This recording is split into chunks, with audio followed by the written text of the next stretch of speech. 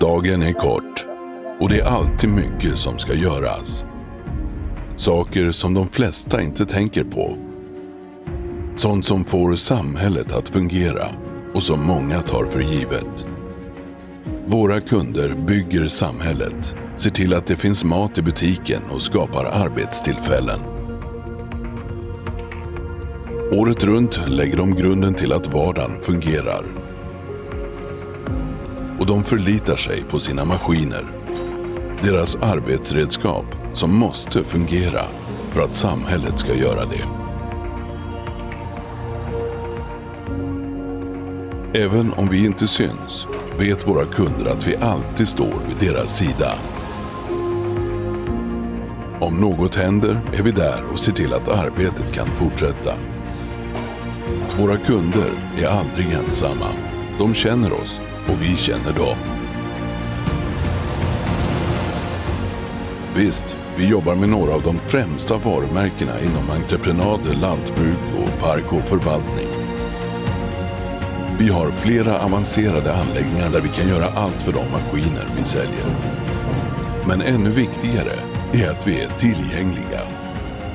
Vi finns i närheten och kommer när våra kunder behöver oss. De vet vad de kan förvänta sig av oss eftersom de känner oss och det gör att de kommer tillbaka.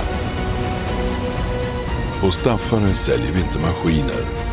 Vi säljer trygghet och kunskap. Rallyx is presented by Commentators, Allsbergs, Thorens and Kiel, SXS Nordic, Bolians, BRP, Canam, Emstad, and Sortera. Round 4 starts in 3, 2, 1.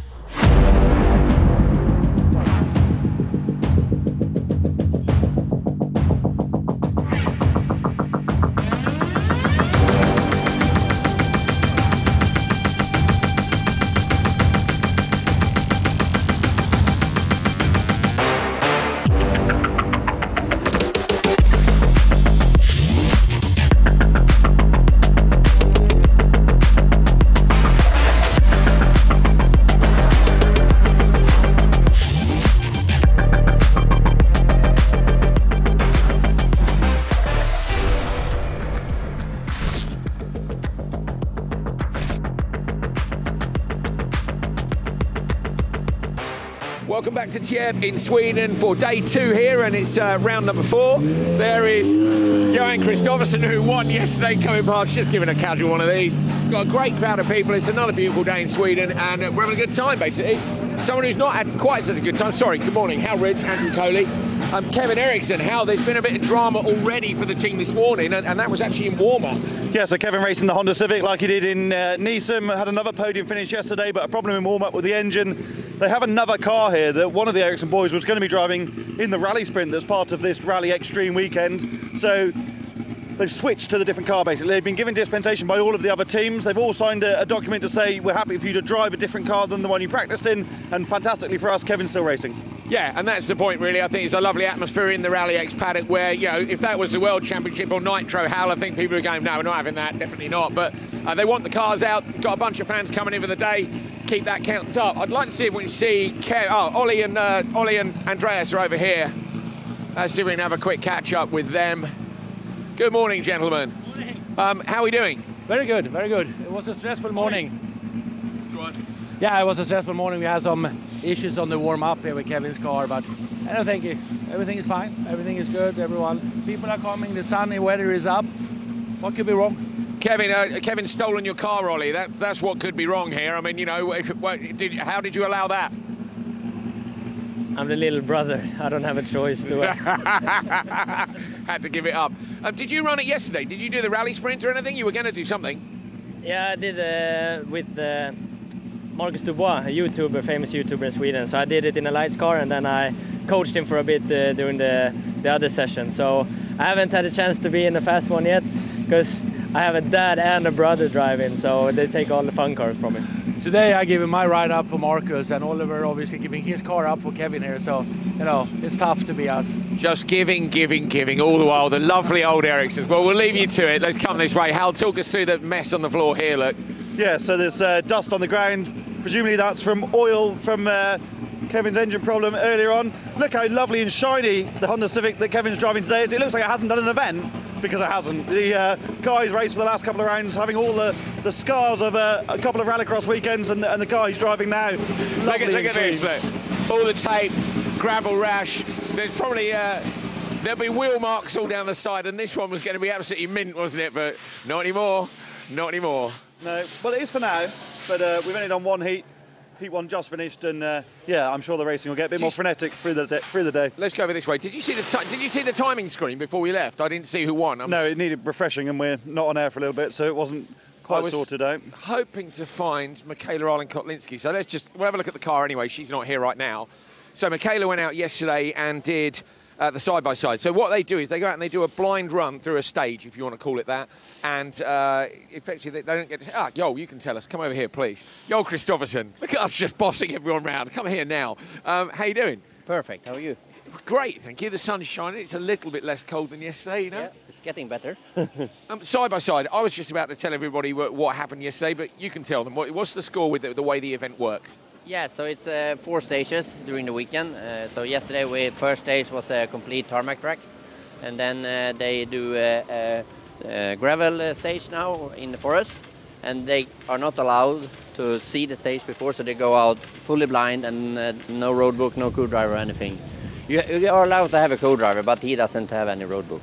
And Michaela said, we were talking just a minute ago, and she was blown away by how twisty it was in there. Like, she was expecting it to be a bit more like Extreme, a bit more flat out, and it was crazy. Yeah. And I think some drivers that have done a lot of enduro is a bit more benefit for them, because the race driver coming in, they have done track walk, they have done V-box and everything, and they don't know anything. I think you saw that yesterday. Johan and Michaela was struggling a lot, so I think it's a good learning for them as well. Racing drivers, eh? Yeah. Track walks. Yeah, fucking race drivers.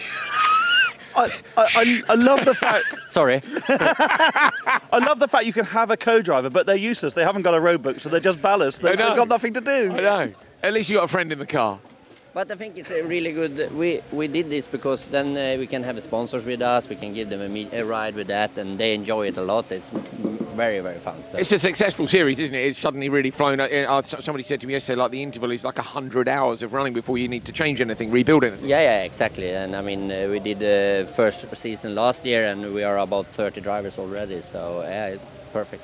All right, awesome. Thanks, Joel. See you later on.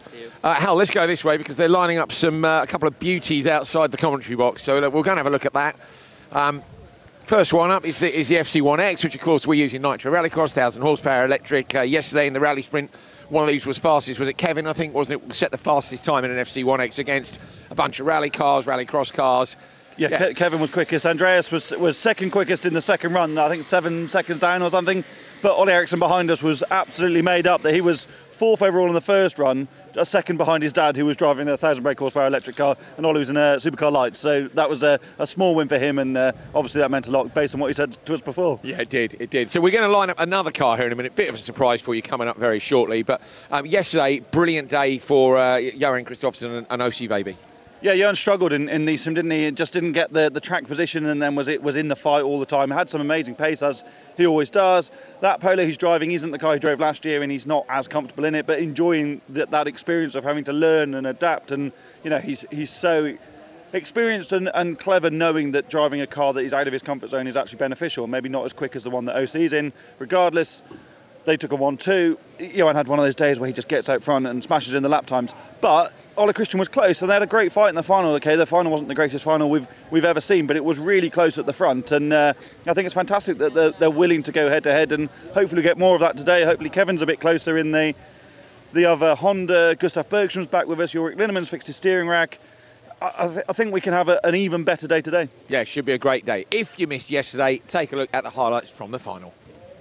Toren can do with a good launch from the back row, as could Christensen, but Toren's got a bit of open space, obviously, around the outside if he wants to go for it. That's where the RX2E machine loses out. You see Christensen straight into the back of Tam, hits him hard twice. You can see the damage on the front of his car, but from that he gets position. Victor Franks slots back up the inside, going to do it, so he's going to go in. So can Victor Franks get a better exit here? Obviously the RX2E machine doesn't have as much grunt off the line, but Franks is going to carry a lot of speed down to the end of the straight, and does make the pass. Victor Franks with a mega pass off the Joker with that extra speed. Christensen comes in mega hot, misses him, puts it in the wall. Through goes Toren, and Mike Coates in Denmark got swallowed up off the line in the electric RX2E machine, but he's going to make it 3 from 3 in the Pro-Am category here. P2 for Daniel Toren on his first outing in the Audi. That's a great result for him. Might get their anti-lag on and good to go. Oh, good start by Kristoffersson off the front row. Baby's equal to it. Little nudging behind from Bolevsky. Doesn't get squeezed into the wall as we saw in lights. Baby might lose out here. They're going to be side by side on that gravel straight. Baby having a look up the inside of Kristoffersson. Thinks Kristoffersson going to go now and take the fast exit on the last lap. He does. So Kristoffersson goes Joker. Will Bolevsky go in as well? He will. So we want to see the merge here for sure. Kristoffersson coming out. This should guarantee him the win. He's got another lap to go. Baby's coming in very hot though. Ola Christian Baby trying to pass his teammate Kristoffersson. Almost in the wall on the outside. Into the back of Johan. Is he going to run the number 1 deep? He doesn't. He's wise to it in the background. Eriksson has managed to get P3. Bolevsky's dropped back to P4. But Johan Kristoffersson going to take his first Rallyx win of 2023. His teammate Baby gets P2. It's a 1-2 for the KMS squad. Kevin Eriksson recovers for P3. So that was yesterday, and we are on to today. It's Sunday, it's time for round 4 of Rallyx 2023. Q1 happened earlier on, as you can see. In the background here, we've got a couple of amazing cars, and we've got much hilarity as well, because Marcus Gronholm was getting carried away in the background. I don't know if you can see him. Ollie Eriksson's coming across. Right, wait, in the middle of the picture now. Oh, Hero, get Ollie in the background. You can see in the background there. Can you see Ollie walking away with the dummy? So he's walking away with Marcus Gronholm's race suit on a dummy, which a minute ago Marcus was still in trying to put the crash helmet on it. Big head. But we're going to get Marcus to come and join us in a minute. He's literally just outside the commentary box here with Andreas Eriksson. Yeah, send him in, Peter. Go on, yeah, send him in. I'm Andrew Coley. This is Hal Ridge, if you hadn't gathered from the opener already. And this is the legend, Marcus Gronholm. Here he is. Let's stick that on for you. Get that in the right place. There we go. Okay. Marcus. Hello. How you doing? Hi. Hello, mate. Yeah, okay, good. Yeah. The crash helmet, it wouldn't go on the dummy, no? No, it was difficult. Yeah. Hal, you're best to talk to Marcus about it, because Hal wrote a book. He's far too nice to talk about it, but this is the book, and this is actually the chapter on this book. That is, I'm going to take the glory, Hal. That's chassis number 002. It says it there. I know that. But the book's here. Marcus can sign his own page in a minute. Yeah. And Mark, well, Hal, ask Marcus what do you want. Well, I suppose you spoke to him quite a bit about this when you wrote the book, did you? Yeah, and over Rallycross history, because this car has got such a big part to play in Rallycross as it is today. So, Marcus, you explain, this is the car that you signed with Andreas to drive in 2008 and you won at Hüljes with. Yeah, I had just stopped my rally career, and I wanted to try Rallycross. So I was in contact with Andreas. I knew him from before. I went to test the car on a small airfield or something close to Andreas' place. Okay, why not? And we went to somewhere else to test, maybe to Hüljes before the race, and then straight on to the. It was not World Championship at that time; it was European Championship. So, yeah, I went there, struggling in the beginning. Finally, I was on the pole position in the final, and I won the race. It was good. So that was your debut, but you did 3 events that year, didn't you? What happened in Poland that people don't remember quite so much? I had a quick roll, I remember. In the Joker lap? 5 seconds or less. And I came out, and the car was not damaged at all. And okay, it was not a good race, that one. And another one I did, where was it? In Holland, Holland. But that was cancelled, I think, the final. Yeah, Berman Grid had a big accident. But this role in Poland, this was a rally driver's attitude to going racing. And normally, if you have a role in a racing car, you get out and go to the medical team and they recover the car. But first gear in, go. Yeah, exactly proper. That's nothing less than we would expect. Now, the first time I saw you in a rallycross car, I was spectating at Lydden Hill, I think 2012, and you were in the Best Buy Fiesta, and you came through the hairpin at the top of the hill and came very close to rolling again. I mean, exactly. I was just, you know, balancing on two wheels, and I was switching, putting the second gear in or third gear in when I was on two wheels. And go. Brilliant, mate. So a good time in Rallycross. How was that transition? Can we still talk now, like, I know, a good example, Chris Meek recently coming from rallying. He's done some stuff in the FC1, which we'll talk about in a minute. He's come to Rallycross. When you know, rally is such a fantastic discipline for car control and reading the road, and then suddenly you get to turn one and somebody hits you. It is a bit different. It is, but I think they were a little bit surprised, the other drivers, because they thought that I will have problem with the cars, but I have done motocross, you know, many years before rally. So for me it was fine because now I had a car around me. Yeah. Before it was 40 bikes into the same corner. So no problem. I felt confident. It was no problem. With age comes a cage, and it turn. But of course, at that time you could push a little bit, and I got a few kicks from Järnberg, I think. Yeah. And that was. You couldn't go your own line because you have to protect yourself if somebody is pushing you. That was a little bit difficult. So are you going to drive it today? Yeah, just a little bit around here, yes. Okay. So the other interesting thing about this car is that I've been lucky enough to come to your place in Finland, where you have your museum at your house, and you have a Fiesta that looks exactly like this with your name in the back window. Yes. That's not the car you drove. Did you believe that was the car you drove until I was today? Yes, Andreas was cheating me. Bastard. Yeah. And he sent that car without engine to me also. So, but it will come, he said. And it hasn't come so far. No.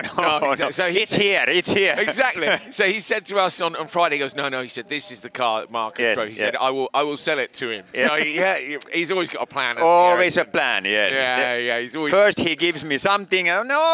Take something away. Always flipping cash. So Ericsson also kind of, along with Nitro, they've sold you another car. So the FC1X. So you're going to drive that today, because obviously Niklas has competed in a couple of rounds of Nitro, but you've never driven either the electric World Rallycross car or the Nitro Rallycross car. No, they have not let me do that. So now I will try. And it's only got 3 gears, so a bit like the old Peugeot. I mean, that would be perfect, wouldn't it? Perfect, you only need 3 gears, wasn't that what you said to Corrado? Yes, I did own in Pohja, the famous stage in Finland, with on the whole stage with 3rd gear, because it was 4-speed gearbox, and we lost the 4th gear, so the 3rd was okay. I was attacking everywhere, not shifting. So good. Well, so there's 3 gears in this. I'm looking forward to seeing you get back in both of these cars. And great to have you here with us. Thank you. Yeah. Okay. Awesome. So what else is going on in life? Obviously, I guess that you're busy. Do you have much hands-on with the Rallycross team, or not so much? No, not at all with the Rallycross team. Niklas is just a driver now in the team, and of course there is the same boys behind.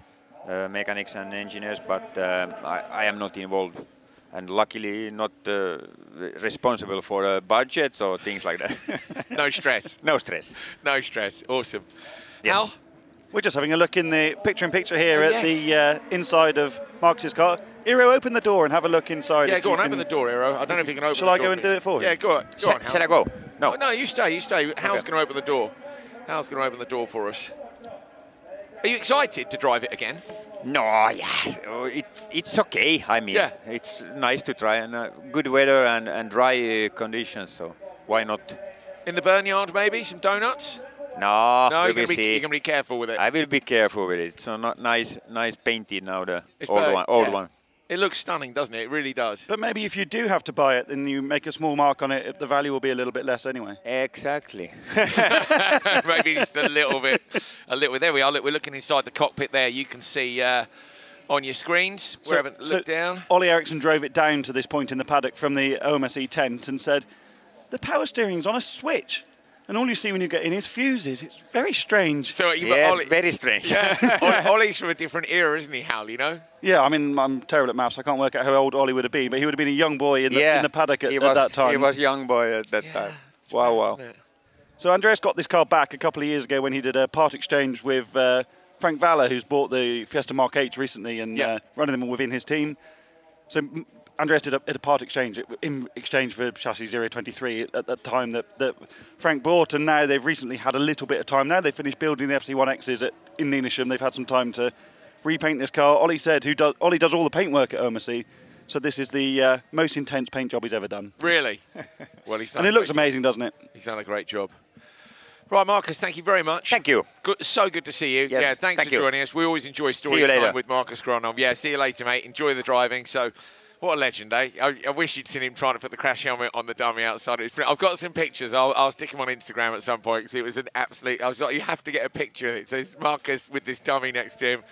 There he goes. He's a proper gent, isn't he, Hal? And he's hilarious. Well, he's gone to speak to Andreas now, but you watch, fans will come up to him in the paddock and he will shake every single person's hand. He will sign autographs all day to the point where he's late for every other engagement he's got. He's very, very, very popular.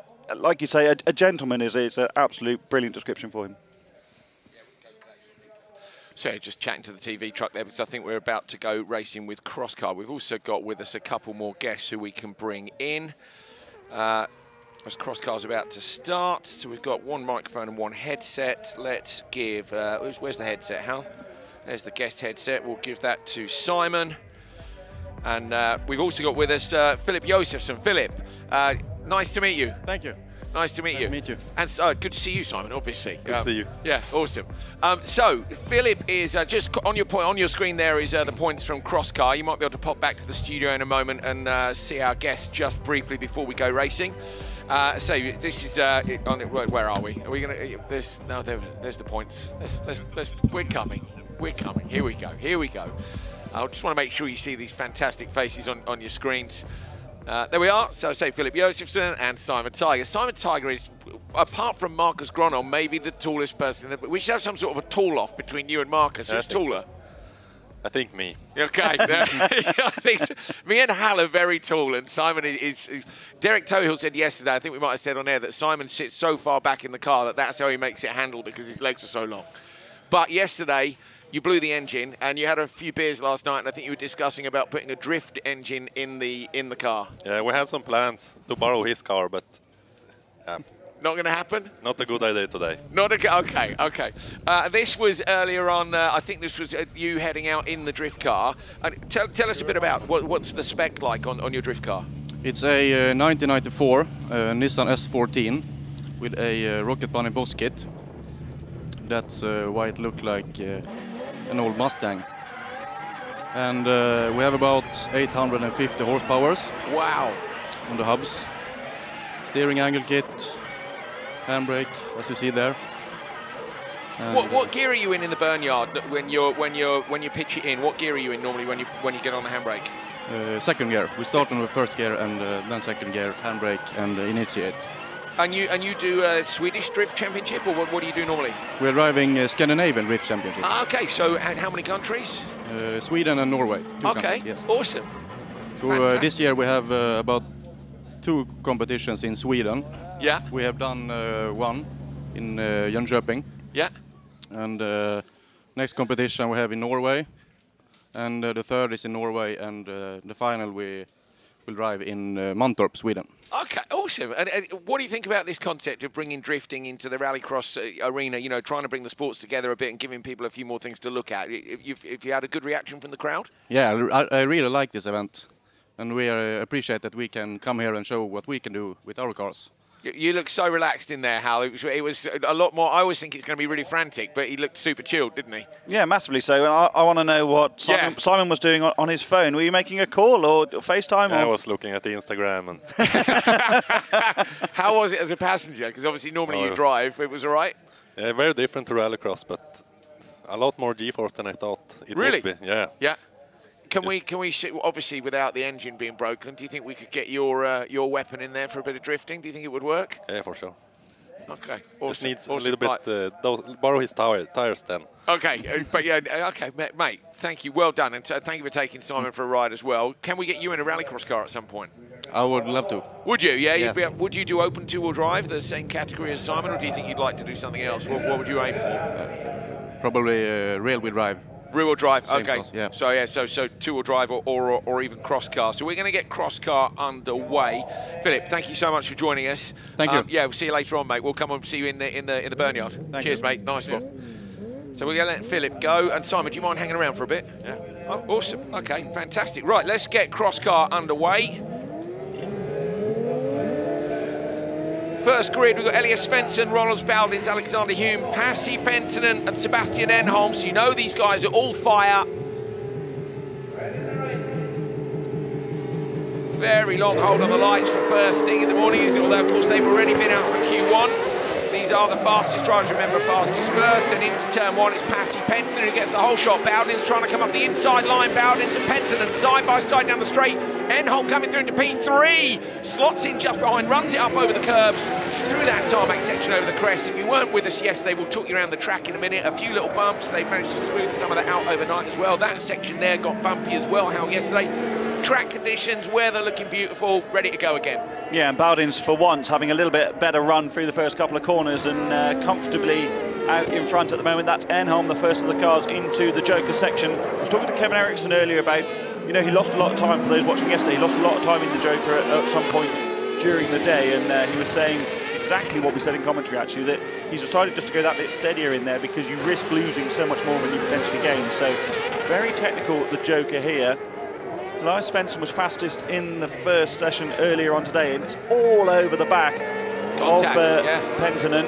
Just a little nudge, Alan. You saw that straight Penttinen out where it touched the tyre, and that's the thing with these open wheel cars, isn't it? Penttinen goes into the Joker now. That releases Svensson. Penttinen maybe trying to cover off Enholm in the background. Enholm coming through. The closing speed on the exit here is massive. I think Penttinen's going to hold on. Hume, meanwhile, is having a look at Enholm coming in hot from behind. Up the inside of Enholm, tiny bit of contact. Okay, that didn't go the way they would have liked it to go, but... What a recovery, though, from Enholm to realise that the job was not gone very well, and then rotated the car the other way from the way that he was planning to go. Yeah, styled it out big time, didn't he? Just nailed it and span it round. So Baldins goes Joker now, a couple of times on the brake though in here. Svensson going to go in as well. Remember, only 3 laps of qualifying. You're looking at Penttinen on the outside line, Baldins on the inside, but Ronald Baldins here has pulled a blind up in the fastest heat. He's going to cane it down towards the line. Or side by side, Penttinen and Svensson, who gets it? Penttinen gets it by what? Or 0.021, 21 thousandths. That is super tight between them. Hal, talk us through the start. Baldins had a good launch, didn't he? Didn't have the best of starts yesterday. Penttinen had a great run through the first corner, sent it round the outside, but it really tightens up there on the exit, and that gave Baldins the opportunity to get alongside. We've seen a few instances now in that chicane because it's so fast on the way in, but you can run side by side. Svensson all over the back of Penttinen here. Quite a nudge in the rear wheel. I'm amazed, Andrew, at how strong these cross cars are. We've seen quite a lot of contact this weekend, and they get away with it well, don't they? Yeah, look at this. Hume's super late on the brakes. To be fair, he's... I think in a car you'd have got away with that, but the wheels have just hooked up in the cross cars, and great recovery from Enholm to realise that it was not going to get turned in, to actually turn the other way. Bit of a rally driver type save that, wasn't it? When you know you're not going to make the 90 corner, you go into the junction, turn it round, and go the other way. Baldins, this is interesting, his time 1:57.723. His time in the first one was 1:57.755, so he's 23 thousandths difference between the two runs, Hal. That would have been good enough for his P2 in the first one. We'll see whether or not it's good enough in this in terms of track conditions. And we will talk to Simon Tiger. It's just the races here are so frantic that we don't get much time. We'll come to you, mate. So grid lining up, this one is Hukar, Nilsson, Osterberg, Grana, who was the winner yesterday, and Rasmus Persson. What a hectic start to the day.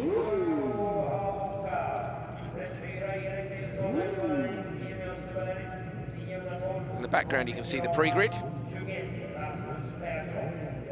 Marshall down there will give a green flag in a minute. I don't think a green flag straight away, so let's get the race underway, and then say we're going to get some insight as well from Simon Tiger, who of course was 2021 Open Two-Wheel Drive champion, the first year of that category, absolutely dominated it. Ready to race, light goes out, now they'll hit the revs up where they want them. Hukar, no wheelie today, so Hukar on the inside line has been the king of the wheelies, but Grana was the king of the timesheets, gets down the results, and in fact Hukar gets turned around in the background. Osterberg delayed there as well. The biggest loser was Eric Nielsen, who lost a ton of time, but Grana out front, how impressive yesterday, and a completely different driver it seems from Denmark, although to be fair, we didn't go and see in Denmark if he'd had any issues. Yeah, really, really confident, and you know, success breeds confidence, doesn't it? So, you know, was at the front of the order, and then you know you can do it, you know you can get the job done, and you're in that zone where it feels all the better. Osterberg goes very tight on the way into the joke. You can see the darker loose surface section as Nielsen also goes in, where they've watered between the sessions. Windy today though, isn't it? Like it was yesterday, but that'll really help with the dust, not suppression, but to get rid of the dust away from the circuit. You can see the dust blowing around actually as soon as the cars land. Interesting start from Hukar. Didn't get that wheelie, and I don't think he actually got as good a start as he probably wanted. With the wheelies, yesterday, so maybe it's a great start. Maybe that, you know, that traction that he gets, and then the wheelie where the front axle popping up is in the optimal window for him having a great start. So Grana's gone joker on this lap. That releases Persson. Hukar goes in from P3. Simon, how tricky is the joker here? It's really slow. Yeah, really. Especially with the car, because it's tied in, and then you need to turn around again.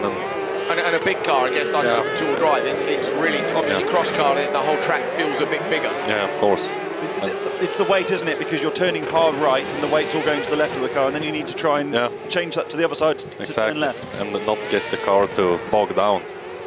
Yeah. Because my engine with the turbo, it's kind of slow in the start, so that's kind of difficult. Yeah, getting the starts. Johansson into the joker lap now. We've got Persson going in. Watch for Grana on the right-hand side in the orange buggy. Yesterday's winner, as I say, coming through alongside, going to nick it.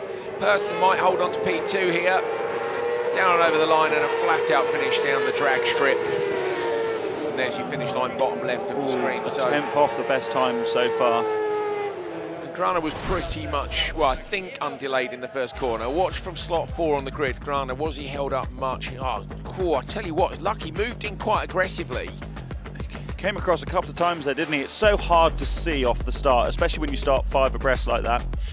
So he's had a bit of contact with Osterberg, then had a really minor contact with Hukar. I really dislike seeing the front wheels flap around like that where the wheels hit, because you've got your hands on the wheel and it rips the steering wheel out your hands. You don't want your thumbs in the spokes at that point because it hurts a lot.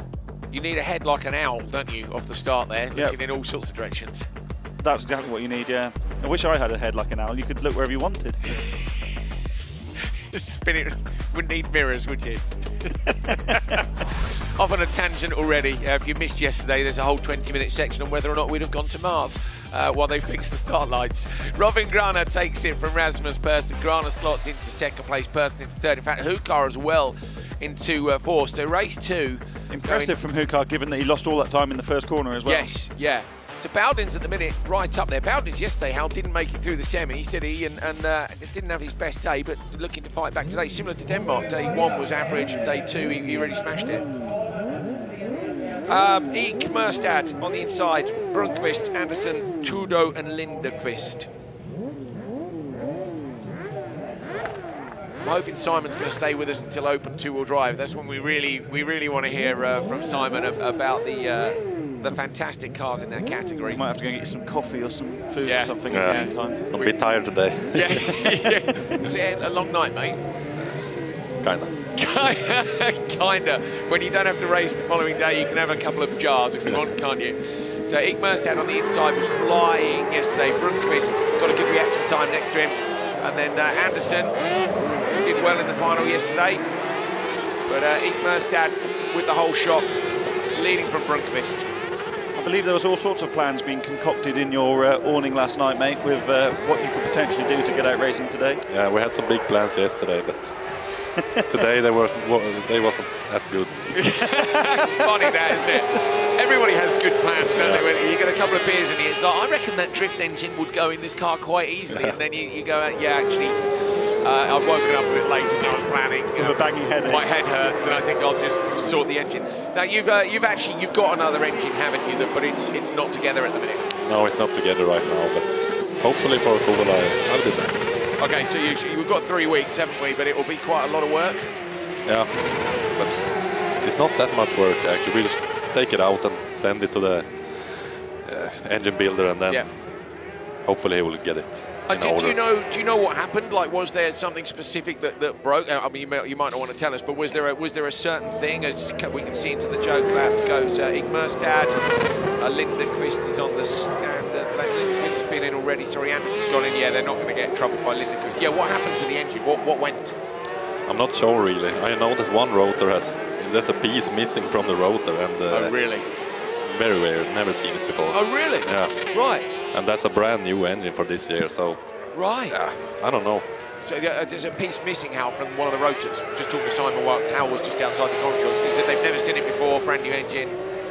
Yeah, and amazing, aren't they? The Wankel engines. They're just so different in concept to a standard 2-litre. So a standard 4-cylinder engine as we would normally use. As we see Ingmerstad get the better of Brunkvist in the run to the line.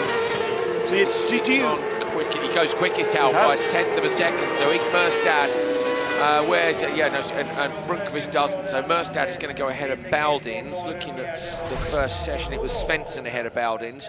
I think this will put. Yeah, because Ingmerstad was 11th in that first one. Pretty confident at the end of this that Baldins is going to be sitting in the TQ spot, but obviously there's 3 qualifying sessions before we get to the final.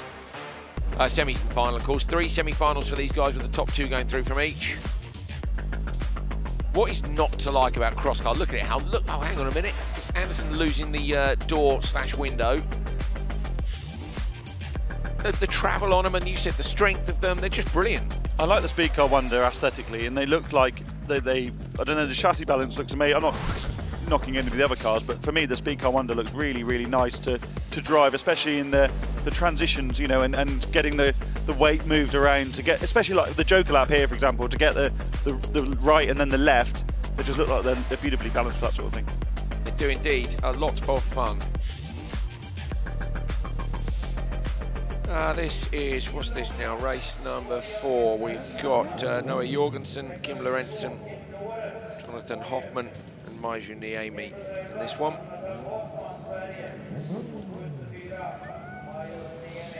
Have you ever done cross car, Simon? Yeah, my dad drove cross car in the Swedish Championship a few years ago, so I tried it. How'd you get on? It's really fun. Yeah. One of the most fun things I've driven, actually, yeah. And was it good practice for open two-wheel drive? Because I guess the two things are very different in the terms of driving style, but obviously they're both rear-wheel drive. Yeah, it's very different, but it was mostly for fun. Yeah, yeah. Just tried it a couple of times. I barely fit in it. That's the problem. You are 201 centimetres? Yeah. 201 centimetres, which I don't know what that is in feet and inches, but it's taller than Hal, and Hal is 6'4". Yeah. So yeah, Hal, stand up for me. Yeah, it's not often I feel short. I know. You're never going to make it being a Formula 1 driver, mate. Sorry. No, that's a problem. Yeah. If I wasn't this tall, I would have been in Formula 1. Yeah, so. yeah. I mean, that goes without saying. I mean, we could all see from open two-wheel drive that Lewis Hamilton, he wouldn't stand a chance. No. It would be easy for you. Okay, lap times. Well, he's only got sectors at the minute. It's Hoffman leading from Maiju Niemi. Take a look back at yesterday. Niemi only runs a 600cc engine in her speed really? car compared to most of the others at the 750s. So an impressive job given that deficit.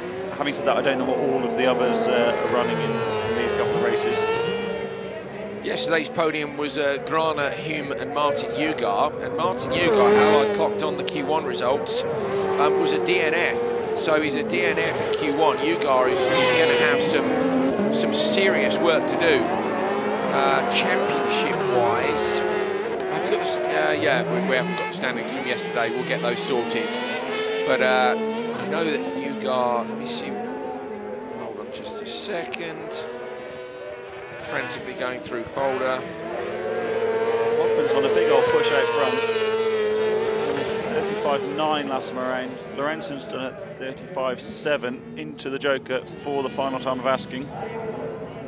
It's going to be a clear run to the line. What's the time going to be? Not going to do it. Not going to better the time of Ingmerstad or Baldin. It's 1:59.0. Where's that going to put him overall? 1:59.0. Still going to be fifth quickest. Yeah.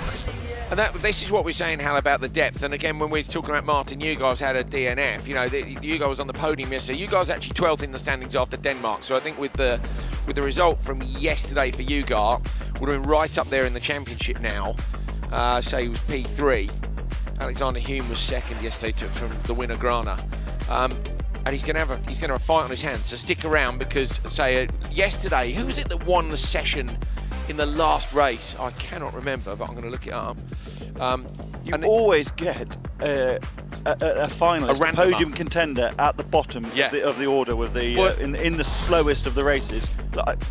Kalle Gothson down there as well could easily trouble the top of the order. The depth in this category. I was going to say, because there's so many really good drivers, one of them is going to have a shocker, and they end up down in that last race when potentially track conditions are better. It is usually the last race, isn't it? Because that's where you've retired and you end up in the amongst those that maybe didn't get a time.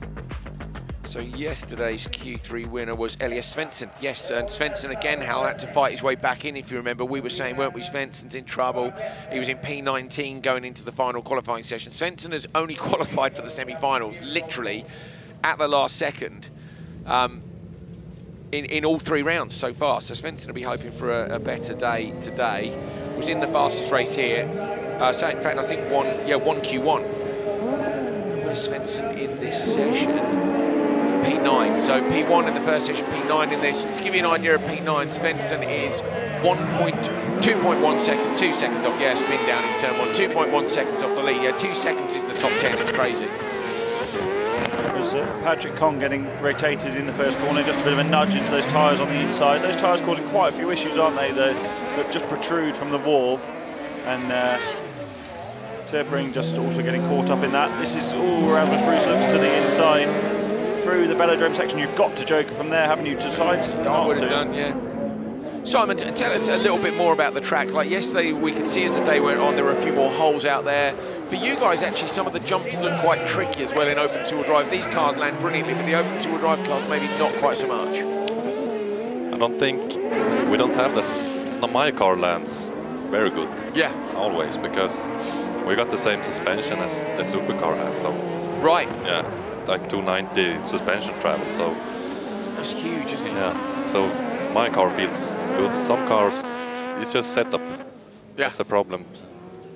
A two-wheel drive car is really hard to find a good setup for on the track and then on the jumps, and we managed to find a good setup for everything right now. So. And we know as well that you've been very kindly helping Derek Tohill out, because Derek's come here, of course, and you know how experienced Derek is, like double European champion. He's a very, very good rear-wheel drive driver, but they're really struggling with that car, and you were talking to them back in Denmark, weren't you? And because you've got so much experience in this category. Yeah, we try to help him a little bit with the suspension. Because now when before he had a 2-liter naturally aspirated engine, and that's a bit easier to get the traction now. Yeah. Now we got 450, 550 horsepower, whatever. It's crazy, isn't it? And then it gets really difficult. Yeah, it's very, very difficult, even with a perfect setup. Yeah. What sort of power output do you think you're aiming for in the open two-wheel drive category, or is it more? Well, I suppose it is more about delivery. If we've seen from Derek, it's about how that power goes down. Is it more drivability than power? Yeah, you'd want more drivability. We only have 600 horsepower because we find it cool. But I would be even maybe faster with a car with 400 horsepower. Maybe. Right. Yeah. So it's only mostly for fun. 600 horsepower, and it's good. It's nice to say I got 600 horsepower. My favourite is the fact you say it's only 600 horsepower. But yeah. Well, there we go. Great. I was talking to some supercar guys last night and found out that I have more power than the worst supercar guys got. That's incredible, isn't it? Don't you think? We talk about pub talk figures, sort of the figures you talk about when you're in the bar with your friends to make yourself sound better. And the 600 horsepower thing in supercar is not strictly true, is it? Most of them are 550, 570, something like that. But like you say, it's more about drivability. But obviously, you're disregarding drivability for big numbers. Exactly. Yeah. But I got really good drivability in my car, actually. But it's kind of hard to drive. You need to. But I got used to it, so it's good. Yeah. And off the start, okay, Ugar in this one, the final race. Sorry, let's get back to it and see. Now, Hal, this is one of those situations again. Oh, Noel Eliasson as well in the 5 on the inside. Kalle Gustafsson, Martin Hugo and Romet Cerna, all 4 of these drivers have been right up at the top of the timesheet. So this is almost a fastest last situation. Great start on the outside by Cerna, maybe going to come across the entire grid. Does so Romet Cerna with a banger of a start from the 4th place on the grid. Martin Hugo dumped to the back of the grid. So Hugo yesterday on the podium, today in the last heat of Q2, and bearing in mind that, problems and sliding wide out in the dirt. No, luckily not in the wall. We've seen 2 people. Kasper Jansen yesterday missed that wall by not very much, and OC Vaby missed it this morning by not very much with a spinning Q1. Yeah, that was Larson just getting that bit out of shape. Hugo braked early, didn't he, into the first corner, went for the switchback, or the undercut at least on the inside. He did that all through qualifying yesterday and it really worked, and then he got done by that move. Was it the semi-final or final? I can't remember off the top of my head, where he'd run wide and got past on the inside, but it just didn't quite work out for him that time around. 2.3 off the lead at the moment. Could really do with some clear air. I would Joker this time around, assuming that Gustafsson ahead doesn't. Up into that velodrome section. Some of the cars have been hooking. I think we're seeing people with a slightly wider line now because of the way that corner tightens, and they're just getting the rotation smoothly the whole way through. Right, so everybody in front of Hugo are jokers. I wonder if Hugo was slightly hesitant there, Hal, on the way in. It's hard to read from here, isn't it? Oh, close. Eliasson coming back out in front. Look at that jump, squashes it, and then again, just you can see the car just leaning slightly on the right, being pitched in at high speed. I love it. I did think from the attitude of Kalle Gustafsson's car when riding above it on the drone ahead of the Joker that the rotation was quite extreme and that he would be going into the Joker. So maybe Hugo was able to read that as well in the same way and decide to stay on the standard lap. Look at Hugo's inputs through that long right-hander. Oh, this time with a big Scandi flick on the way into the Joker lap. I think on the right-hand side, Cerna's definitely got a better exit. Eliasson's going to be there as well. Hugo and Eliasson. But Eliasson gets it. So Hugo drops back and Cerna taking the win. And what's the time? 157.8. Yeah, so what about Hugo? So well, they're all a long way down, Hal, if they've had a shocker in Q1, but that's going to stick all of them. The slowest there was Gustafsson on 2 minutes 0.9, and that's every one of these drivers has gone top 15. They've all gone top 15, which is obviously, having had a shocker in Q1 is a good result. So they'll need another good result in Q3 to try and get themselves up into the semis, which is where we'd expect to see all of them. I think the track's probably improved a bit as well, hasn't it, with the cleaning? Because some drivers like Sebastian Enholm, who, okay, Sebastian had that spin, he's down in 18th. Just shows the massive quality there is in this category, that one small moment like that and you go tumbling down the order. You certainly do.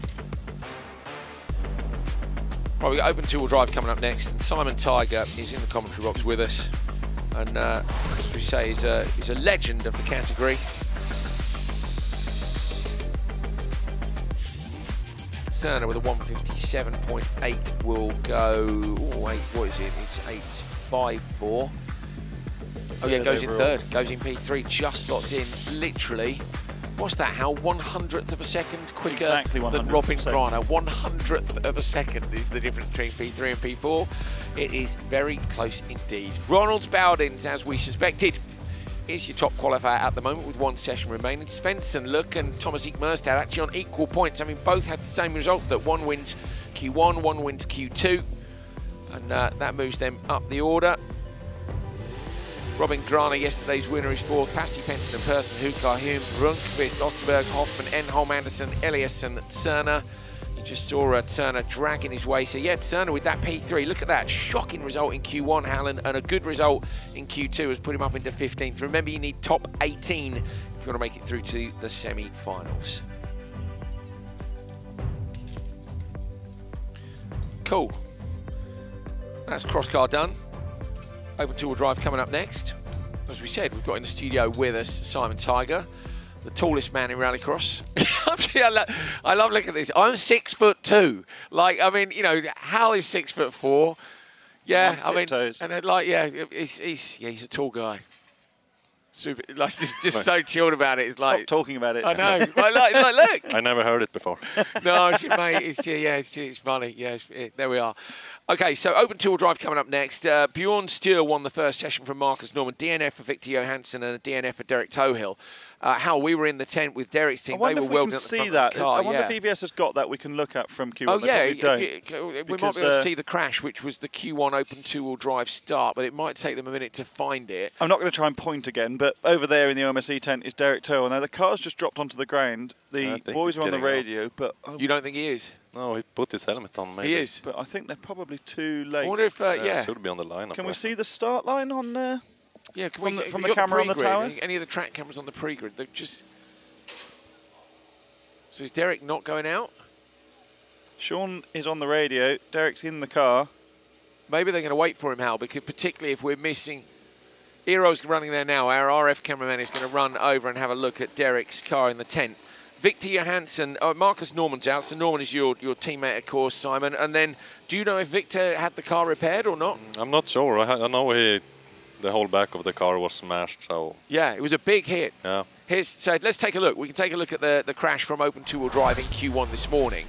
So Marcus Norman on the left-hand side of your picture behind Stür, and then on the right-hand side, reigning two-wheel drive champion Victor Johansson, look, gets pitched in and really lucky, Hal, not to go over. There's a huge amount of dirt's gone up, but in the background now, wait for it, Tohill, boom, into the front. Now, initially, we didn't think that second impact was too bad, but then you looked at Derek's car once they recovered it, Hal, it was big.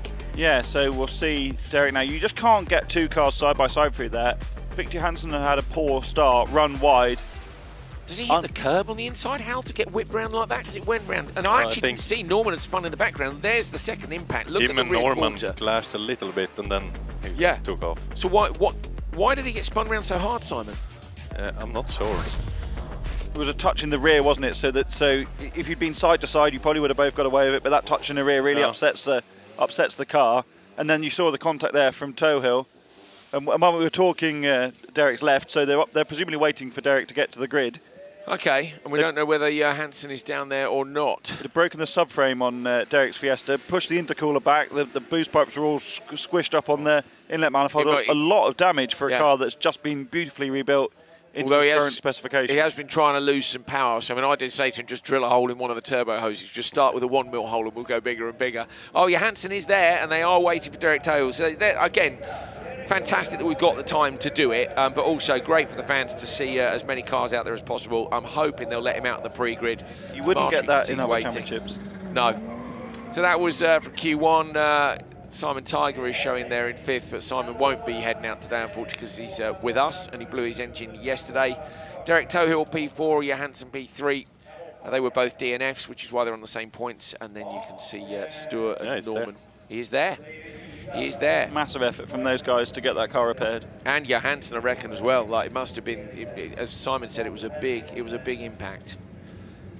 So once they get away, I'm keen to hear Simon's thoughts on the start, because the concepts in these cars are so completely different. The starts are so difficult in these cars. Just to try to get the traction. Let's have a look at this one then. So, Stür has to kick the clutch off the line. Derek Tohill around the outside of Victor Johansson. Victor being a little careful on the exit, maybe going to get alongside again. He'll think twice about that, I think, this time round, but he does, he gets it. So Johansson actually gets in front of Derek Tohill. Massive effort from both those teams, and at the moment rewarded with a P1 and P2. Simon, why are they so hard to get off the line? Because just the sheer amount of power, or? Yeah, it's the... Or Norman passing Tohill. Sorry, go on, carry on. If I compare to my car, because with the turbo you need to hold so high revs, otherwise it bogs down. Okay. And then otherwise you spin, or you bog. Right, so super hard to find the perfect. And do you have a setting, like do you have a rev limiter which you can set for the start? How do you do, is there like a launch setting where you know what the RPM and the boost is? Right now I don't have it. Before, last year I drove with launch control all the time. Yeah. That makes it too strong in the start. Really? Yeah. Okay, so now you're feeling it like kind of the traditional way. Yeah. Now I just hold 8,000. 8,000. Let the clutch up. Brilliant. What does the Wankel engine reach in terms of max RPM? What do you guys rev out to? My car is 8,500. 8,500. So you're at 8,000 for the launch. Yeah. Wow. Norman's is 10,000. Norman is 10,000 RPM. Yeah. Tell us a little bit about Norman's car, because you built that, didn't you? Or within your team, you've done a lot of work on it. Tell us a bit about his Mercedes. His Mercedes, it's pretty much like... Oh, sorry, you had stopped on the exit of the first corner. Gutted. What a shame. Yeah, go on. This car here we're talking about. Yeah, the whole rear end on the car, it's pretty much a supercar without the four-wheel drive. Listen to the revs as well. 10,000 RPM from a Wankel rotary engine again. Oh, it drives really well. Yes, look at that. Flicks it back the other way. So Norman was P2 in Q1. At the minute, I think Bjorn Sture is going to get P2 in this. But Norman will go to the TQ spot. Cars all looking a bit more dialed in, Hal, than they were yesterday. Yeah, and especially for Tohill, all over the back of Sture. I know they want to be closer to the front of the order, but maybe... let's face it, Derek and his boys were ready to go home yesterday morning, weren't they? Because they just couldn't find a resolution to what was going on. You got a great launch, didn't he? Yeah. No contact in the first corner. Nicely done. He threw some weights in the back in Denmark. Yeah, he had all of Ulrich Linnemann's gym in there, literally, didn't they? I mean, we're not joking. They were bolting in gym weights. Dumbbells. Yeah, into the back of the car. They've done it differently now. Obviously, they put proper ballast in. Derek ran a tiny bit wide there, and Norman didn't need asking twice. But as Simon said, Marcus Norman, his teammate, driving really well. And I believe your cars are the same colour, aren't they?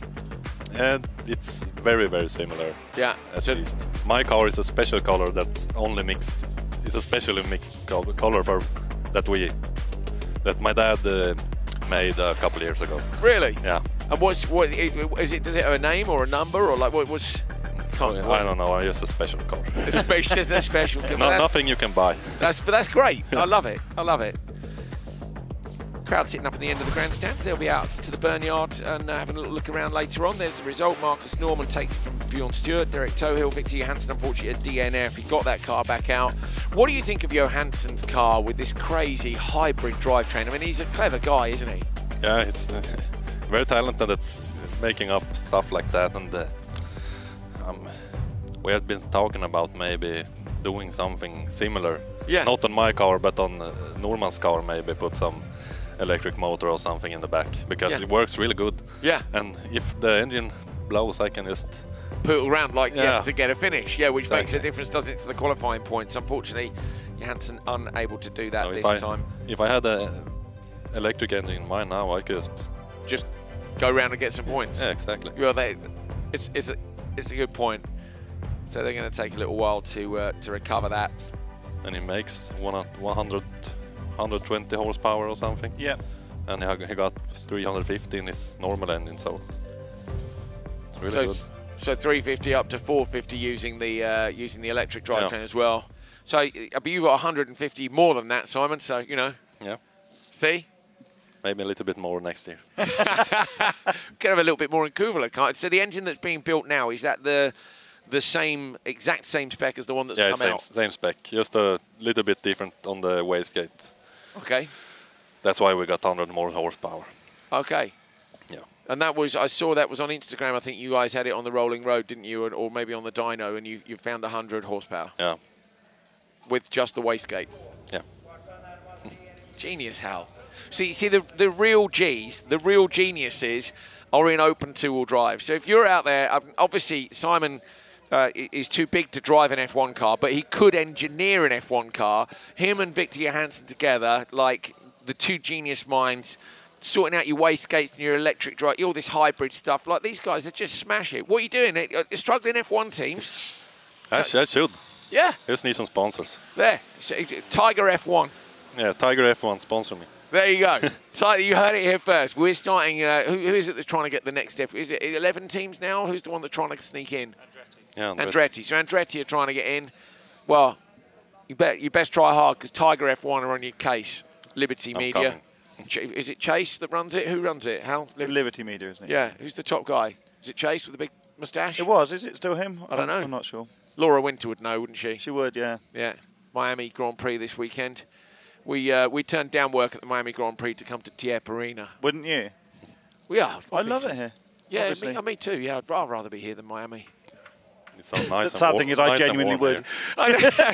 How really would? I would be on the beach in Miami because it's warmer and I was cold yesterday. No, I'm joking. It's good fun here. It is good fun. It's not Miami. I mean, me and Hal, we are going to start our own Rallycross series soon. I have pitched this to a number of different people. Nobody's taken it on yet, Hal, but I'm keen. But I think they're just short-sighted. So do I. They don't get it. Island RX. So these are the venues. Public. These are the venues. I'm going public with this. I've pitched this to a number of people. So we're definitely going to Barbados, Jamaica, Ibiza. I don't know if you can see a theme there or not. You've got to add the Isle of Man, though, for diversity. Yeah, but the Isle of Man would be a wet race. I'd deliberately go there in the winter just to make it really tricky and a bit. But the Isle of Man's cool. I'm heading there for the TT soon, which will be amazing as always. But the concept of Island RX is that all you people at home are like, I don't know whether I want to go to this Rallycross race or not. Barbados, Jamaica. We're probably going to do one in the Keys as well. Yeah, I know they're all linked by a bridge now, but they were islands originally. So you can only go to islands. Hawaii. And so these are the locations. So everybody then, you're going to go, aren't you? Definitely, you tie it in with a holiday. Simon's going to enter 100% because... Does there have to be a landmass maximum before you can't be an island? Because what about actual island? Well, is that the really small one? No, island, as in next to island, Britain. island. How you're going... The problem is, I love the Isle of Man and Island, but I understand you want warm weather, etc. But there's also big islands that have warm weather too. So what's the maximum landmass? That is a critical element. Right. So what you're saying in the sporting regs, I understand what you're saying. Basically, you're saying is South America and North America are in theory an island because there's water around them. So like New Zealand. But you see this. So this is the good point. Sorry, these are the points Olofsson leads from Enland, Janssen, Hookfist, and Expert as we go into Q2. But getting back to Island RX. Basically, how the thing is, we can go anywhere in the world because you've actually just given me a bit of a loophole. So if we run out of really nice, warm, sunny islands to go to, we can go. Close the loophole by measuring landmass. Oh God, it's always about the rules, isn't he? No, you've got to be. Do you want to work on the series? Yes. Okay. I'm going to be the landmass measurer. Then, Simon, would you enter Island RX round 1 in Ibiza in July? Only if open two-wheel drive is the main category. The main, yes, I'm in. Okay, we're sorted. Open two-wheel drive is the main category in Island RX. There we go. Who's in? Let us know on social media. Olofsson down towards the first corner with Enland, Casper Janssen, Hookfist trying to go around the outside, going in deep, being brave there. Might get around the outside of Janssen. They're side by side as they head up over the jump. Casper Janssen's maybe going to edge this. I think he'll sensibly drop back in, and he does. Hookfist really got back in the throttle then around the outside into turn 1, and it just hasn't worked out, has it? Because he's still down at the back, but you've got to love a tryer. Didn't really have any other option from there. Could have braked hard and tried to cut inside, and it probably wouldn't have worked either. So a good opportunistic move from him regardless. Enland's going into the Joker. I think it's a bit looser there into the Joker than it was at the end of yesterday. Oh, Enland's run that bit wide through the tight left-hander in the second part of the Joker section. Up front though, Simon Olofsson, the reigning champion, had one of those days where things go well for him. He doesn't always have those, does he? He's a bit up and down. Few issues in Neeson. Yeah. Well, yeah, of course he was leading, wasn't he? And which I think, somewhat brilliant win for Anderson, but Anderson's win on day 2 was the better of the 2 wins for me. If you look at who he was up against and the fact they had cleaner runs. And yesterday, a couple of mistakes from Anderson. We'd said he would learn from it, Hal, and both the JC into the Joker goes Olofsson. JC said, look, Anderson's had a day that we just move on from. Just move on and forget. And Luke, he posted himself and said, I'll learn from this. Enland's all over the back of Olofsson. Olofsson's defended into the first corner, and it's worked. Good awareness from him. Just good awareness straight away. Sandra Holk and his sister would have been on the radio saying just cover the inside, but you've got to get the car stopped and turned in early because the driver on the outside could easily stick it back up the inside if you run that little bit deep. Now it's Casper Janssen out front. I think Casper's got a bit more pace than he had in Neeson, but still not what we would probably expect from him overall. 5.2 is the gap. He's going to get swallowed up by 1, maybe 2 cars here. Off the Joker comes Janssen. Olofsson goes to the inside line. Gets it done. Enland doesn't quite. So Janssen actually did brilliant. And look at that, less than a second across the whole field, less than 2/10 across the top 3. Olofsson decisively moving across to the inside line. 158.4 is in comparison to 157.8 in his previous run when he won Q1. So yesterday's winner on a bit of a mission, on a run of form, and is currently in the standings. Olofsson was P2 anyway. I think actually took the lead in the championship yesterday when Anderson didn't have such a good day. So aiming to try and retain that title. Not going to be made easy for him though, because again, the talent in this class is pretty good. Simon, thank you very much for joining us, mate. What are you looking at on the timing screens there? I can see you looking at the data. I was just looking at the lap times on the light cars. And how are they compared to open two-wheel drive? I think I'm in the top in Supercar Light as well with my yesterday. Yeah? Yeah. Fantastic. But I got a little bit more horsepower on the straights. Did we mention it? I can't remember.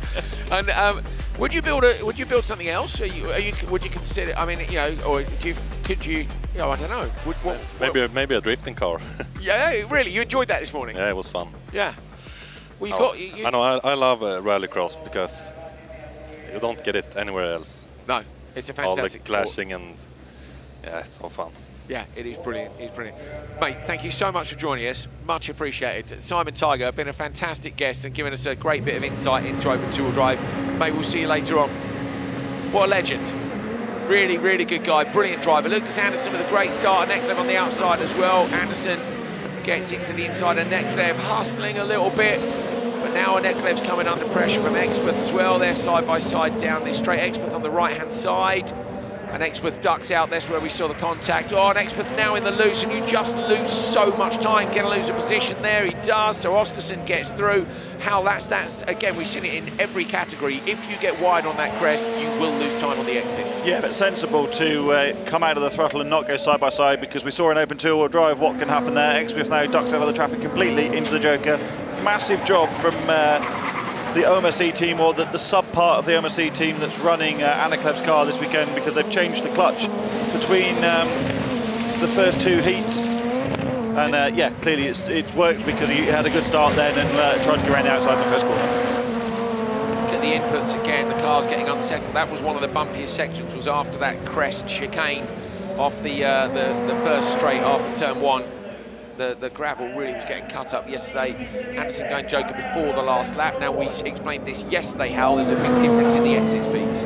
There is, and yeah, we know that now. We didn't know that initially, and that's why Jan Kristoffersson sent me some friendly banter, I'll call it, by WhatsApp when he was watching the stream back some hours later, and then I defended myself, quite rightly, because I was only wrong for a bit. I was wrong, but only for only briefly. I think look, I like it, and I'm sure everybody at home likes it when they're seeing a circuit for the first time. We're coming here. I know you've been to Tierp before, but the layout's completely different, the finish is completely different. And we looked at it, we're like, okay, we think this, and then suddenly it dawns on you, because we've been to quite a few rallycross races, and you go, it's going to be quicker coming off. Well, it was strange. It was strange, wasn't it, that OC had gone as we see the run to the line, and Anderson's got this done comfortably. What's the time going to be? It's going to be quicker. 57.7, so substantially so. Yeah, Anderson goes 7/10 quicker, nearly 8/10 quicker than Olofsson, who won the previous heat race. They won't be troubled, I don't think, by the three in the last one. So I reckon Anderson's going to win this session.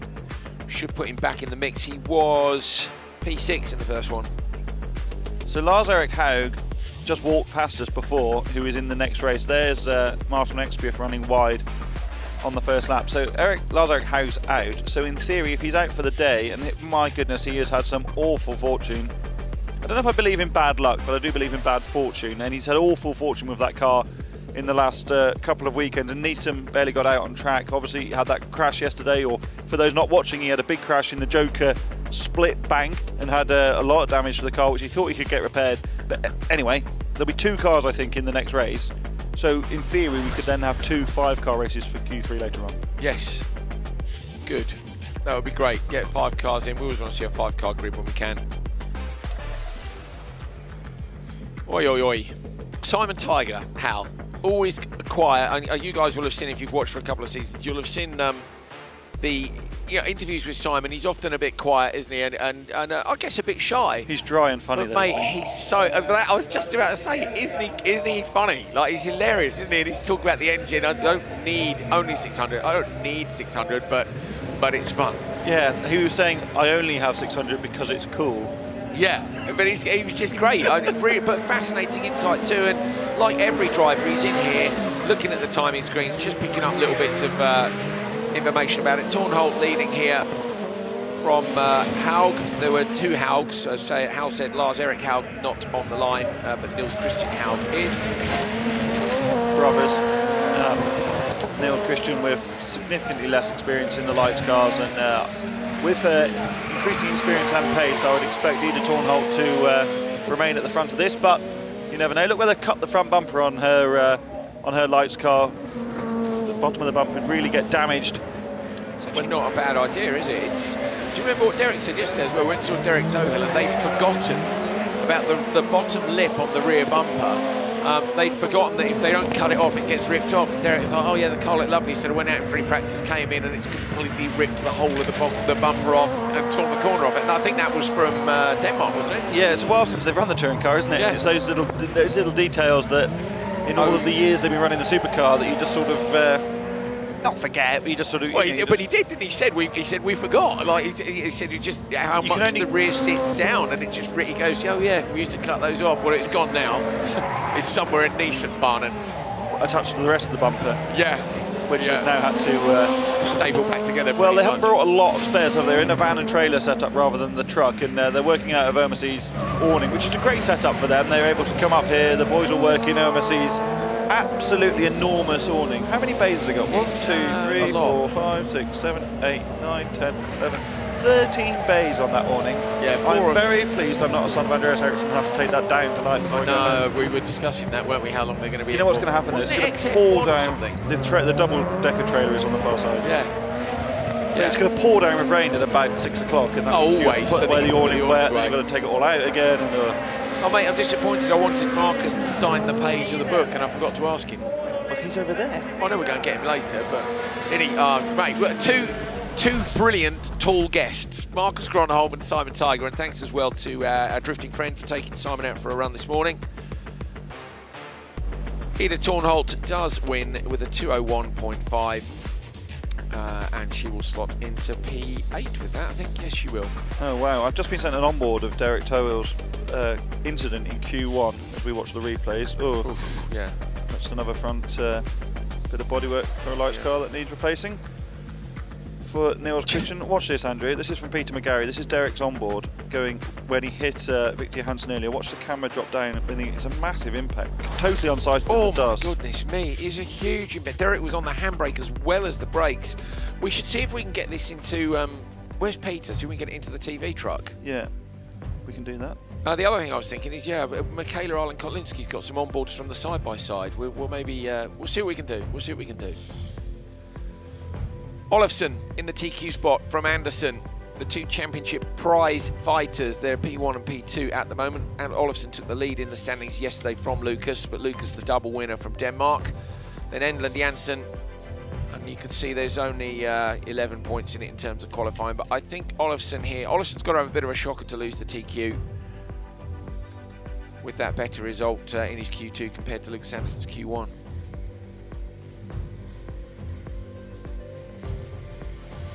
Supercar coming up, final two races of Q2. They're just rebuilding that wall that's been rebuilt a few times. I do like it when people are good with a digger. That chap's been busy, hasn't he? Yeah. Yeah, I love seeing a massive machine just very gently manipulate a bit of ground and do an amazing job. People who've got a great touch on those things are amazing. Car going past us with the boot open. A Saab full of tyres, I presume, for a drift car. Oh, it's got to be a drift car, isn't it? Look at the state of the tyres. They're absolutely rooted. They are. Yeah, we need to see if we can get some of this footage into the truck. Hal, where's Peter? Can you see him? No. He was here a minute ago on his quad bike, wasn't he? He's obviously stolen Andreas' quad bike because Andreas is marching walking, isn't he? Oh dear. Andreas did a lot of quad bike riding yesterday. Shout out actually to the Ericssons in all seriousness. Kevin Eriksson yesterday was stood on the front of another digger, excavator. Digger's quite a UK term, I think, but you know what we mean. And he was stood up in the bucket, wasn't he, fixing the start lights himself in his race suit. They're working really hard to make this work. We hope you guys are enjoying it. Do let us know. Christopherson, the winner of Q1 from Kevin Eriksson. Eriksson in that replacement car, Gustav Bergström, of course. There was also a spin, if you remember, for OC Baby. So Baby Hal is going to be in the second race, along with Bolevsky. Toron's in there. Toron got P2 yesterday in the Pro-Am final. Pro-Am. Yeah, I think it's called Pro-Am. I can't remember. That might have been a Porsche term. Ericsson blew his engine this morning in free practice. If you missed the start of the show, you should go back and have a look. Actually, it's great. Joel Kristoffersen says a rude word and then apologises for himself. But it was great. And so yeah, it blew the engine, and they basically said to the other teams, look, we know we're not supposed to change chassis, but we want to put a show on for the fans. Does everybody agree that we could use the spare chassis? And everyone went, yeah, no worries. And I think that's cool. So do I. Bergstrom in the Hyundai. Hal Bergstrom was here on there. That was the car coming in this morning. Kevin, yeah, the body language says it all, doesn't it?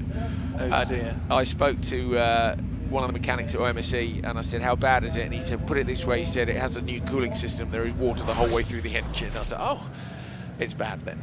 So yeah, that's certainly not a case of. I don't, you know, obviously in theory they could have swapped the engine from one car to the other, but that's a massive job. There isn't time for that in a double-header weekend. No, and that's why I say all the other teams are cool. You just use the other car; it's fine. And they're running on a low-budget OMSE to keep the numbers up. So fantastic that he's here. And of course, someone like Johan Kristoffersen, highly competitive, will want to beat him, but will also be confident that he's got the pace to beat him anyway. So you swap cars if you want, Sunshine, and I'll beat you anyway. It's a sort of attitude you might have. Yeah. Yeah, not in a cocky way, just in the way of it's fine. You know, say in other series you might not see quite such camaraderie. Kevin Eriksson leads, or did lead the standings after round 2. Kristoffersen on the inside line, great reaction time on the outside line. Maiko Tam with a good start, but look at that, Bergstrom in the Hyundai starting really strongly, trying to come around. Him and Kevin Eriksson into each other's doors, up over the crest in the background. One of them's going to have to give best here. Eriksson thinks better of it. Already got one retired Honda. He doesn't want a second one. It's already got a big old tyre mark up the door now, hasn't it, from running side by side with Bergstrom. Good awareness there from Bergstrom and good composure to keep the foot in. Equally, Kevin Eriksson backed out, using all of his experience, knowing that you're better to fight another day. Yeah. Eriksson very careful into the Joe Clap. I was talking to him this morning about, he ran deep, didn't he, at a critical moment in the day yesterday and lost a lot of time. So he said he's being careful into the Joker because, as we said in commentary, you risk losing a lot more than you can potentially. Okay, you maybe gain a couple of tenths, but you risk losing seconds. So on a risk mitigation level, you're much better just backing lose off a tiny bit. tenth on the way in, and don't and probably drop your mistake ratio by 50%. Kristoffersen up over the curbs on the left and the right. He's looking great, isn't he? In that, we know Bergstrom's Hyundai is a strong car, Hal. It's the car that Hedstrom used to win round 1 back in Denmark. Oh, Eriksson going to pass him though at the merge, having done a brilliant joker on the first lap. Oh, and he's all crossed up in the Honda. He dropped it there in free practice on Friday. And Bergstrom maybe going to get alongside. So Bergstrom trying to pass Eriksson on the exit. But Eriksson's held on. Oh, Eriksson sideways again. He's absolutely hurling everything at this circuit in the Honda. Bergstrom right up behind. Look in the background, you'll see as they come through. Maiko Tam and Eriksson under huge pressure. Kristoffersen coming through now to take the checkered flag. Tam goes in, he's miles in front. Eriksson will get Tam here. Big pressure from Bergstrom, but Kevin Eriksson, that was fantastic, wasn't it? That lap was literally, as Derek Towie would have said, throw the kitchen sink, and he said they threw all the kitchen sinks at the car yesterday. Yeah, wow. Brilliant run from Kevin there, but Gustav Bergstrom, with his relative lack of experience in rallycross compared to Eriksson, a great performance from him. The Hyundai, a very capable car, as we know. Yeah, Kristoffersen absolutely nailed that start, didn't he? Bergstrom runs a little bit wide. Of course, they're teammates in the World Rallycross Championships, who'll be used to giving each other respect. And then Eriksson ran side by side over the jump. Did the right thing to give up here. Eriksson, in fact, held off the start. I thought the Hyundai had started really strong, but Eriksson has lifted, hasn't he, and tucked in behind Kristoffersen, and Bergstrom's kept it buried. And this, look at this. Watch this on the brakes here. I thought he'd run too deep, to be honest. Look, just a tiny, look at the rear. You can see just locking and unlocking. Feathering the brake as much as he can. Bar definitely there to get that kind of rotation because he's coming a bit too tight and a bit too hot and then pin it. Well, the nose had dived, hadn't it? And on under braking, you could see just how hard he was in the brakes. The Hyundai's so stable through that corner, isn't it? Get an oversteer there for Kevin in the Civic. The traction too, Hal, on the exit there of the Hyundai was impressive, wasn't it? This Civic a little bit different in setup to the car that Kevin was driving yesterday and in Nissan, so a little bit of him to get his head around. Johan Kristoffersen, though, was absolutely untroubled up front.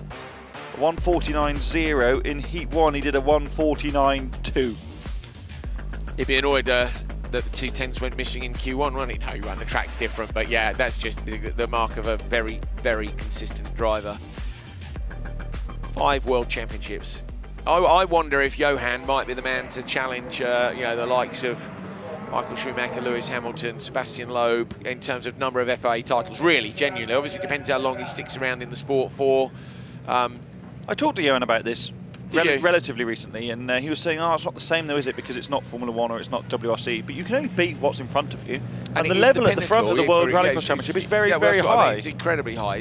Any FIA title is so highly regarded and prized, isn't it? So Baby on the outside of Bolevsky should. Well, Linnemann's quick on the inside too. Got to get a good start and try and get away. Toren is still learning the Audi in the middle. Linnemann's got a great launch on the inside. Contact though immediately from Christensen behind. Bolevsky gets sideways and into the wall. Might keep that lit and bury it through. Baby's ended up down in P4, almost P3 now. Christensen tucks in after another couple of bits of contact. Oh, Bolevsky's super close to the barrier in the background. He did just make it through. Bolevsky's going to hemorrhage time here, Hal. That's not what he needed. And Linnemann, who you said yesterday was welding a rack into the front of that car. Yeah, he was very lucky to get out in the lead there, wasn't he? He started to get rotated around the front of the pack. Vaby thinks, I've had enough of this fighting. I'm going to joker and get out of the way. Vaby's got a different spotter today than yesterday. Niels Anderson was spotting for him yesterday. His normal spotter not here this weekend. Oh, as Christensen runs that bit wide. Christensen ended up in that wall yesterday in the Pro-Am final with leading, and then the joker merge just happened, I think. So you have to forgive us, there's so many races we always, I don't know when that happened. We genuinely don't, I'm afraid. My memory's just not good enough to tell you exactly when, which is why I owe Hal £5 from a bet yesterday. Ulrich Linnemann. Do owe Hal £5, that's correct. I do owe Hal £5. Linnemann, so Linnemann runs a BMW E36 steering rack in his car. Because he was running his own team, but Bolevsky's all over the back of Turenne. No way through there for the former RX3 champion at the moment. Won a round of Rallyx last year, remember driving for Yellow Squad with the Peugeot 208. Linnemann's going to joke it on the final lap. Vaby's losing time behind Christensen. We've lost the timing screen at the moment, so can't see the gap. I think that Linnemann might have enough here with Vaby being held up. Christensen going to go joker now. Baby going to pop out. He's been compromised, and he's still going to have good exit speed. Baby, having jokered early, slots in front of Linnemann in the background of Bolevsky. Going to get beaten by Toren. So Daniel Toren doing well in that car. We know Bolevsky was compromised at the start, but still kudos to Toren. He's had a lot to learn about that. In 1:49.0 is not bettered by Baby. So he's so much traffic at the start there. Here it is again. So watch Baby on the outside. Linnemann makes the best of the starts, doesn't he? Gets ahead. Wasn't it? Turenne squeezes Christensen across a little bit, which pushes Linnemann, the rear of Linnemann, over. He then gets a bit turned in. Bolevsky rattles off that tyre wall, lucky not to get sucked into it. You often see a car hit with a rear. Linnemann's so fortunate there. Actually, Bolevsky's Audi being there helped him get straightened up. And I have to say as well how Toren moved across on Christensen, which was what caused the contact. So but that's fine. No one's to blame there. It's just a 5-car start. We've said this a few times. Sometimes you can go, look, that was not a good move, but not on this occasion. It's just 5 cars. And you say Linnemann's awareness to hold on to that car was really good. Unfortunately, couldn't hold on to the win, Baby. Look at that. Yeah, I think there is awareness, of course, but at the same time, there's quite a big degree of just keeping your foot buried and hoping it pulls straight, because once you've got to that point, there's nothing you can do. Did you see Baby's onboard that he posted yesterday? So he posted a reel of the car coming down the finish straight, and I think he hit 197 kilometres an hour as he came over that. He was over the gravel jump, back onto the tar again, and he just 197. And it was, I mean, that's fast. It is fast. Well, Daniel Turenne was telling us on Friday evening that it's jolly scary indeed down there, isn't it? I think it was words to that effect. Johan Kristoffersen is at the top of the table with 2 session wins. You've then got Kevin Eriksson on 19 points behind. Linnemann looking in 3rd, then Franks, Bergstrom, Tam, Toren, Vaby. Be looking for some better results in Q3 to try and move up the grid in the semi-final, because as you can see, the starts here are a little bit tricky.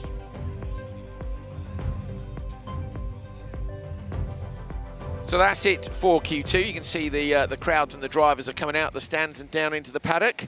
We're going to get ourselves all set, get some paperwork and stuff, go see some drivers, get some stories for you, maybe grab a cup of tea, and we'll be back very shortly indeed with Q3. Thanks for joining us. Back soon.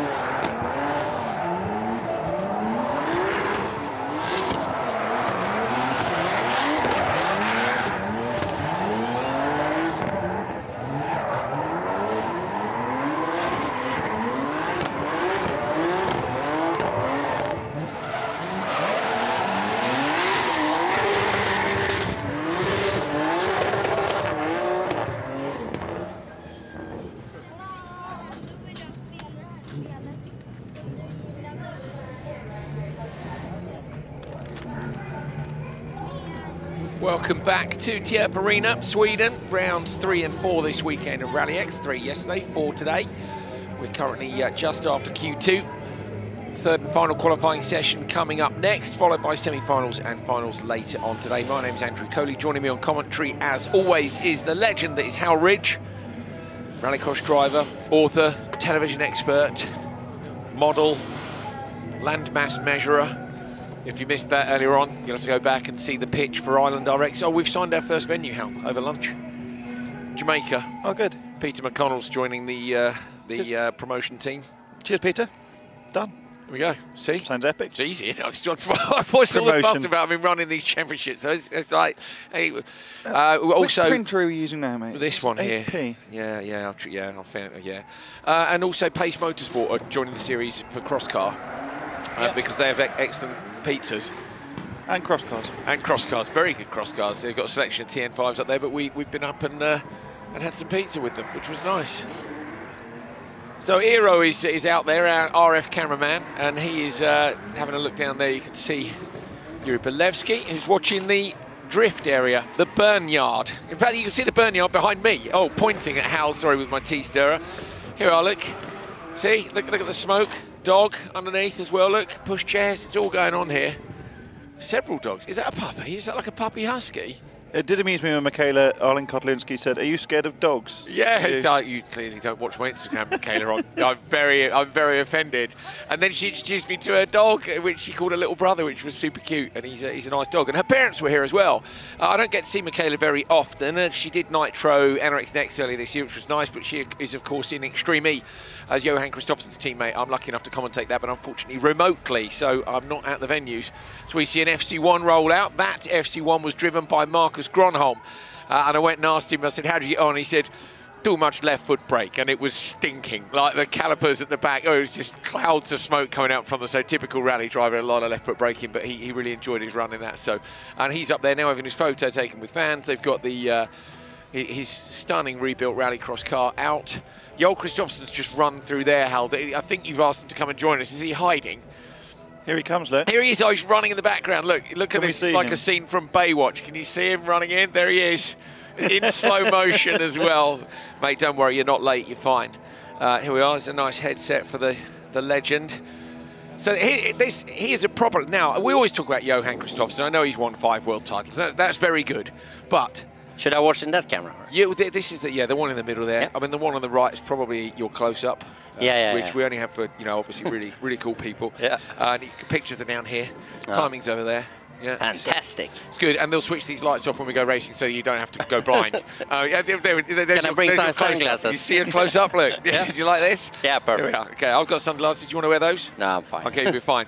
So he's a very demanding guy because he's won everything in Rallycross. So actually, Johan is very good, but Joel is the pinnacle, Hal, isn't he?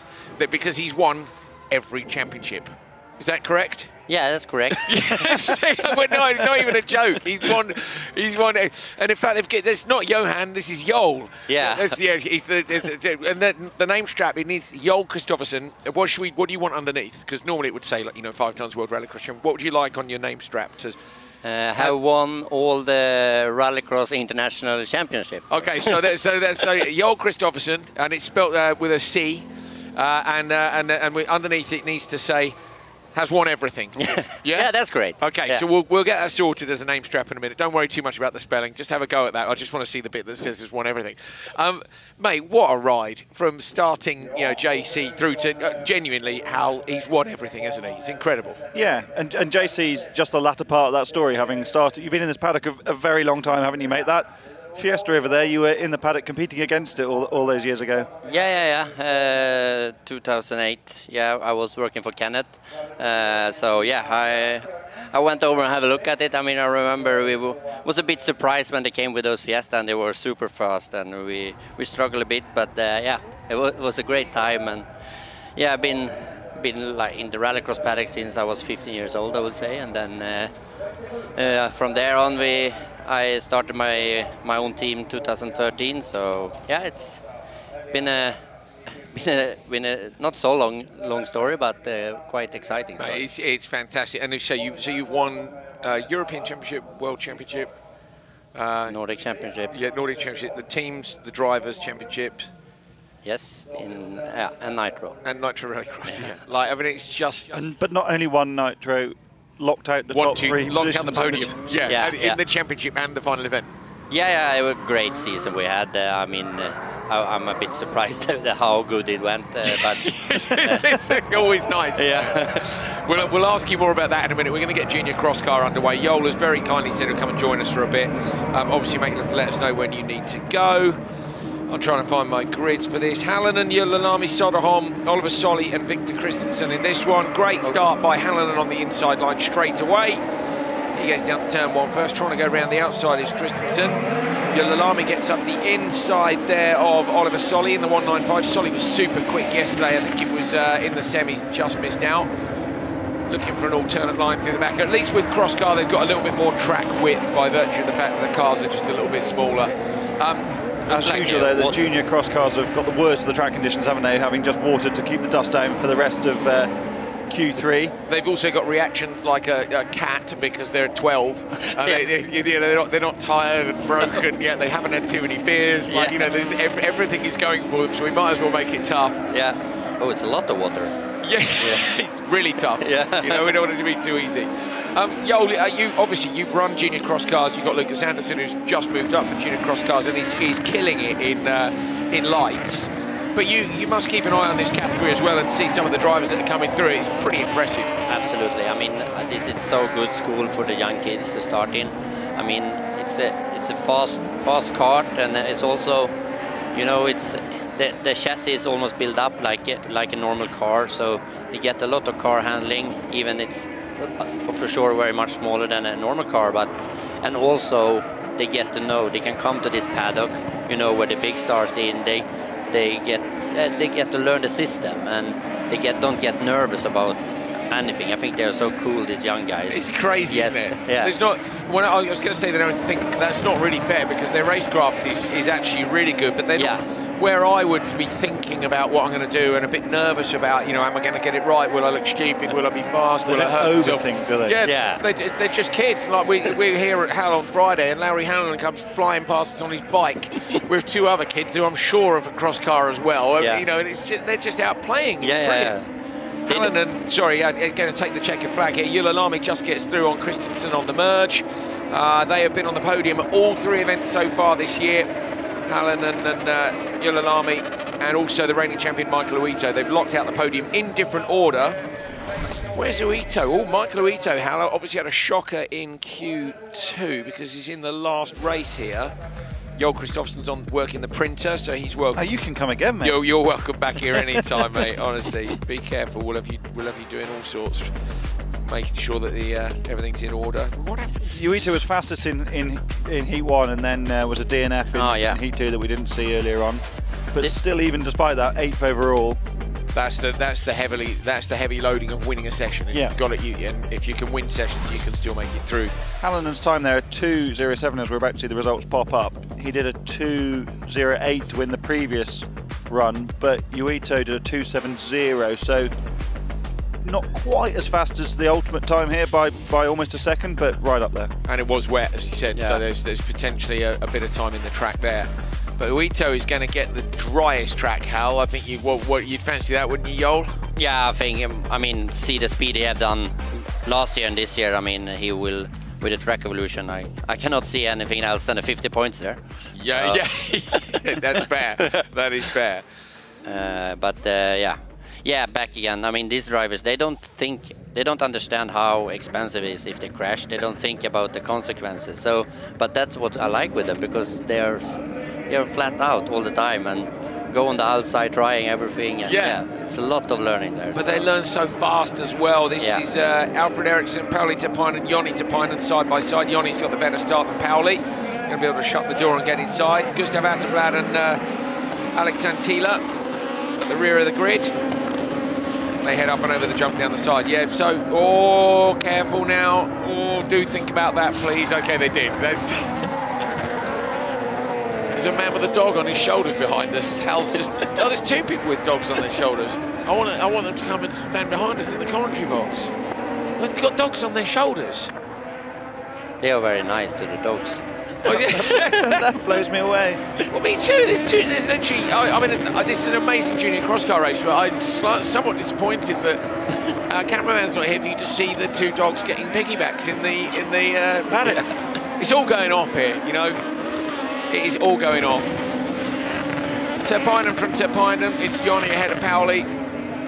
Only Ericsson has choken at the back. There's that bumpy section. Hell, I actually think the track's holding up better today than it did yesterday. They obviously did work on it overnight, didn't they, to smooth out the bumps there coming into that section. You've been here before, Yo? Yeah. I mean, the track is in amazing condition compared to what we have a couple of years ago. Really? Yeah. We struggle a lot with the gravel part, but I mean, they've done a great job, and especially the gravel part, as you spoke about, and also that one before the velodrome is also much better today. And the whole concept of the event, Burnyard, side by side, everything. I mean, you're running cars in what categories? Supercar Lights and Supercar, and then Can-Am side by side in the SXS Nordic. But I mean, yeah, I think it's a fantastic atmosphere. It's a little bit like America, trying to get everything in the paddock, something for everyone to look at. You have old cars, you have drifting, you have rally cars, rallycross, Can-Am, and yeah, I mean, it's amazing work from the organizer to get this together. I know it was a bit in a short time, but I think this is something to work on in the future. Yeah, we said the same. It would be nice next year. Now people have seen it and they've got some footage from it as Joni Terpainen takes the win. It'd be nice from Pauli Terpainen by a very small, 2.4 actually in the end. Yeah, it'd be nice next year to have a bit more time to promote it and try and get a few more people here. And it's absolutely. Yeah, still a decent crowd, Hal. It is, yeah. You've got to start from something, haven't you? So, you know, it's like building a racing car. When you're building a racing car, you've got all of the different elements to try and get together, and getting to the first round is a massive hurdle. But once you've got to the first round and you have a problem, you can deal with that problem. And it's just tweaking, isn't it, from then on? So getting the event away in the first place is arguably the hardest part, and then it's just fine-tuning to make it better and better. I very much liked that analogy, Hal. It's one of your best analogies ever. Oh, thanks. Oh, yeah, look how pleased he is as well. Genuinely, that was good, wasn't it? It was really good. Perfect. It was really good. But also the facilities they have here with this big paddock is and it's a tarmac location as well. You know, Hullis is amazing, but it's right up in Värmland in the forest. Here, you're not far from Stockholm. The location is perfect for attracting new fans. It is indeed. Joni Terpainen from Pauli Terpainen, and then Anteblad Ericsson and Antila. So waiting for that last race. I say we've got quick drivers in each of them, but Uito, say reigning champion and on the podium everywhere, is going to be in that last one. Looking forward to seeing what times he can do. What do you think Lucas Andersson's performance in Neeson has done for Junior Cross Car Yol? Because obviously it proves that Lucas didn't win the championship last year. He was in the front of the pace, but there was other guys that did just as well as him. So do you think that gives even more credibility to this class? Absolutely. I have already now a couple of parents call me and are looking for the interest to test the car and all that. Now they can see that the guy there was, whoops, jump start there. Yeah, middle of the grid. Darback, wasn't Kinnunen. Oh, is it? No, it's Kinnunen. Oh, you think Darback jumped first? I think so. Hal Ridge. No, I could be wrong. Probably wrong. Eyes of an I Eagle. think it's Kinnunen. Sacked. You're fired. Yeah. You're fired. No, but back to that, they was racing for Lucas last year and in the championship, and now they see that they can do the same. I think it's great for the Supercar Lights and for Rallyx Nordic that they can get this opportunity. So yeah. Hal's mentioned a few times over the weekend that you had to work quite hard you have to go to the federation because he's only 15 and in theory the age limit is 16, and that's not something we could do in the UK, and I wish it was. I think the Swedish Federation is really forward thinking from that point of view. What was the process? How did you arrange it? Yeah, I mean, we spoke with the Rallycross Federation there, and we talk about it. I mean, Lucas has been in the championship for 3 years, so that's why he thought that it's better to take the step now and to drive 4 years here. And yeah, we show him what the results they have done, and yeah, they was convinced that I was right. So, and finally, we did good in Denmark. So did all right, yeah. They didn't take the license back. No, they proved it. Yeah, they proved it. So Kinnunen, despite the jump start in the previous start, gets the jump this time in the right way. Little Pershaw nearly done up the inside there, and Hal, we've seen that move a few times. The grip on the drag strip is such that we saw Pontus Oskarsson there almost slipping up the inside if you can find the traction. Yeah, nearly got it done on the exit, as you say. It just depends where you all end up on the entry to the corner. You can pre-plan to brake early and cut back in, but if someone manages to be there anyway, it won't quite work out for you. Kinnunen, of course, exactly where you want to be, but now with 2 jokers to take, I would definitely go again now and use the next 2 laps. Joel, you're a very experienced spotter yourself. These 3-lap races are quite a challenge tactically, aren't they? Yeah, it's very difficult, and you're not used to it yet. So I mean, you need to rethink it a lot, and you don't have this gap you get normally. So especially on this track, you want to take it on not the last lap, the lap before, because then you have much more speed as well over the finish line. Maybe I shouldn't say that, but right, no, hopefully everybody understands it now. It took me and Hal a couple of races to figure it out, but it's one of those things. I guess you guys are looking at data and all the rest of it and thinking pretty quickly. I'm trying to think of other tracks which are similar. Estering was similar, wasn't it? Where else? Barcelona.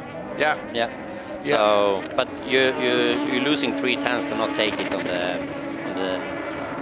second lap. On the second lap, so it's 3/10 on overall race time if you don't go. Yeah. And that's in which category? In lights. In lights. There we go. There we go. So that's categoric for you, and that's why Joel's won every championship, Hal. We haven't yet. Well, yeah, facts. Yes. So Joel, I'm starting a new series called Island RX. Do you want to sign up for it? The first venue's Ibiza, then we're going to Hawaii, Barbados, Jamaica, the Keys, and Bahamas. Or? Yes, if you want. If you want to go there. Yeah. Hal's involved. Yeah. Perfect. Yeah. Yeah, Peter McConnell's he's on the team. Obviously, that's why we're going to Jamaica. Yeah, of course. Okay, there we go. So we've just signed our first team as well. It's going remarkably well today so far. Carl Svedlik, coming down, going to be very, very close. Just hits the limit to the Oskarsson. Looked like he's going to get there and just can't quite. It's Hackstrom who takes it from Svedlund, and Oskarsson so close behind. And we've seen that in junior cross car. They just don't have the legs to make the pass. Hal, I think you were going to say something. Sorry, and I rudely interrupted with my pitch. Yeah, it's gone. Can't remember. Okay. Oh, RX2. Did you win RX2? I can't remember. No. Haven't. Hal's frowning at him, but it's a support category. P2. Yes. But I want lights in Nordic. Yeah. Twice. Up yours. So good. Yo, brilliant, mate. We have the best guests here. We really, really do. Marcus Gronov this morning was on fantastic form. Simon Tiger, who is the driest, funniest guy, and a genius engineer. Yeah. I mean, him and Victor Johansson, the open two-wheel drive guys, yeah. they're just, it's amazing what they can do. I keep saying that an F1 team's got to sign him up at some point. What happened with him? Engine or? Yeah. Part came off, piece of the rotor came off. He said they've never ever had it before. So, but maybe it's something to do with the turbo wastegate that he changed and gained 100 horsepower. What? He's mad, isn't it?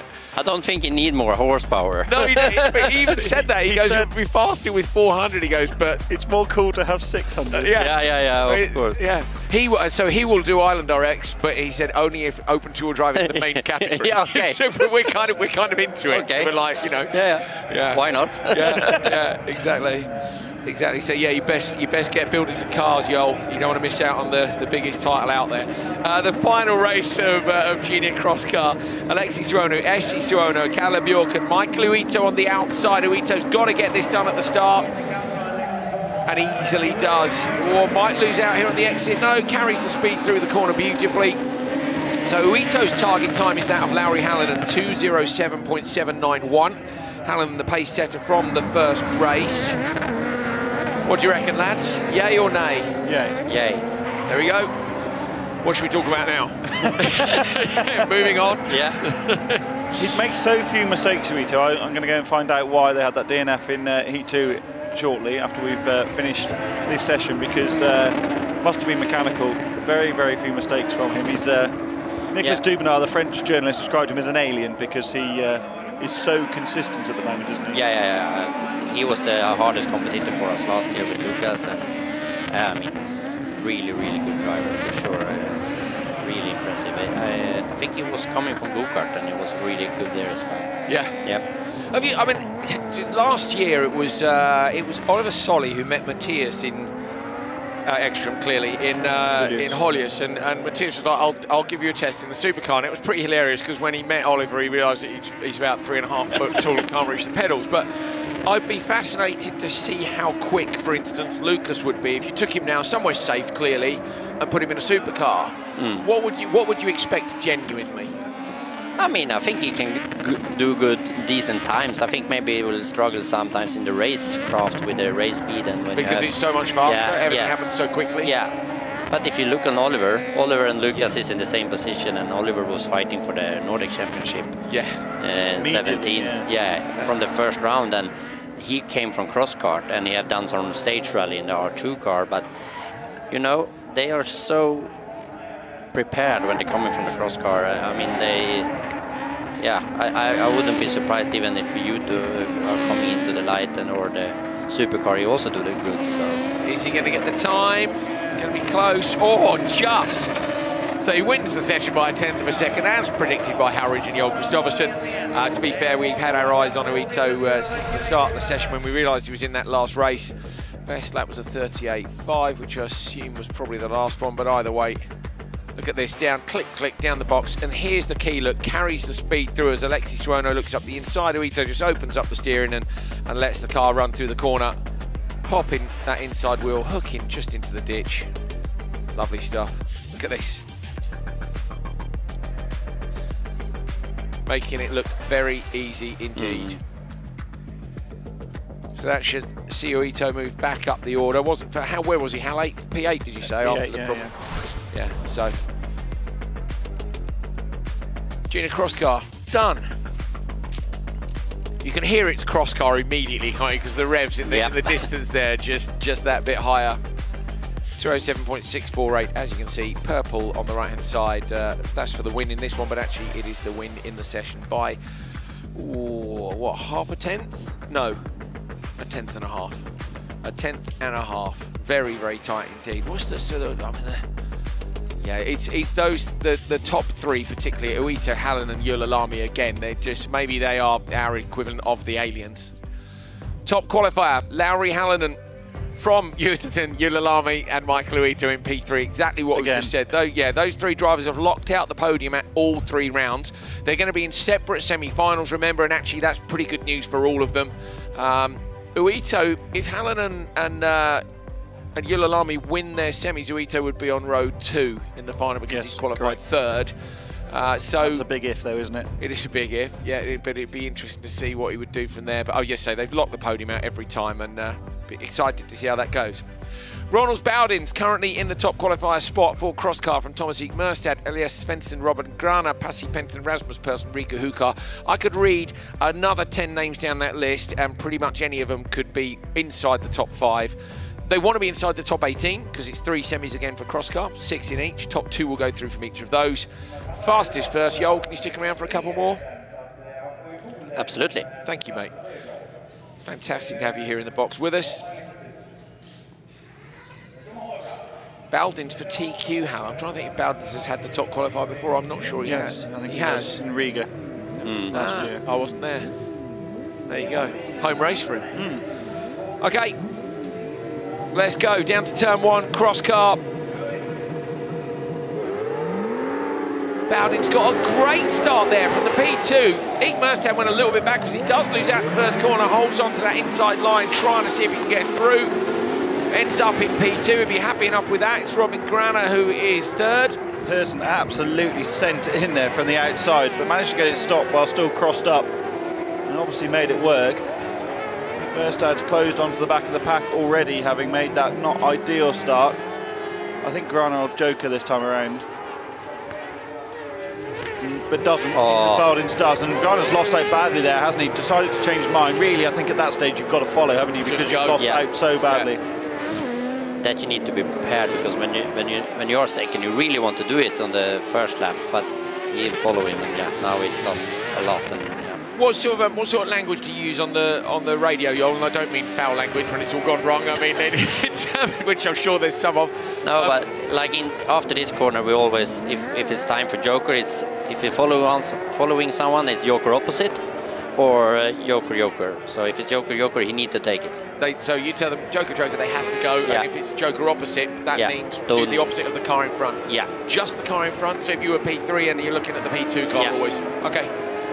I mean, there must be other options, I guess, or is that really that covers nearly everything? Yeah, almost. Yeah, for the Joker, absolute. And then we have whoops. Almost a little spin there with and a half spin either way. A little bit of time lost for both.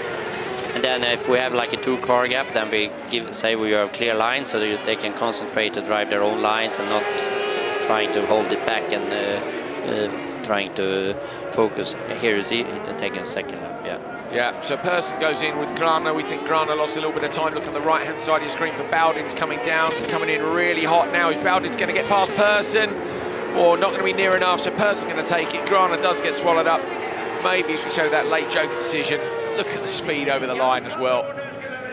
Awesome. So Persson with a 158.8. They're about 10 seconds quicker at the top of the timesheets than the Cross Car Junior, but as we say, they've got a lot more RPM. Bowden's just not quite able to execute across the drag strip there and get the exit that he wanted to hold on for Persson. Spotting's like being a co-driver, isn't it? Because every driver likes a different set of pace notes or a different language, and every driver responds differently to different information. Some drivers want to be talked to all the time, don't they? And some drivers want to be left to get on with it. Exactly, like I spotting with Andreas in Nitro, and he wants a lot of information. And then we have Lucas, he doesn't want anything more than clear lines or Joker. So yeah. And then Robin doesn't want Larsson, he is also a guy, he doesn't want so much info. Just to have the gap behind him so he know what lines he should drive. And gaps, do you do that in car lengths normally? Yeah, always car lengths. So sometimes maybe 4 car lengths is 10 car lengths, but that's just, you're a bit stressed. It's 4, and they're like, oh, they're quite close. Yeah. Where's 10 actually, but you know, yeah. But then it's like, tight, then they know it's very tight. Really, when your voice goes really high pitched, you're like, I'm really in trouble now. I'm really in trouble. He's right there. I mean, so Anderson came from Junior Cross Car where there's no spotters.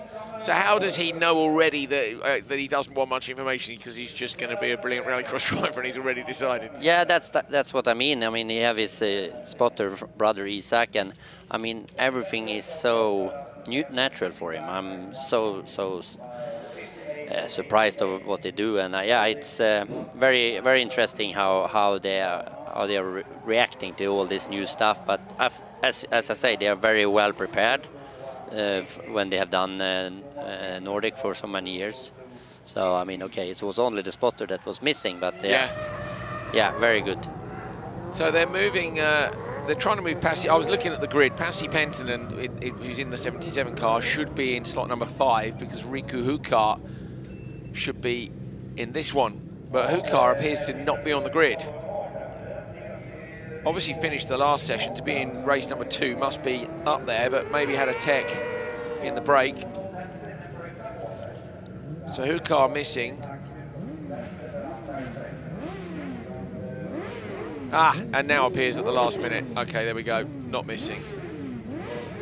Hukar with the ultimate wheelie. Like, yes. Did you see that yesterday? Yes, wow. He did. It was mad. I have seen some wheelie before, but that was amazing.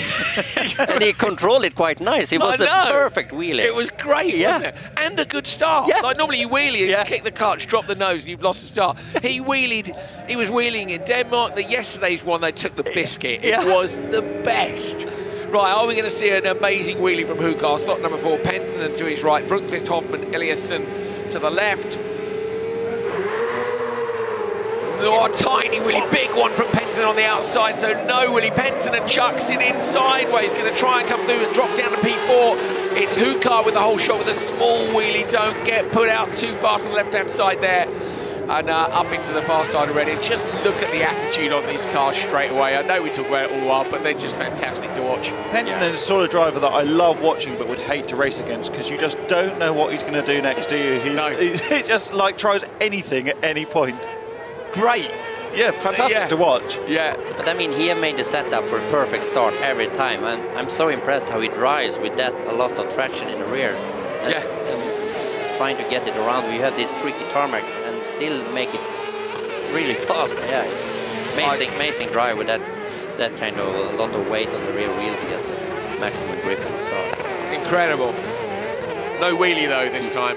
Like, we do need more wheelie. Yeah, maybe for sure. Maybe we should have a rule where you have to cross a line like 20 meters in front of the start, and if your front wheels aren't off the ground, you get disqualified straight away. We see wheelie bars fitted to the back and all sorts. That's the first technical regulation for Ireland, I reckon. It is. It's a good shout. Hell, I'm sure open two-wheel drive can wheelie with 600 horsepower. It's a given, isn't it? So Hukar's joker, Hoffman and Penton and haven't. Hukar comes out in the lead of the cars that have wheelie. The gap is 3.6, so that should be an easy one. It'll be tight for Brunkvist, I think, with Hoffman and Penton. Oi! Oh! Shit! Oh, massive crash. So that's Hukar into the back.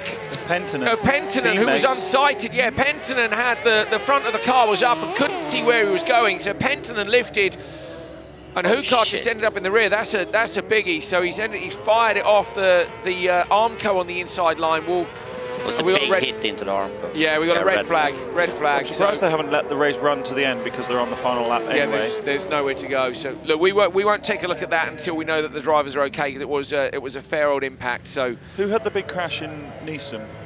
Pentonen. Pentonen had the big roll in the bank on the outside in Neeson. So safety vehicles heading up there immediately. We'll go get those guys checked out.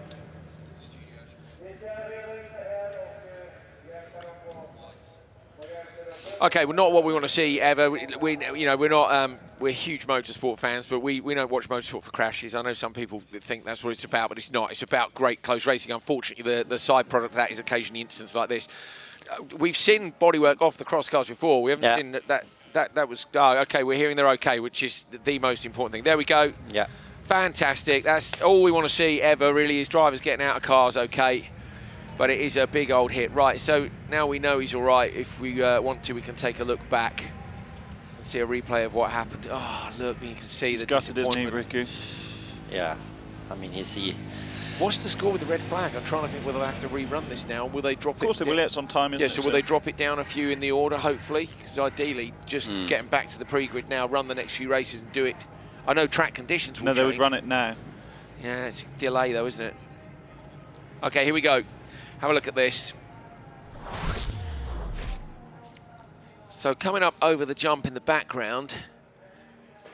Oh, so that's Hoffman. It's the bonnets come up on, or the top of the nose cones come up on Pentonen. He's now stopping and going to the edge of the circuit. He's doing the right thing. What else can he do? You can see his feet on the pedals, looking in front of the car. He's desperately trying to find his way through, and Hukar comes in and he's all locked up, isn't he? Yeah. Oof. Boom. Couldn't do it. Does he rattle? Oh, he does. The head before. Oh, yeah. That will be a proper head rattler. Look at that. The rear right corner's complete, and the front left corner as well. 2 corners off the car.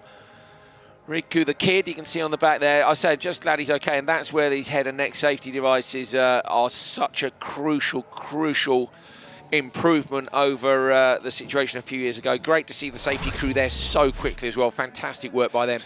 Hal, we've said this before, I don't really like driving a car now without a head and neck device on. It just feels like you're not wearing enough safety gear. Yeah, they've made a massive difference to safety generally, haven't they? I mean, the safety of the cars now is extraordinary, even compared to, looking at this Fiesta Mark 6 that OMC have brought that Marcus used to race. The safety improvements are massive, and FIA have done a huge amount in the safety. Look at WRC cars now with the big protection for next to the seat. You sit much more in the middle of the cars. It's a constant evolution, but certainly the head and neck devices. I've driven a few cars recently. Occasionally in a test, you might go out and do a lap as an install lap, even very slowly, and you feel not really strapped in when you don't have all that gear on. Initially, it's all horrible to wear. The first time I wore a hands device, you can't really look sideways. You feel like it's not right, but now you feel like you're lost without it. So my first hands device had the fixed tethers, and it was Rally. I was using it for, and it's just not enough. You get sideways and you get to here and it won't go any further, but you can get a sliding tether on those now, which moves across the back of the helmet and gives you a bit more. I've not tried. And you also have this hybrid. I think most of the drivers likes that more. Yeah. But I think, of course, it's how you feel how it is. But I think mostly it's the hybrid version using. Yeah. That will have hurt, won't it? Yeah, that's the one. So goodly, they have now the new FIA chassis with a stronger roll cage, and both those cars was the new FIA chassis, and yeah, I think he should be very lucky he had that new chassis there. It's in a transition period now that you're going over to FIA chassis, everyone. So all cases is FIA approved. And that's been a big step for cross car in general, hasn't it? Moving away from the home-built chassis concept. And it's been a process. The FIA chassis have been introduced step by step, and now the majority of people are, you know, if you get a cross car that's new, you buy the FIA chassis, and you can race that anywhere in Europe, which is also good. Exactly, and hopefully they can make the sport grow, and maybe can have like a European Championship category, and yeah, I think that would be amazing. From the drone this time, Penton. Oh, look how fast he's coming in. And then boom, it's actually the Armco that takes the rear right corner off it.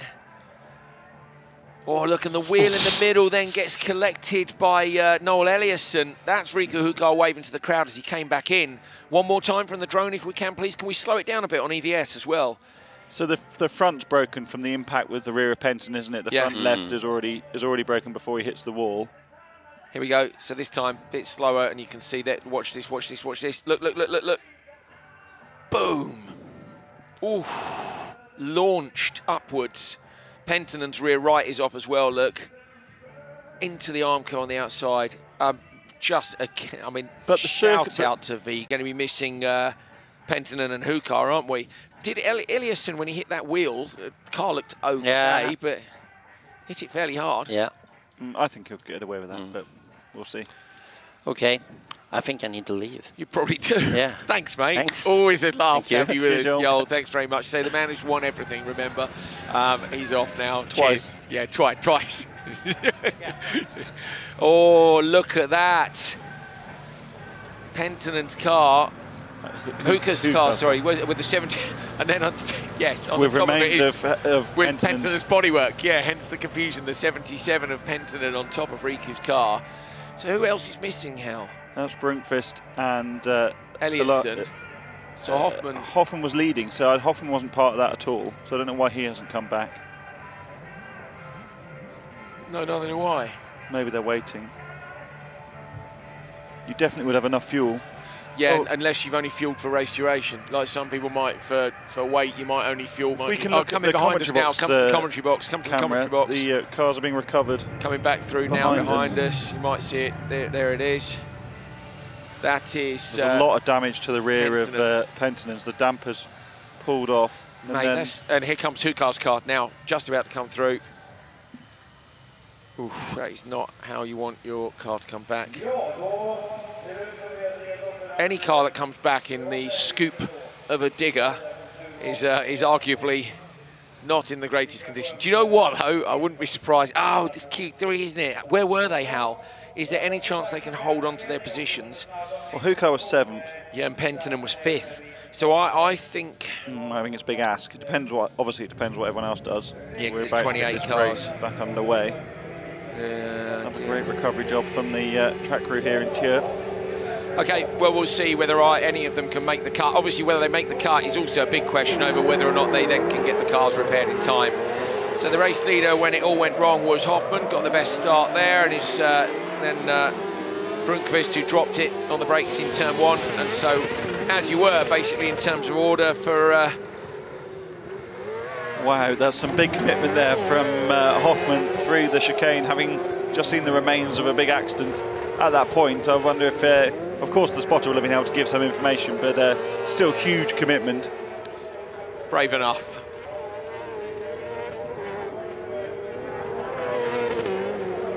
Yeah, that was a big one. That was a big one. And that's so unusual how, like, with contact, you'd expect it, wouldn't you? But for the piece of bodywork to come up and block the vision that much is...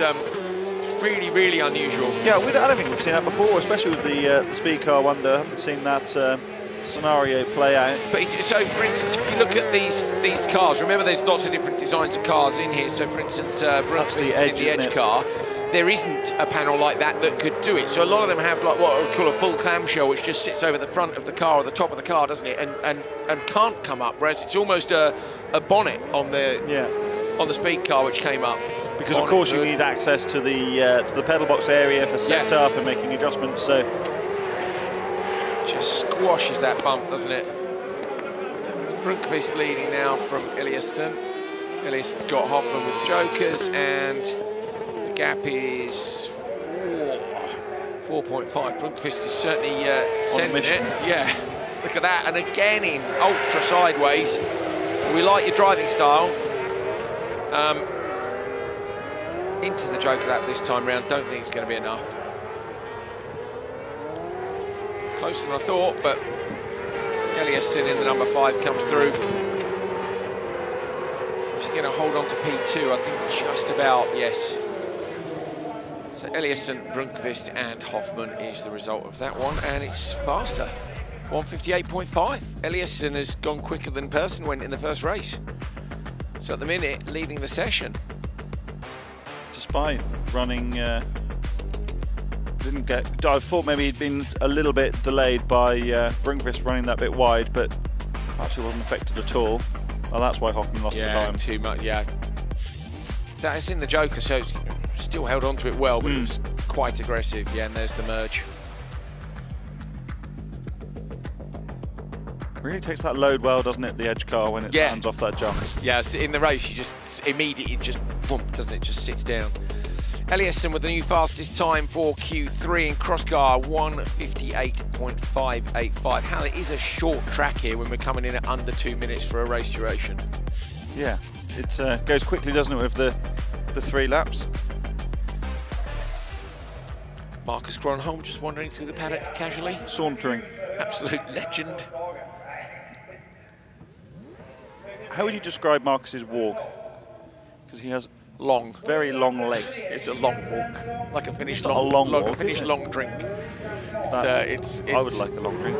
Would you? Lovely, yeah. I don't usually like grapefruit, but they're very nice. Oh, finished long. If you've not tried finished long drink, it's the devil, because it's extraordinarily easy to drink, and with an alcoholic content which will mess up the following day. Osterberg psyching himself up there in the middle of the grid. Ugar following suit. Elias Svensson calmly sitting on pole. He doesn't need any enthusiasm, motivation, does he? We saw that in the Polo Supercar with Hedstrom's Motorsport at the end of last season. He was very enthusiastic.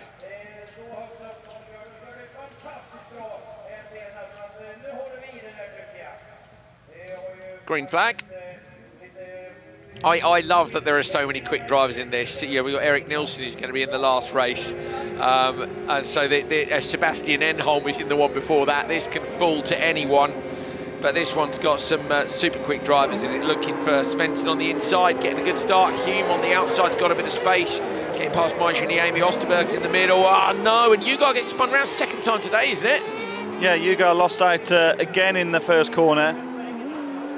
He's had some fortune and misfortune in the first corner now over the first couple of days. Svensson fastest in Heat 1, Q1 earlier today. Back at the front of the order now. And it was Hume who really challenged for victory yesterday evening, wasn't it? Into the joker this time around. Osterberg stays out. We were just looking at Jimmy Osterberg's cross car in the paddock, in the gap ahead of this session. A lot of work been going on the TM5 too. Do you remember when Thierry Neuville and Timmy Hampson drove the TM5 in Hullis 2020? Yeah, I do. It was a long, long way off the pace. So the work they've done to that car in the last couple of years to get it to the point it's at is amazing. Yeah, absolutely agree. Really, it's, you know, I think the rules have come slightly closer together as well, haven't they? When they first came, there was a fair difference between. But the speed car was a long way ahead at that stage, and they've really closed that gap. Of course, speed car now then developing the second chassis, weren't they, which was more to the FA spec, which is what Joel was talking about the improved safety. And I think you see the fact that Hukar walked away from that last one with no worries is a good indicator. Osterberg, the leader of the cars, who's jokered. What's the gap? Osterberg, 8.5 off the lead. Hume now. Hume's gone in front of Osterberg just on the joker on that last lap. So yes, 7.1 would be enough. Lights cars are rumbling away behind us in the paddock. They'll be out shortly. Svensson in the joker. Yeah, nicely done. Niemi's gone in as well, but checker flag falls for Elias Svensson. What's the time though? Wow. Oof. 1:56.6. That is fast. 1.9 seconds, sorry, 2.1 seconds quicker than the previous best. So that is quite the marker laid down to those that are still to come. I'm trying to figure out, where's Bowdens now, mate, on the list, P3. So Svensson won Q1 and was 11th in Q2. Eek Merstad was 11th in Q1 and won Q2, but Bowdens was second in both those first 2 sessions. I think Bowdens will get the top qualifier. Well, it depends how how many go in between. If everyone goes quicker now, then Bowdens is going to get. He's going to lose out. Drop down. How many were quicker than Bowdens there? Bowdens did as we see the results come up on the screen. Svensson won 56.628. Oh no, Bowdens has dropped right down to 6th. Look. Yeah. So I think Svensson's going to take it. Well. Yeah, I think it just depends what happens in the next couple of races, doesn't it, and who goes quicker. But because this field, as we always say, is so stacked, it's highly likely that people will go in between them. Or even better, Svensson. That's not another question either. Yeah, at the top of the table, of course, you get 50, then 45, 42. So if you get better at the top, that loses you 5 points immediately. So, but the usual suspects are up there. So the only thing is we might be missing Hukar and Penttinen. Well, you can see we're missing them if you were watching a minute ago. Big crash for them. It's whether or not either of them can hold on to a top 18 position with a DNF in this session. Anderson, Jorgensen, Gotherson and Lindenqvist. Eric Anderson gets to turn 1 first on the inside line and holds on to it. It's a bit of a shove in the rear into turn 1, but is in the brakes enough to not lose control of the car, be forced wide indeed. There's Jorgensen sorry, to back of him. Eric Anderson yesterday, Hal. Oh, and Anderson's run wide, sorry Andrew, run wide in the velodrome. Oh, and had further contact with Jorgensen, who's now run wide as well. Anderson right out in the loose, is going to cut his losses and go into the Joker. Really the only thing he could do, but great recovery position from there. Actually carried a lot of speed into the Joker, so maybe didn't lose out as much as he would have done otherwise, but not ideal. That little, you run a metre wide and all of a sudden you've got 2 cars going up the inside. Yeah, you've got it. It's just tight and too dirty, isn't it? I gave him the commentator's curse, Hal, without even talking about him. I was just looking at his stats from yesterday and he went off, so that's a new level of commentator's curse, isn't it? Yeah, yesterday. Yes, yeah, telepathic cursing. Qualified 15th, was second in his semi-final 3 and then got 4th in the final. So there was a bit of contact, wasn't there, in turn 1 or in a pass, but great driving from Anderson. And where is Anderson overall right now? Is in 13th place. So that has hurt Eric's qualifying, but I think probably still, particularly with the likes of a couple of cars ahead, Hukar and Penttinen being DNFs, Anderson will make it through to the semis. This is a good recovery from Anderson in the race alone. Yeah. Having lost that time by running wide in the corner we're about to get to now. Lindqvist is going to joker this time around. Watch the nose of the speed car machine. Several attempts on the brakes there. They give away, don't they? You can see if it's one attempt on the brakes, you just see the nose go bang down to the floor. And it's done. Losing places with that extra speed down the straight. Gotherson taking it from Anderson. Lindqvist and Jorgensen. Anderson did a 2:02.2, and in the previous 2 did a 2:02.1 in Heat 1 and a 2-minute dead in Heat 2. So the pace actually, he lost more than a couple of seconds there, so yeah, going quicker than he had done. Just one wheel, Hal. Look at the dirt load just flying out from underneath it. You just know, don't you, straight away. Well, that was quite an impact, wasn't it? But look now, if we stay with Vigo with another extraordinary bit of drone positioning, really opens up the Joker entry, so that worked out. I think that actually probably gained him a bit of time back. Got some of it. Mitigated a bit of that loss from running wide.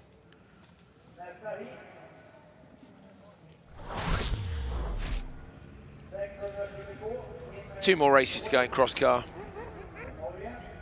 And we've got a couple of quick drivers coming up for you, so that top time could still go, and then we'll get the clever computer to figure out for us who's done what in qualifying, and we'll have your top qualifier. Lorentzen, Kim on the inside, Tamo Tudo from Pace Motorsport P2, Sebastian Enholm P3 on the grid, and Rasmus Roos in P4.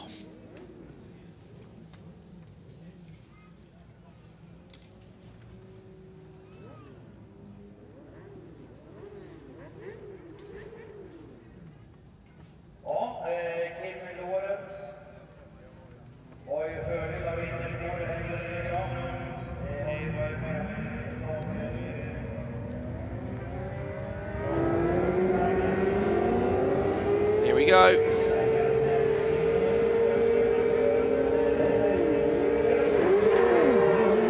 Enholm's got a great start from the third position, not quite as good as Rasmus Roos though, and Roos goes around the outside. I wasn't expecting him to make it all the way in from there, but has done. Trickier now on the tactics, Hal, for the likes of Enholm, because we're further down the pack. Obviously, some people are here because of pace, and some people are here because of issues. And so Enholm, you know, might think, I want a joker now, get some air, but that could stick you back into traffic. Yeah, although the delta is quite a lot for 3 laps, you're not necessarily going to catch back up. Yeah, it is. It's well, like Joel Kristoffersson was saying before in commentary as he joined us as a guest. It's very difficult. Really, like, and he was saying, even they're not on top of it yet. The very short lap time, as you say, and the 3 laps. But you know, Enholm's losing time now behind Rasmus Roos. All that extra experience he's got. Of course, he's won the Nitro. Mate, Hal just gritted his teeth mid-sentence because he was also watching Enholm being a total passenger, it seemed, but a fully committed one, and now he gets up the inside. So Enholm goes from massive moment to race leader in the space of about 3 seconds. That mate, through that chicane, you know what I mean? Wild, it was a wild ride. I want to see that again in a minute when the race is done. Wow. I can't even remember what we're talking about. Sorry, Hal. He's very good. Won the Nitro Cross Car title, yeah. And really should have joked on that one and trusted his own pace, I think. Through that section again. Look at there the brake and the steering input at the exact same time. Just the incredible transition. And through the long right-hander now. This time, Enholm will joker. Joel Kristoffersson said you lose 3/10 doing it this way round. Renton goes in behind, but had no option. Enholm, did he? That, you know, that was all he could do, having not joking on that one and then having that overtake. Definitely. Tudo gets up into P2, and then Roos passes on the final lap, but Enholm with a 1:58.5. He lost at least a second in that battle, so.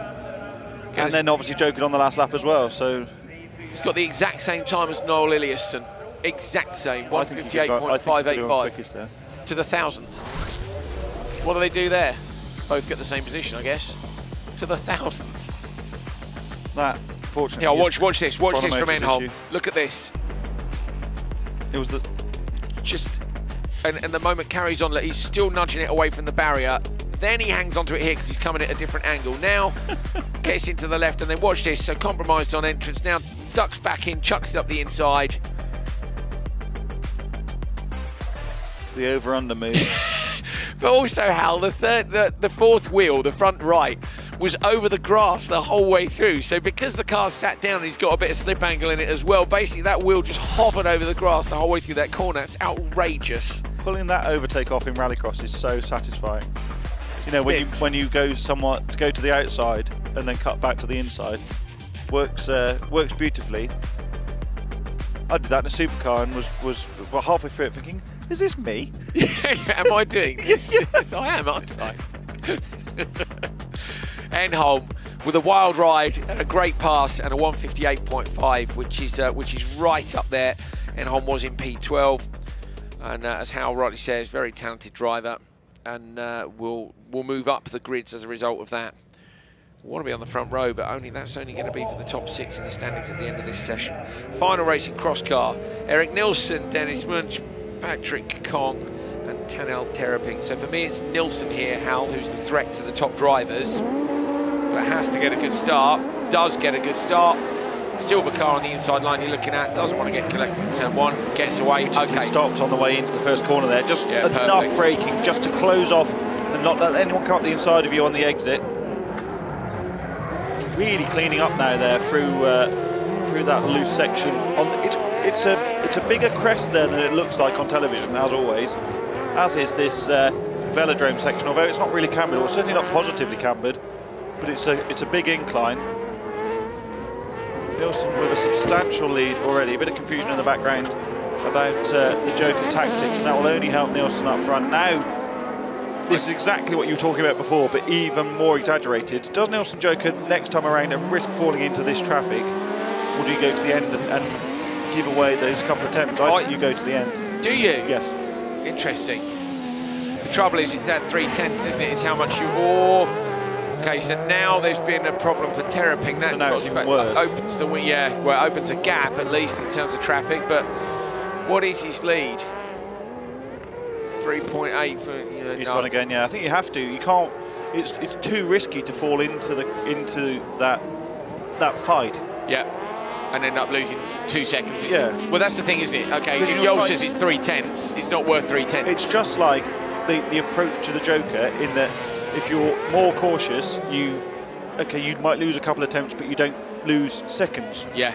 So by doing it this way, you know you're going to give away 3 attempts by not having the fastest Joker lap, total lap time from the Joker, but you know you're not going to risk losing seconds by ending up in the battle. Risk versus reward, always. Goes for the safer approach. Time to beat 1:56.6. Not going to get there, I think, down the straight. No, doesn't. So it's actually going to be 1:58.1, which is still going to see P3, isn't it? Yeah. Wow, so 56.6 by Elias Svensson was actually a hell of a run, wasn't it? Yeah, massive.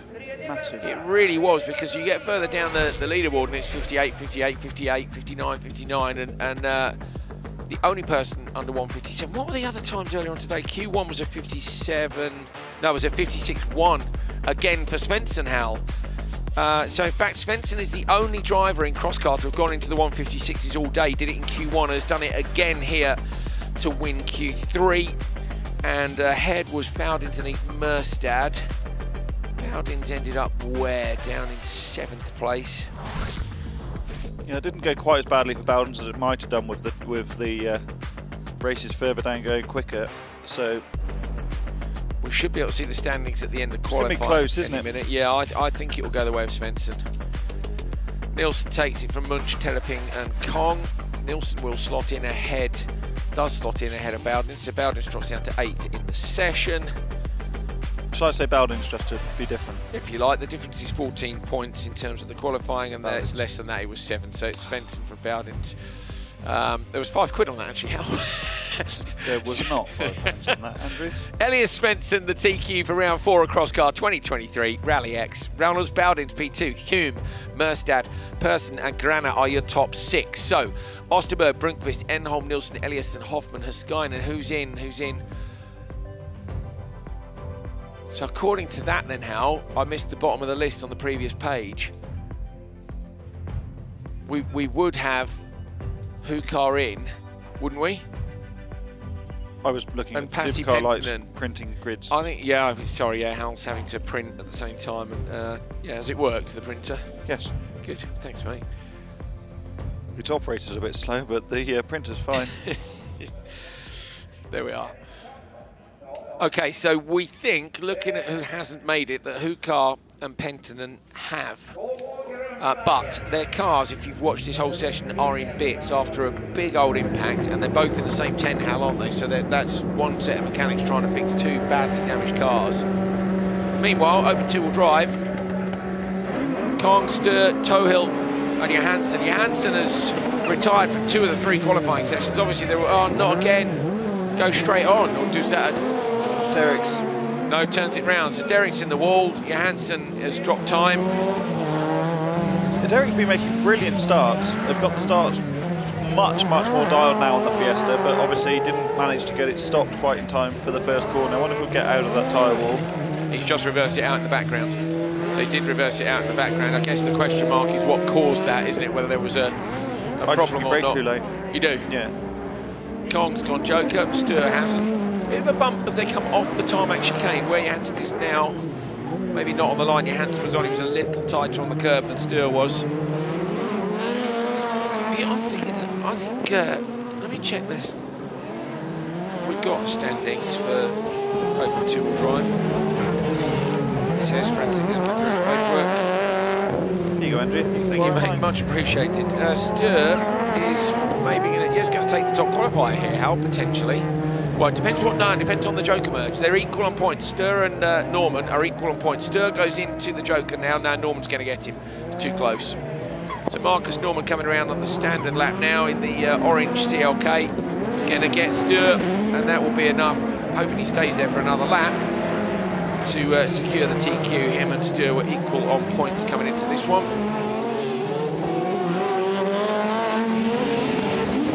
Johansson has got that incredible hybrid active anti-roll bar Mercedes E190. I mean, it's just, I love it. And I love how into it people like Joel Kristoffersson are as well. You know, it's just the geekiness of everybody in the paddock just loving it.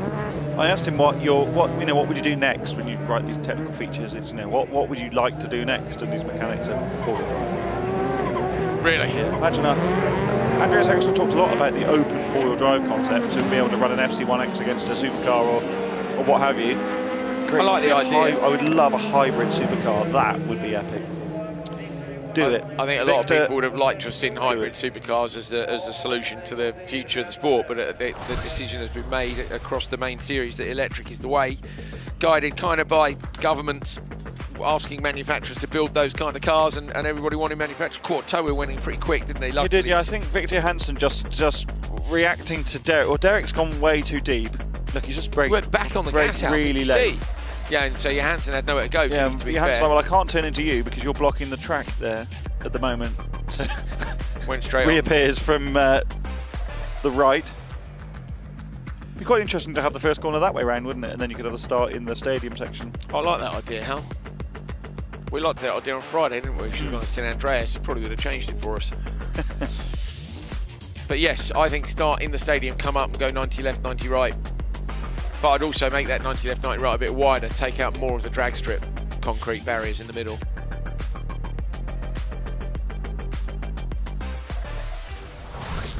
Because a 90 left, 90 right allows the over-under thing on the exit, basically. If you're designing circuits, first two corners should always go in the opposite direction. Top tip.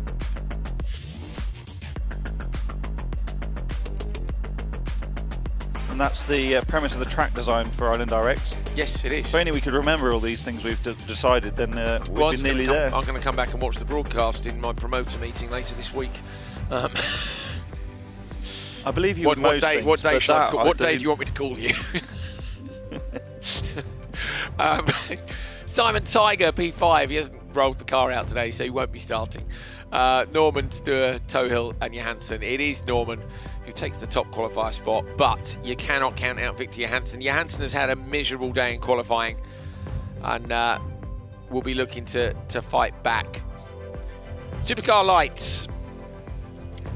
Tell you what, once you've watched the whole broadcast back, you call me.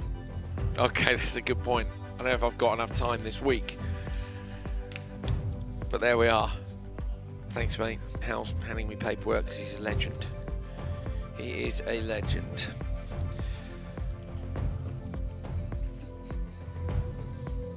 Right, just seeing what paperwork I can ditch, mate, before we go. Oh, good, they're fixing turn one. I'll tell you what, enjoy them fixing turn one for a couple of minutes. Stay with us.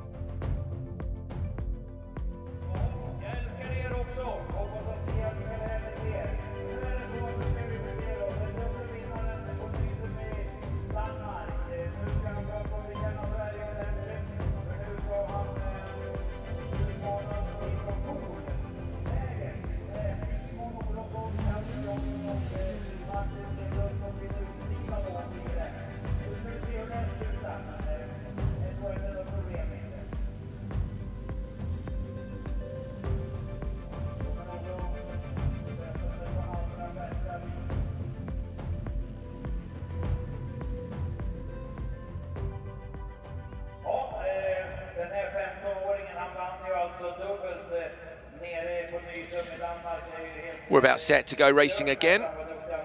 Q3 Heat 1 for Supercar Lights. Anderson on the left-hand side, currently sitting in second place overall in terms of qualifying. Olofsson is in the top qualifier spot. There are 7 points between them, so Anderson needs to beat Olofsson, but also needs somebody else to beat Olofsson to take that top qualifier off him because of the way the points work in qualifying. But good to see the two who are top two positions in the standings next to each other on the grid. Kasper Janssen, North American NRX Next champion. NRX Next champion overall the previous season, but doesn't get a good start, gets squeezed. Enland trying to come around the outside. Janssen up the inside of all three cars. Has Janssen got that done or not? Side by side with Anderson. Anderson probably not going to lift out of this one. Is Janssen going to? He does, and slots in. So that inside on the exit of turn 2, how just doesn't play out, because you have to give it up if you don't want to end up in the wall. Yeah, very, very, very, very good there from Casper Janssen. I think Viggo's drone's just lost a lens watching that footage. As you look down at the time screen, it all went a bit blurry. But yeah, Janssen cut back on the inside. I thought he'd braked that a little bit too early, gave up the position early on, and then went to the inside. On a different day, might have even got the lead there compared to Lucas Anderson. But Anderson out front, fastest lap of the race so far last time around, not bettered by Simon Olofsson behind him, of course, because Olofsson's currently second, and this could be Anderson's fight back. Janssen's Joker was aggressive, Hal. When he chucked it into the second part of it, he was more sideways on the exit than Enland was. And the gap at the minute is only 6.7 to first, 5.7 to second, and they go in now. So they've gone in now. We know this will give them the quicker time, but it also gives Janssen less time to catch up. Anderson and Olofsson trying to hold off Casper Janssen. Casper Janssen coming in, should get Olofsson here, but Olofsson going to go defensive on the inside. Casper Janssen super late on the brakes. Closes up to the back of Anderson. Olofsson with a little bit less pace into the corner, tries for the inside line, but Casper Janssen holds on to it. So, yeah, after a bad start, Janssen, that's good racecraft to end up in P2 here. And actually, this could give Anderson the top qualifier spot as well, because Janssen is in between them, which will give him an 8-point advantage. He's only 7 points back out, so it might be the difference for TQ, this. And that's the difference between following someone into the Joker on lap 2 and not. Anderson's car, yet again, no damage to the front of it to speak of. And a win to boot. P2 for Janssen, and the fact, as we say, that Olofsson is P3 here with a car in between, that puts Lucas Anderson into top qualifier. Job done. Janssen absolutely nailed one of the bollards on the chicane, so I wonder if penalty something maybe will come out of that. Although I hear from the Janssen was so good at threading that car into that gap, brilliant spatial awareness. And patient on the throttle as well, waited a long time to get back in it. And you're so eager, aren't you, to get on the throttle and get into the gap. And then experience showing there, just to roll out the throttle. You don't need to brake, but just to lift and let the car next to you go. There's that was Vigo, There's the lens going on the drone. Another GoPro dead. Anderson, I don't know if Olofsson lost that much really, because he was so tucked up behind Anderson. But that closing speed that Janssen carried, Janssen did very well to get the car stopped here, because it would be so easy to be unsighted by the car on the right. No, I don't know. I think they'll get away with that. It's only a glance. Yeah, I don't think there's time gained there. If anything, I'd say he's coming. Okay, then he's done another one. Great work from our replay team. Thank you, guys. That's 2 bollards. So Janssen, 10 points. If Janssen got a penalty for that, and it's not an automatic penalty, it has to be said. So 157.2. Q1 was one with a 157.8 and a 157.7 for Q2. So that is the fastest time of the weekend. 157.2 by Lucas Anderson. Bit of a marker there before the finals later. Now we have got drivers in here who could potentially go between, because Olofsson's a 159.3. So there's 2 seconds between Anderson and Olofsson. If one more driver goes in between, then it's definitely Anderson's TQ. If not, then it will depend whether or not Janssen gets given a penalty, which might be on the online notice board. We'll have a look in a minute.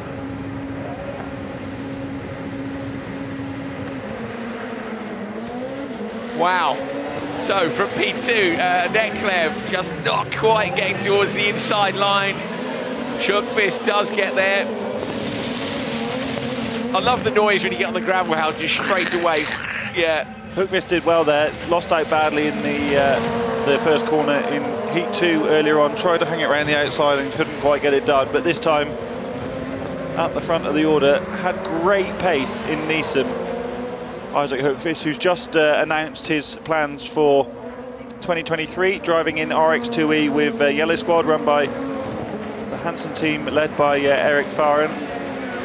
So he'll be fighting Niels Anderson and co for that title, and here to get more seat time. He was telling us yesterday, was it Friday evening, he was telling us how important being race sharp is, and his pace in Nissan wasn't rewarded with the type of results that I think that showed he was capable of. Now he's at the front of the order, and this could easily trouble the time of Anderson in the previous race, I think. I would like to see, Hal, if we come back here next year, the right-hander that comes off that back straight into the velodrome, another piece of the concrete taken away, because I think it would give you a wider entry line to the left before velodrome. And I think it just give people another option to overtake, or at least to close gaps. Yeah, yeah. You'll see it when we come round this time. It's actually the one that we've seen Veiby and Janssen very nearly spin into anyway, so you could take it out from that point of view. But just on the right here, if you took those two end ones off, you see the amount of tarmac it opens up into the left-hander. I just think it would give you a bit more space for passing. Can you make a note of that in our, our documents? Yeah. Regulations and ideas. Sjöqvist into the Joker. Tornholt has got a number 4 on the roof, and with the amount of drones we're using at the minute, I'd like to see that on all cars. Big numbers on the roof. Where's Sjöqvist's time going to go? Is it going to go in between 1:58.6? Yes, it's ahead of Olofsson. So TQ goes to Anderson regardless of what happens with Kasper Janssen, because if he was to get a penalty, Sjöqvist has just gone quick enough to make the points gap between Anderson and Olofsson too big to close. Yeah, see the numbers on the roof? How look at that. See? Experts with the 166, there it is, look. Yes. I like how this is a revelation to you. I think it's great, but the thing is, it's only the use of drones. When I think about it, like it's only, when 2020 probably was the first time we were extensively using drones? Yes. Yeah. I remember when Jones was first using the World Championship, and it was extraordinary, wasn't it? Estering that weekend. Yes, how many years ago was that? That was a an long experiment, wasn't it? It was above turn 1. And we were all like, oh wow, this is amazing, and then it didn't happen again for ages. So Isak Sjöqvist's time slotting in between Anderson and Olofsson, with Janssen just in front, in fact, but yeah, enough to make sure that Anderson is the top qualifier. Going back through my stats, where's Anderson qualified? Top qualifier in round 2, qualified maybe 5th in round 1. I bet he's remembered that bank. No, I don't think. Oh, no, I think it will be. I'm going to just check that because you're a clever guy. Let's open to drive one more page. He was qualified 6th in the first one, yeah. TQ in the second one. Where was he yesterday? Oskarsson, Haug and Haug down towards turn 1. Oskarsson gets the whole shot. So Lars-Erik Haug got that car fixed all match. Oskarsson's got the door open on the exit of the first corner. Now you're left with a decision as a driver whether you try and shut it or just leave it to flap around. Following isn't ideal in that scenario because there will be even more dust thrown up by the cars ahead. Dust has been suppressed really well here, Andrew. They've done well to keep the dust down. Doesn't look like they've used lots of dust decks. Look at the door still open on Oskarsson's car. The two Haug brothers following line astern on lap 1. I would have sent one to the Joker. Oh, door's open. Left the door open. Left the door open. But now, worst case scenario is someone tries to overtake you, the door comes open and it gets taken off, and then you've got a lot of work to do, haven't you? Ekstrom lost his door in Extreme E, didn't he, last season? Season before. Yeah, that was Sardinia, I think. I quite liked that. I remember sort of glanced across. There you go. Door's gone. Door's gone. Whatever. Probably cost a fortune. Oh, absolutely. Ooh, my goodness, that was quite a wobble there from Niels or Lars? Niels. Who was it that hit the bank yesterday? Lars-Erik hit the wall yesterday, or the bank. It didn't cause much damage. He said it was sore though. I bet he was. The sample zone of the car took most of it in the front, and that's why these lights cars are so good. Modular was the word you used yesterday. I think that's very correct. Thank you, Hal. I was pleased with that, as I was pleased with your analogy earlier on. What was that? All about building a race car. Oh. Getting it to the first event is the tricky part. After that, it's just tweaking it. How rich, what a legend. Oh, mistake by Oskarsson in the Joker, gets far too deep. Just coming in slightly too hot, or maybe getting on the gas just a little bit too much on the exit. And not going to trouble, as you can see, the times at the top of the sheet. Fastest last.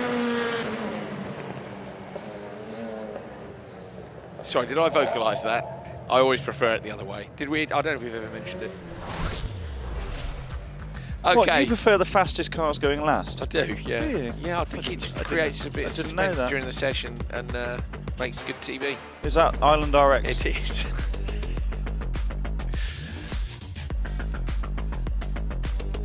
The door eventually shut. Steel doors, of course, on the lights cars.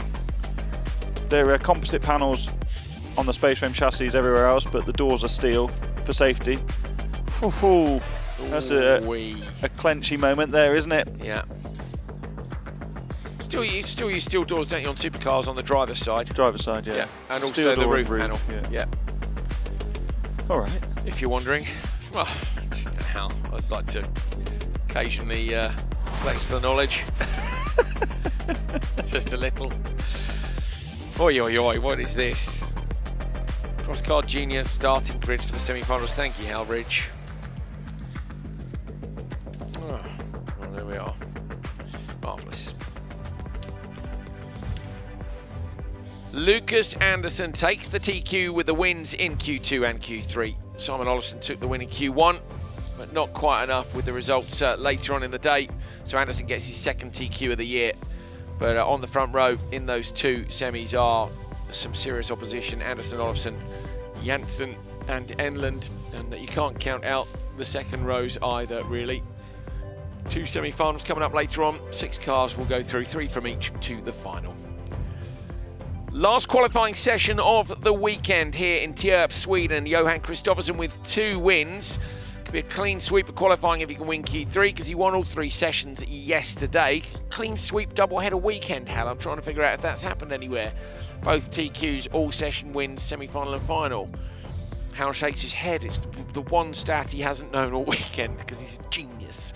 But there's been a lot of Rallyx double headers, hasn't there? Yeah, there have, mate, to be honest, yeah. That's the problem with a double header, is it all just sort of merges into one. Yeah, it's just, it happened in Sweden.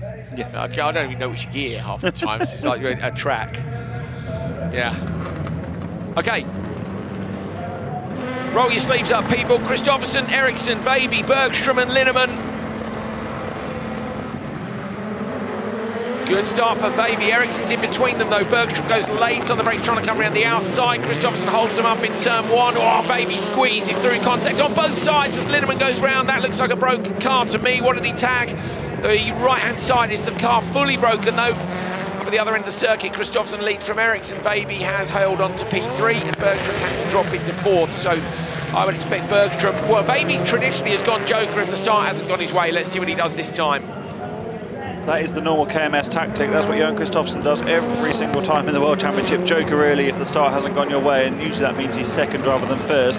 Oh, the rear inside wheel really kicking up on Kristoffersson's car as it goes over that bump as you cross the drag strip. Bergström though, another brilliant start in the hind eye. I'm interested to go and talk to him and find out how he's feeling in that car. Oh, Kevin Eriksson, very sideways. This Civic's set up very differently to the car he was driving yesterday and this morning, and he was saying they're working on trying to get it back into the window of the other car. He does like this one in different ways, but it's not the same. And yeah, oh look at him It's fun to watch, mate, as well. Isn't it? It's fun to watch. That Hyundai just to me seems incredibly strong at the start. It wasn't the best initial start, which I didn't feel in the previous session, but then just seems to close on the run to the first corner. Linnemann is parked at the side of the road, so if that's steering rack, he's definitely out because it took him all day to find one yesterday. Ended up, was it a Volvo one he put in the end? Volvo one, yeah, but then of course you need to change all the UJs on the column, and that's what they were MIG welding up for ages yesterday. Yeah, bit of a mission. Kristoffersson into the Joker, going to be followed in by Eriksson and Bergström. Watching for Veiby on the outside. Veiby might get 2 cars here. Veiby's speed is enormous as he comes back on. Kristoffersson wins. Clean sweep of the qualifying sessions for Kristoffersson. Veiby in P2 here. We'll move him up the order because Veiby hasn't had the best time so far. Have a look back at the first corner. You're right, Bergström didn't make the best initial launch. Kristoffersson and Veiby very equal. Kevin Eriksson sunk it up the inside of Veiby into the rear of Kristoffersson. Then the rear of the Civic comes round. Linnemann just all on his own crashes into the tyre wall on the right hand side. I've definitely broken something in the steering, hasn't it? There is Linnemann on the far left of your shot. Comes back to the inside. It was actually a good move, wasn't it? It was a good move, yeah. And then those tyres just stick out a little bit. To be fair, they're pointing out from the middle of the concrete, but still, where they are, you can see where they are. Steering clearly broken. Not your weekend, mate, is it, for Linneman? Third weekend on the bounce for him. Very small team. His car's been brought here behind the bus of the Danish cross car team because Ulrich was running his own team in Denmark on Friday, then drove here for 13 hours or something to get here from his home for Saturday morning, and he's running the car in the paddock on axle stands, no tent, no nothing, just a toolbox and a couple of mates along to help. I quite like that. So do I. Cool, isn't it? But also the commitment for the sport, how to say, I can do this, I'll support you, I'll come to your event. It's going to be a mission for me, but I'm going to do it anyway. Well, he said yesterday, he said everyone told me not to bother, he said, but I just couldn't help myself. So got the car here, came, and then he's just like, oh. Unlucky Ulrich.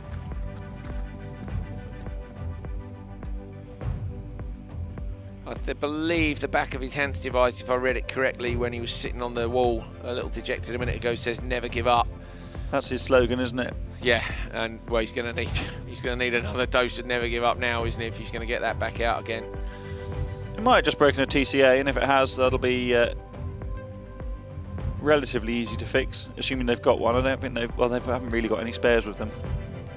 Do you think Daniel Toren makes the Rallycross car scoop attachment for the excavators? Because all the other attachments his company makes are next to the commentary box, aren't they? And I don't know if I was... Just seems to me to be a popular attachment now for Scandinavia. I don't really know what else you'd use it for. Can I have a giant pizza slice piece for sliding under, you know, up to £500,000 wrecked cars and just going to plonk them back in the paddock?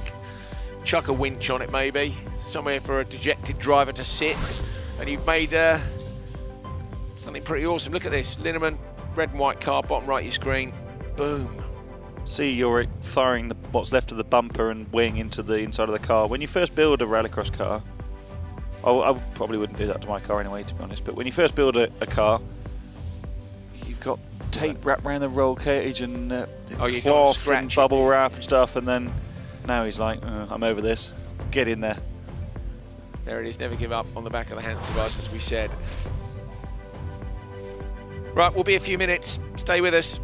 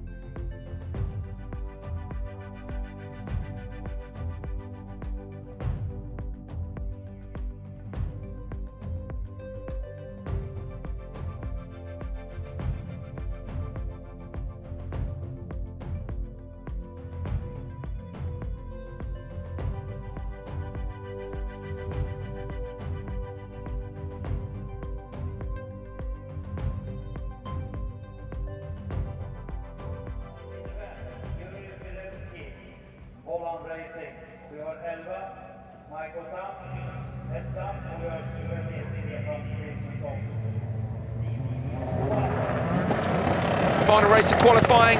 Victor Vranckx, Daniel Torenu, Belevsky, Maiko Tam and Stefan Christensen. Expect Vranckx to lose the start, but expected to make up some positions as the session goes on. Nicely done, Daniel Toren slotting into P2. Maiko Tam comes around the outside. Vranckx is already up the inside of Christensen to go from P5 to P4. But your leader is Yuri Belevsky. Tam had great traction out of that Fiesta, out of the first corner. The M Sport built Fiesta, recently acquired by Tam and TT Motorsport, that car. Previously run in the US, into the Joker for the first time of asking. Vranckx follows him in. Vranckx's father, Bert, was walking past before, looking quite tired. They've been all over the place in the last few weeks around the world. He said, I don't really know which country I'm in or what the time zone is. He pretty did say pretty that, tired. Yeah, they went to Las Vegas for the Nitro Rallycross World Summit, I think it was called. So they were over there posting pictures of themselves in swimming pools, having a lovely time, and then they were here absolutely freezing on Friday, weren't they? So how your Instagram stories can change, but still having fun. They've got their big bus and motorhome things here. So into the Joker for Toren. So Toren maybe trying to cover off Tam and Vranckx. Tam going to come through. Oh, closing speeds high. Vranckx on the outside line. Oh, Vranckx is locked up. Hits the back of Tam in the background, but they both hold on. A little bit of the bumper off the front of Vranckx's car. Thought that was coming in a bit faster than that, Hal, and it's actually gone all right. That's what I've talked about several times when you're passing someone at the Joker merge there, because you're carrying so much more momentum and you're very aware of the car on the right-hand side. It's so easy to miss your braking point by a little bit. There's Belevsky in the Joker for the final time. He's going to get this sorted easily out in front. Vranckx getting a face full of gravel on the exit of the final corner. Belevsky goes to the line, a 1:51.2. That's going to put him second quickest behind Johan Kristoffersson, who takes Q3 and the top qualifier position for the second day in a row. Belevsky, arguably the best time, or the best run he's had all weekend. Little nudge in the rear for Belevsky in the opening corner there from Toren. Tam had such great traction on the exit. This is Toren in the Joker. This is Vranckx, the rear skipping around on the RX2E machine. This is where I thought he was going to nudge him off, Hal. Look how late he is. We did and the rear lock that. No, okay. no. Then he's back in the throttle. Come on, we've avoided that. Let's go. We're fine. It's only a bit of the front bumper. Let's go. Tam would have felt that, but not too much. Oh, Belevsky is good time, isn't it? Yep. Second fastest, his best run of the weekend, I think. He's had his fair share of complications, getting wrapped up in the first corner scrums. Quite a lot of damage there to the front of Vranckx's RX2E car. Here's the result of that final qualifying race. Belevsky, Tam, Vranckx, Toren and Christensen. That's going to give us our standings for the end of Q3.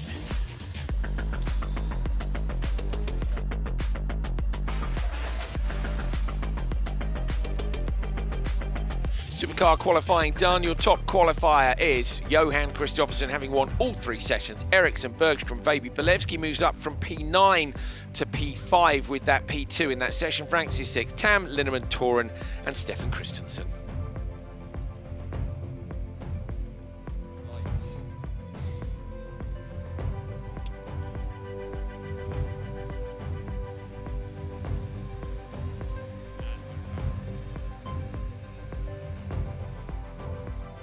That is it for qualifying here from Tierp. Q3 done. We've got all our top qualifiers in our various different categories. Coming up in a short while, we'll have semi-finals and finals. We've got a bit of an extra treat for you as well. Hard work for the guys in the truck, but we're going to put them through it. Thank you very much, lads, for all that. We appreciate it. We're going to have about half an hour of the rally sprint for you. So you enjoy myself, Hal Ridge, and hopefully some guests. We know we've got Marcus Gronholm going out in an FC1. Also, the Eriksson brothers are going out in the other FC1 as well, plus side-by-sides, drift cars, crazy Volvos. So expect banter. 4 p.m. local time. Hal, thank you, mate. And one last show to come. So, yeah, I said don't go anywhere. You've got 20 minutes. Come back then. See you soon.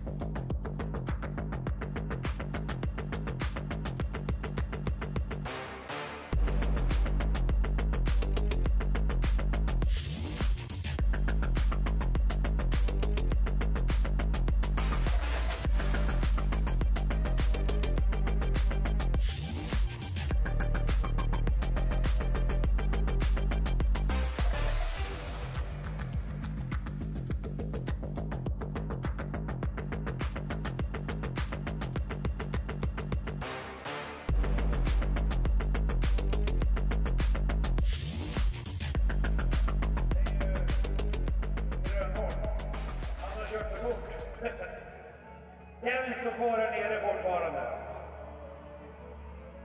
Ja. Det är nog så att det kanske är några som ska dela någon bil. Nu vi se, Erik, kan du hålla koll där vilka det är som kryper in här? Ja, det är Marcus Dubois här igen. Ska han åka lite mer eller? Jag vet inte. Här kommer alltså Marcus Grönholm, ska vi se. Där sticker då Kevin iväg precis när han går i mål. Och då är det nästan så jag kan räkna ut lite grann här. För det är så de startar på klockan där nere. Och då är det så att Marcus Grönholms tid, 1.58.41, det räcker inte. Bara 48,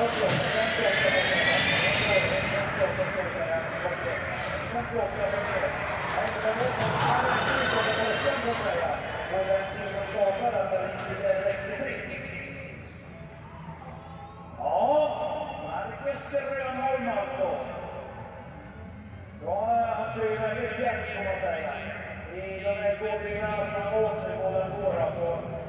Och så att säga att han är mest hejsare på ett resa. Den gamla NK6 som han gör bästa tiden på 1.58.11 och 1.58.41. Alltså blir det exakt 4 tiondelar långsammare på elbilen. Jag tror att han måste ha gjort något misstag med det. Det är vad jag tror.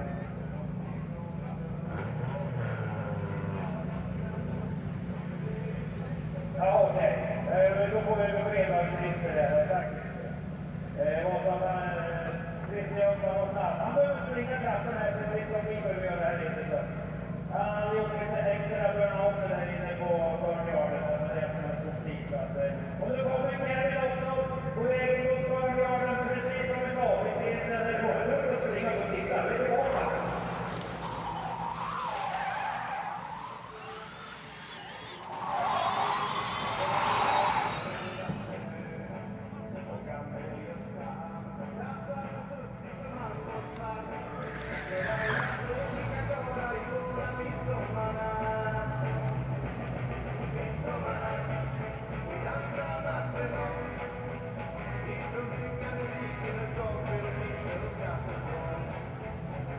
Ja, Brissomarna.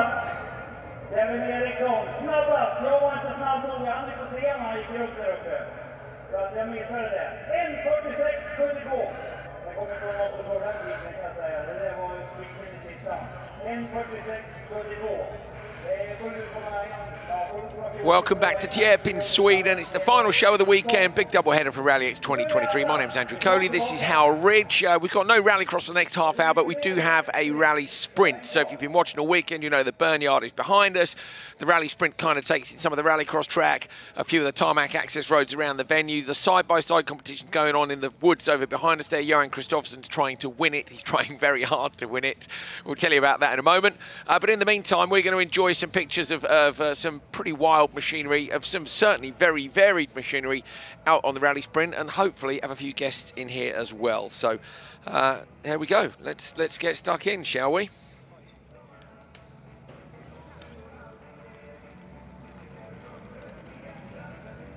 So the cars are all queuing up to head back in for another run. They've actually just done one run. So they've done their final run just now, but because they were running a bit ahead, they're going to go out and do a run again. Now I've got the results in front of me, but oh, we've got side-by-side results. Is that overall, or is that just this stage? Okay. So Johan, I saw Johan a few minutes ago, and I said, "How long will it take?" He goes, 3 minutes maybe. Hopefully 2:55, and he's got 2:48.2, so he's gone 7 seconds quicker than he thought he might go in the side-by-side in the Forest stage. Assuming that's the most recent one. Yeah, I think it is. I think it is. He was desperate. Oh, there's lots of people still to go, look. Yeah, okay, so he's up against a guy who apparently backflipped a snowmobile, which Johan was like, whoa, yeah, very, very impressed by. But it was, I think, you know, people who backflip snowmobiles, Hal, are generally bonkers, and they're therefore able to take risks at quite a high level. So Johan, let's say, has set the benchmark time 6 seconds quicker at the moment than the people behind him. Rally overall, Kevin Eriksson's fastest time 1:46.7. That was in the FC. So that's just one. That's just in the final, not the best run of the three. Best run up. Was it this final? Was it that last one? 1:48.4. 1:46.7. So he's gone quicker in the final. than he had best done in of any runs of the 1 runs. to 3. Yeah. Okay, so Marcus Gronholm did a 1:58.111 in the Ford Fiesta Mark 6, but they did have a misfire.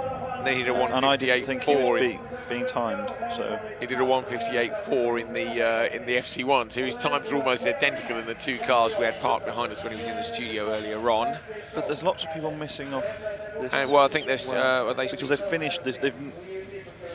I don't know the answer. As you can imagine, we didn't have a huge amount of warning we were going to do this, and most of the people on the entry list are not Marcus Gronholm and Kevin Eriksson or Johan Kristoffersson. Johan has said he's going to come and join us, and he must be back from side by side if he set that incredible time. So this is Adam Backstrom in the Volvo PV. Now, I'm afraid I haven't seen this car before. I might have done, but maybe only in passing. But there's some fellow motorsport anoraks, like Sean Hassett in the paddock, who have been very excited that this chap is driving his Volvo PV 544, and he is very, very exuberant with the driving style. That's what we like to see. Apparently he's done lots of YouTube videos where his onboards through the woods are very exciting. Good.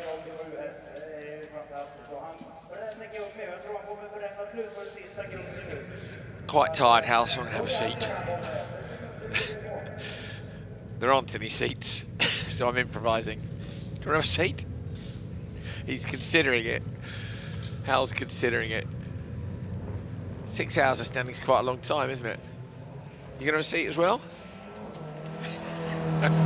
I know you can see into the studio. It's probably not wise right now, but either way, there we go. No, I can't. I don't have the mouse to. Do you want me to pass the mouse down to you? That's fine. You sure? Yeah. So this is in the old first corner of the Rallycross track, at the bottom of the drag strip. That's where the start of the drag strip is, of course. Now they're coming back up the drag strip section. He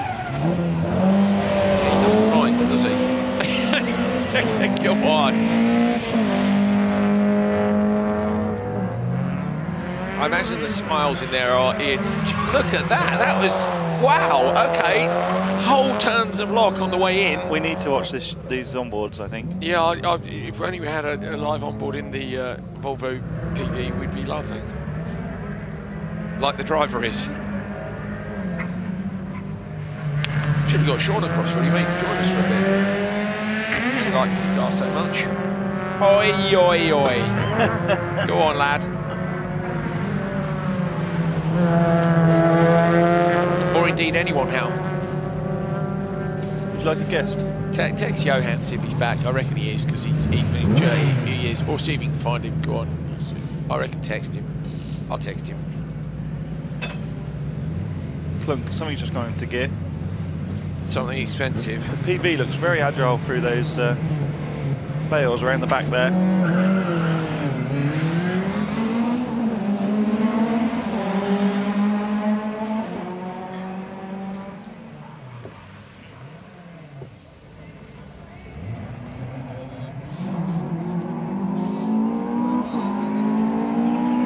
Oh dear, I'm going to be let down on my Volvo knowledge. Not a clue, mate.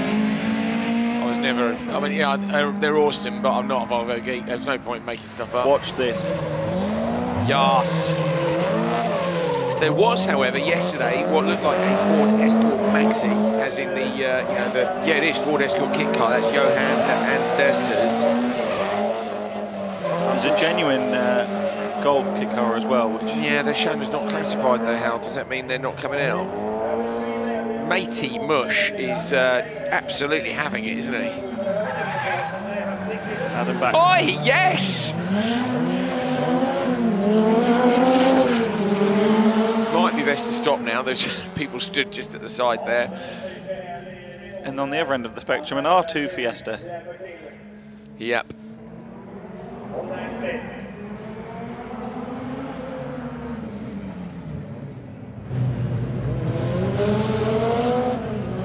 So this is out on the far side on the access roads. It's pretty typical of a single venue rally. I don't know how much single venue rallies happen outside the UK. Not so much, I think, because we didn't have the ability to close roads for so long. But a single venue rally is where you set up stages at, say, an airfield or a disused military base, or sometimes at a normal motor racing circuit, and you use all the access roads like this, chicanes, and you do the stages all within one venue. The Circuit Rally Championship's become very popular now, hasn't it, as all my paperwork goes flying? Yeah. Yeah, I commentate the Brands Hatch stages when they come down to Brands, and it's always a cracking event. Seeing cars go the wrong way up Paddock Hill Bend and through Druids and Graham Hill Bend and so on is always pretty mad. I've co-driven on a couple lately. They're good fun. Weren't you going to come and do Brands? Yeah. I'm sure you said you were. Yeah. Well, when you finish a car eventually. Oh, no, I'll drive in some, yeah. Yeah, that'd be good, mate. Come and do it. Been co-driving for Steve Hill in his Mitsubishi Evo. That's been done 2 of those recently, I believe. If I remember correctly. Yes, 2. Yeah, Cowbell and Stetson. The one at Brands Hatch, mate, includes the 2 rally school stages I used to instruct at. So slippery. They are, yeah, well, they certainly are if it's wet. So this is, I mean, look at that.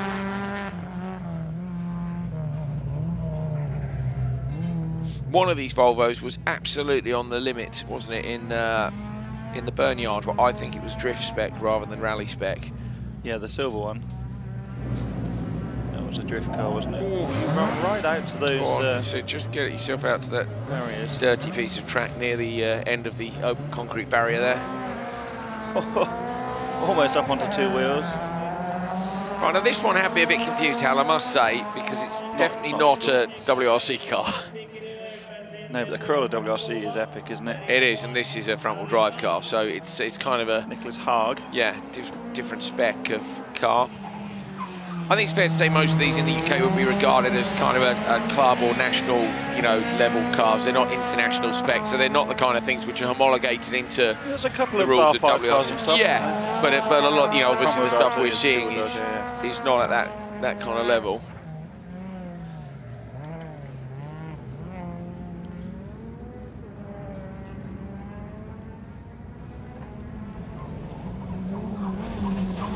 I didn't realise quite how fast the braking zone into the burn yard is. It's a very quick approach. I probably wouldn't have stood so close to the wall if I had appreciated that for the course of the weekend. Absolutely not. I'll certainly stand over on the far side where those people are. That's lovely and safe, because if you're going to plough through any walls, it won't be that one. I think if you could end up in OMS's awning. You could. As you did say, Hal, they've got 13 bays down there. The front 4 of them right next to the burn yard are hospitality, so it's probably best if you don't go into those. If you made a little ramp, you could clear the entire awning and end up in the studio. That'd be cool, wouldn't it? Well, as long as we're not in here. Ollie Eriksson arrived with his red hot supercar in 2020 in Nice. He did. We had that at the Magic Weekend too, do you remember? What was it called? The first year. What was it called? What, the Rallycross began, 1967? No, you muppet. The one at Holliest. There, at the All-Star Magic Weekend. I've got a sticker on my folder. I forgot about that. I need a few more stickers on my Rallyx folder, actually. I'll have to sort that out. Well, I've got those hooligan stickers here if you want them. Do you want those? Oh, yes, please. You've been carrying those around a while, haven't you? I have, yeah. I think you've got the R-pin ones, haven't you? So this is a genuine golf kit car.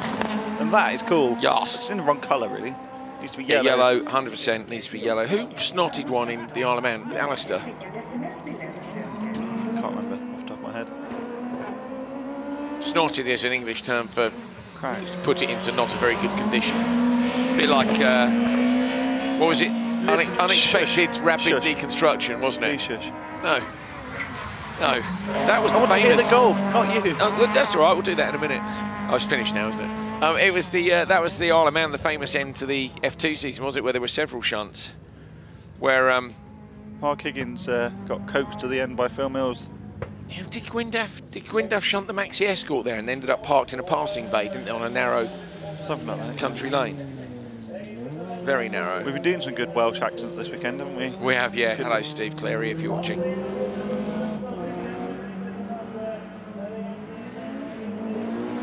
Lives near Breck Farm, Steve Clary. Johan Kristoffersen's just walked in, which is handy. Johan, there are no chairs, so if you want to sit on the desk with me, you're more than welcome. Stick those on, usual way over your ears and all the rest of it, and just in front of your mouth of the mic. Lovely. Hello. Oh my God. So you won, yeah? Yeah. Yes, mate. I told you. 2:55 and I'm seeing it's 2:48. Yeah. So you went 7 seconds quicker than you thought you might be able to go. Yeah. Mate, I was so... you had me in fits, you really did. He's looking at the results now. That was nice. That was really cool. Yeah, that was nice. Very nice. I saw the Volvo that came on the full sand on the... Yes, mate. Just as I finished my run in the SXS, I drove towards here. And then I just saw it came completely sideways with the blue smoke. And you liked it, didn't you? Yeah, it was nice. I knew you would. That was nice. I knew you would. Yeah, there's some good stuff out there. So yeah, so you won. So you've won the first round of side-by-side Nordic for 2023. Yeah. Is this the first round? It is apparently, yeah. Somebody posted yesterday. Just continue then. Well, that's what I'm thinking. You may as well try and take another championship. You've got to have them all. Yeah. Like Pokemon. Yeah. Oh, look at that. Oh, that's the Corolla part to the side of the road. Broken down when encouraging his mate on. Was he really? Yeah. That chicane is fast. All right, yeah, so that's cool.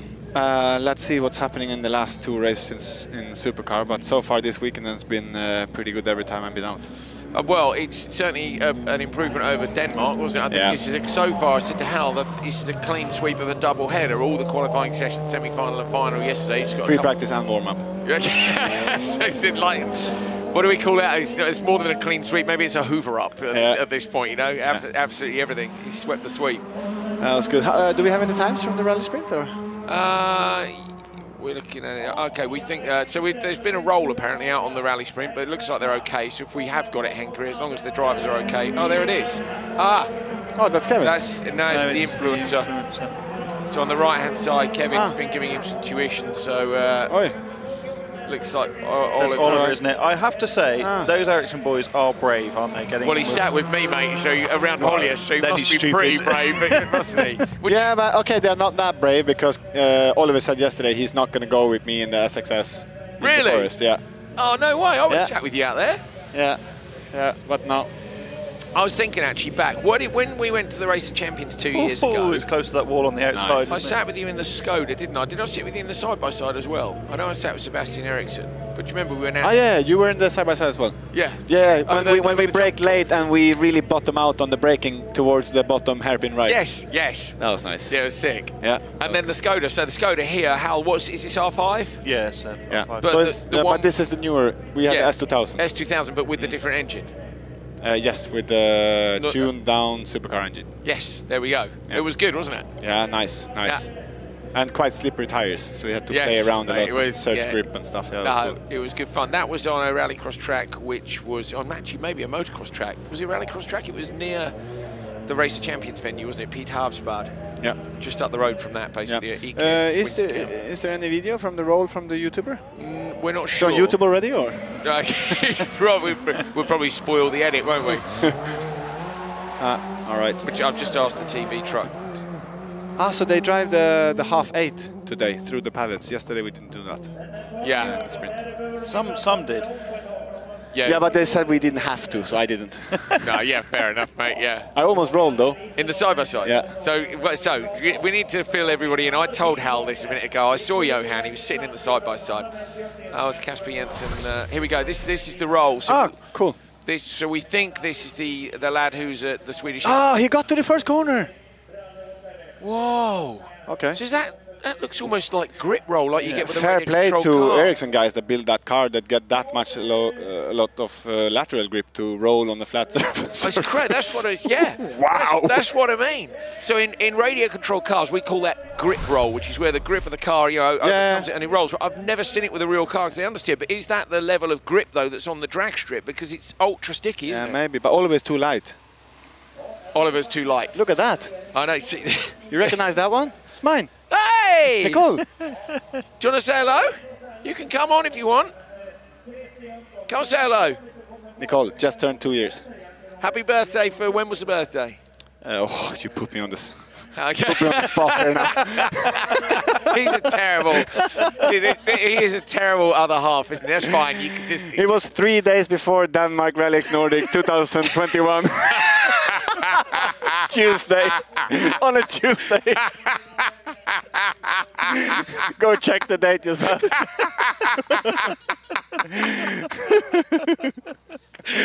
Oh, mate, honestly.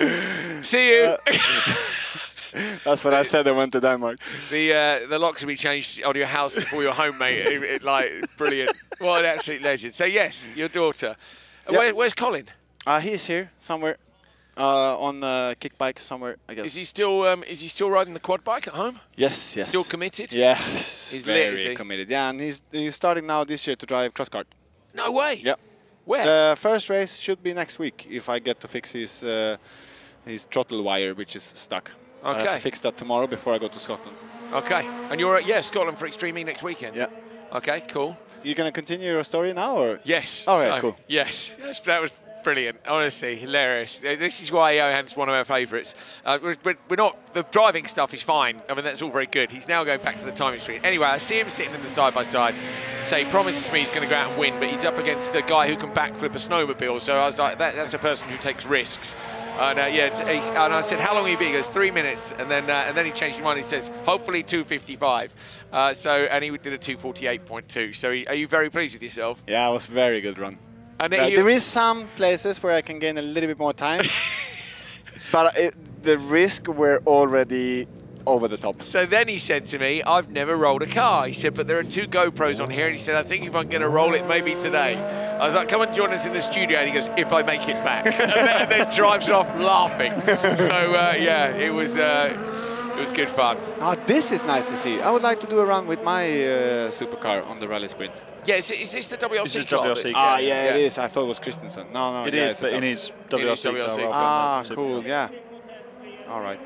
Nice. I would love to have seen you go out. You were going to do the supercar, weren't you, at one point, but now I guess the event's more important, isn't it, really? Yeah, but is there a run after our final? Then we might get a run in, after the final supercar. Then I can go and do the rally sprint. That would be nice. Get an onboard for it if you do. That's got to be. I drove it yesterday with XXS. What the thing? Yeah, no. I mean, I want to see an onboard if you're running the supercar. Yes. You'll have a camera on. It's got. That's got to go on social. Yeah, I want to see, but also I want to see the times. Hal, can you get the times up for rally overall? Kevin Eriksson FC1 146. I doubt we beat that, to be honest. No. But I would give it a try. I thought you might. I would give it a try. 146. Yeah. Let's see. But he said it was about 200 kph, which is a supercar also. I thought. Maybe yesterday he got 197 on the straight, didn't he? He stuck it on. Yeah. That's quick, isn't it? Yeah, but I think we can do 220 with the supercar. Okay. It's geared quite longer than the Killer Polo. When I came into the tent just to find you, they were changing the box on Baby's car, but one of your texts said it was to do with ratios rather than a problem. No, I think they changed. He broke something in Q1, or did they change something after that? Yeah, no, just now. Okay, yeah. I don't know. The prop and the box were both lying on the floor. So. Oh, okay, yeah. See how probably changed into mine. Yeah. My ratio. Yeah. Try that, yeah. See if that works. And then I take his. Be like, yeah. That sounds like your debrief meetings at Volkswagen Motorsport, mate. Oh, it's about springs and things, eh? Oh, yes. Oi. Yeah. Oh, your car, Wilma, is currently being thrashed, isn't it, by Petra in South Africa. How happy are we about that? I mean, Petra looks like he's abusing it out there, Johan. Yeah, but I think Wilma never lets you down, so she can handle it, no problem. Handle the Petra Solberg. I wish I had this car when I drove 17 and 18. It's much better. What was Petra's car called? No, he didn't have any name. Yeah, no, I think maybe he had. I'm not sure if he had any name on the Polo. I know the DS3 they call Ariane or something. Yeah. Like this fighter plane. Oh, yeah, okay, yeah. And what about the current the Polo you're in now? So what's OC's Polo called? That's Tord Linnerud's car, so it's KMS Chassis 3 from 2015. Yeah. So that you drove that last year, though? Yes, so for the last couple of years. Doesn't have a name? I thought it did. Yes, it's after Sandra's grandmother, Iris. There we are. Fantastic. Yeah. And what's the current one called? The one you're in now? That's the Pig. The Pig? Yeah. That's Topi Heikkinen's 2014 Marklund built car. But we changed the name now to Killer Pig after yesterday. Killer Pig. What's the Pig? And now it's the Killer Pig. Okay, mate. I'll try and remember that for the final. The Killer Pig. Yep. So the FC1's up next, and the looks of things. Andreas is going to do it in a quad. Yeah, well, so Andreas. So it's either Kevin or Oliver in the car. I would suggest Oliver's probably stuck down at turn. I think Oliver was going to drive one, wasn't he? Well, they were going to do one run each. Oliver Did you see Kevin that Per Eklund was co-driving Andreas Eriksson yesterday? No, in the FC1. Yeah. Oh wow. Yeah. It's Marcus in the blue one. Blue one, yeah. Yeah, Marcus was doing both the runs in the blue and yellow one. Someone with the. That's not Peter as the passenger, is it? Hedström? No. No, Hellman. Oh, maybe. Oh, that looks like Peter Hellman in there with the checked. Yeah. I think that's Peter Hellman. Good for him. Yeah. Torsby suit, we call it. What, the checked shirt? Yeah. The what suit? Yeah, the suit, the penguin suit you have when you go on party. Yeah, yeah, That's what they have in Torsby when they go for party. It's a black tie doing a Torsby suit. Oh yeah, that's right. Penguin suit, I call it. Penguin suit. Penguin suit. Yeah. Are you looking forward to Scotland? Yeah. That would be nice. Where are you in the championship? Second? Three. Yeah. 15 points behind Veloce and Acciona, which are both 15 points behind both. Okay. Yeah. So we'll see. How can we get timing up for this, or are they not timing it? It's up. Okay. Well, this is final 2 because they've done one final. Okay. I have to check if Michaela finished finally in their success. Let's see. Quick look down here. Oh yes, you had the bet on. So can we talk about the bet or not? Yeah, we can. Well, yeah, but has the bet happened? Because we don't want to spoil the surprise. We scroll the other way. No, she's not driven yet. She's out next. She's quite far down the order, isn't she? Palian. What does Jon that mean? Lind running, I would guess. I don't know. What do you think? I don't know. You is it not Swedish? No, it's Hungarian. Yeah, because the timing guys are Hungarian. There is the FC1 heading out to the back. We think it's Kevin Eriksson, so we're going to come back to rally overall and see if we can beat time one. Final 2. So this is the last run, so we won't make it, me and Ole Christian. No. Oh yeah, good point. Yeah. Well, this is actually the second. This is an extra run because they had finished before we came on air, so they're doing another one, so it could be broadcast. Yeah, Andreas wanted it to be covered on air, and then forgot. That Quick charge, go again. Yeah, well, he forgot. We went off air, and they started the rally sprint, and then they finished it just as we were coming on air. So they're now all going for another run, basically. Okay. Otherwise, that was fast. An hour TV. Nice. He had 1:48 on the run before, right? Yeah, correct. So look at the entry speed here into the Burnyard. 46. Yeah, it's quick, isn't it? And then into here. So you can actually hear it come down the gears, which is mad in an electric car. But not perfect. What's the time, though? What's the time? Johann's thinking, if I can get out in the supercar, maybe I can go a bit quicker. Let's see. Palian. There is Marcus Gronholm. Marcus Gronholm out on a rally stage. And he's never driven either of the electric cars, which I was quite surprised about how, but of course there's limited testing, isn't there, with the world chassis, and his FC1, or the car they own is in the States. Not using the handbrake. Ah, nice. That was nice. Think it's quicker? Yeah, looks nicer. A bit neater. Niklas has something to learn from there.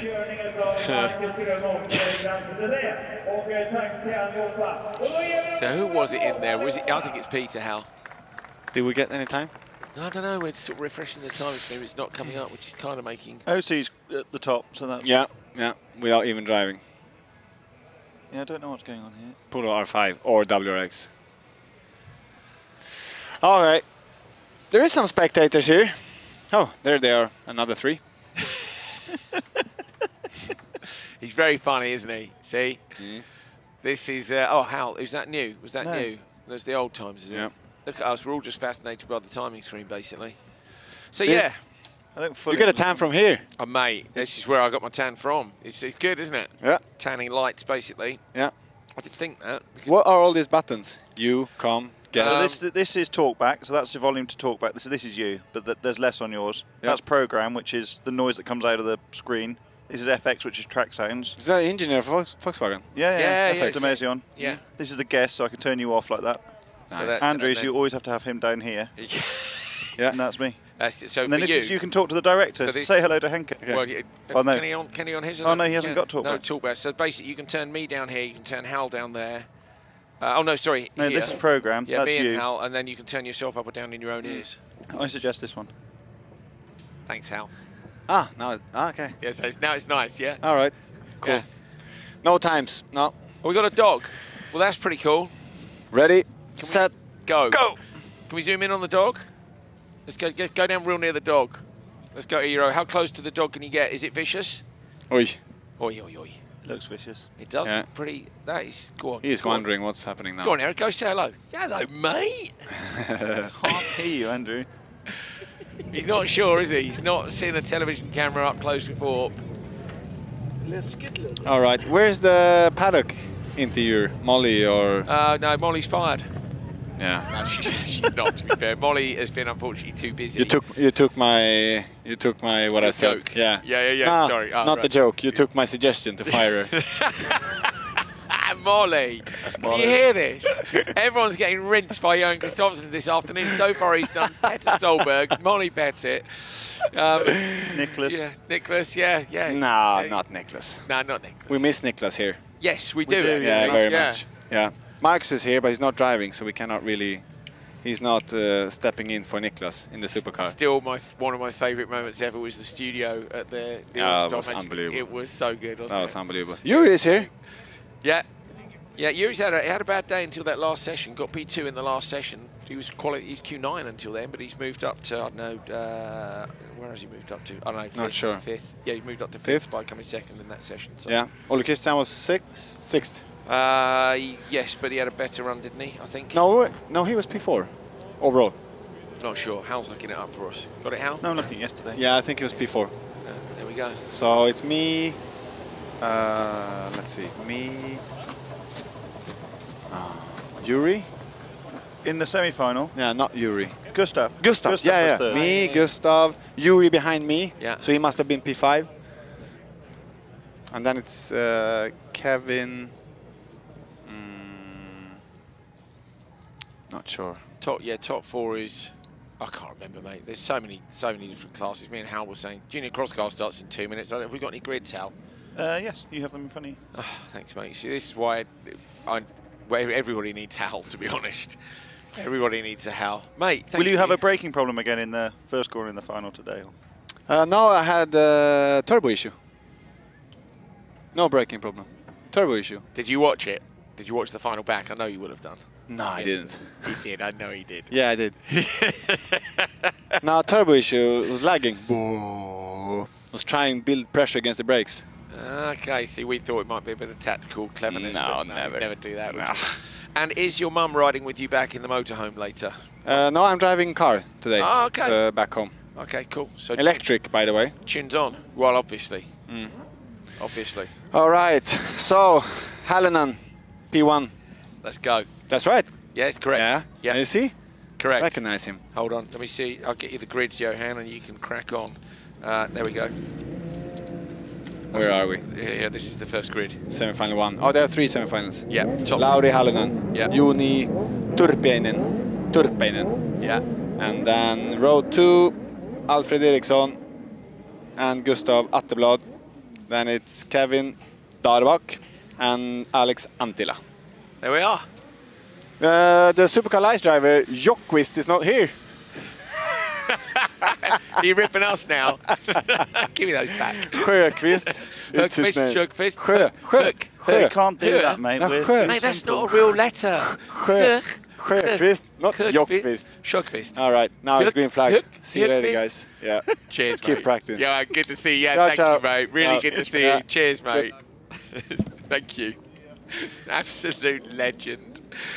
My God, if that isn't the best half hour of television with Johan Kristoffersson you've ever seen, you haven't seen enough. Normally, Johan, when he does the TV thing, is extraordinarily straight, isn't he? That's real Johan. He's a lovely, lovely man and a very, very talented guy. And super grateful for him popping down. And What's hope you happening enjoyed now? a bit of the rally sprint. This is cross-car junior, Hal. Here We we go. got Got semi-finals, and then what's all this? I need I'm to ready do to some go. paperwork. Yeah, I'm kind of not that ready. I'm not that ready. Oh no, we've got. Oh, the supercar light. All the oil from that engine is now on the roof of the car. I don't really know why we're bothering to clear that up. Well, apart from, okay, they want to turn it over the other way. We didn't actually see the last bit of the roll, did we? I did. We did, to yeah. be fair, how hard did it go over? It wasn't the hardest roll. And we crashed through the barrier, which didn't help. No, I know. Okay, we are getting a green flag. I thought we might, because bear in mind they're down at the far end of the drag strip. So, Hallinan, Yullalami, Sorry, that's your top three, Hallonen, Julami, Uito. Front row is Hallonen and Joni Turpainen. Remember, Hallonen is in that championship fight with the incredibly consistent Julami and Uito, so Hallonen really needs to win this first semi-final, because if both him and Julami win their semis, that will put Uito onto row 2 for the final, which would be a big benefit to these guys. Just as we saw yesterday, it makes a big difference into the first corner, doesn't it, having the staggered grid and not having that big scrum from the 5 wide into the first corner. But Hallonen has to get this job done now. In the top 3 all day in qualifying, fastest in Q2. I think the track's at its fastest, isn't it? They haven't watered much in between this session, just watered offline. That is Darback into the Joker for the first time of asking.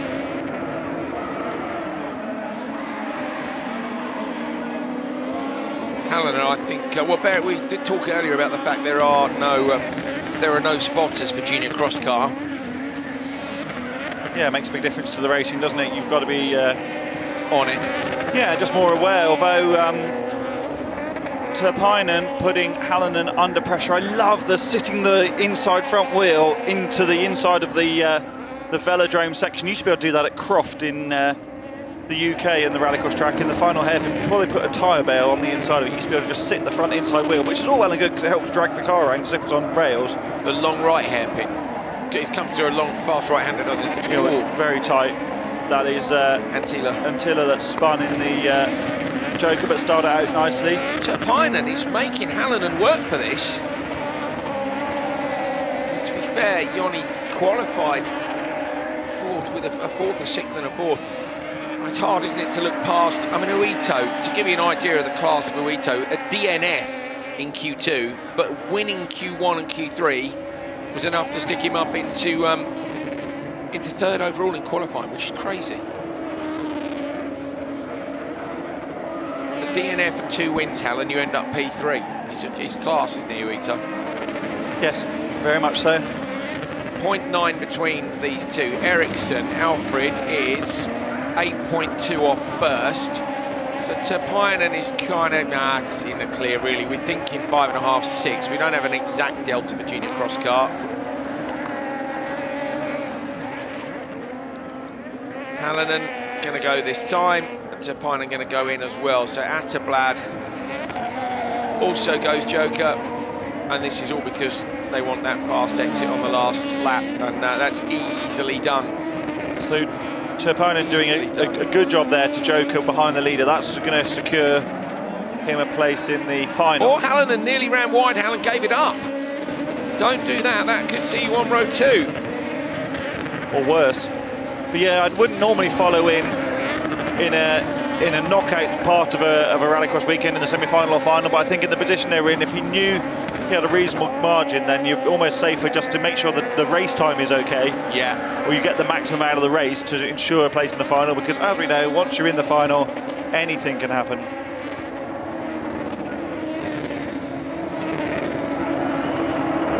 Hallonen crosses the line to win the first semi-final of junior cross car here in round 4 of Rallyx 2023.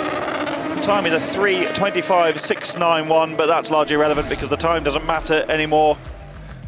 Turpainen takes second from second on the grid. It makes such a big difference not having the big scrum of cars down into the opening corner.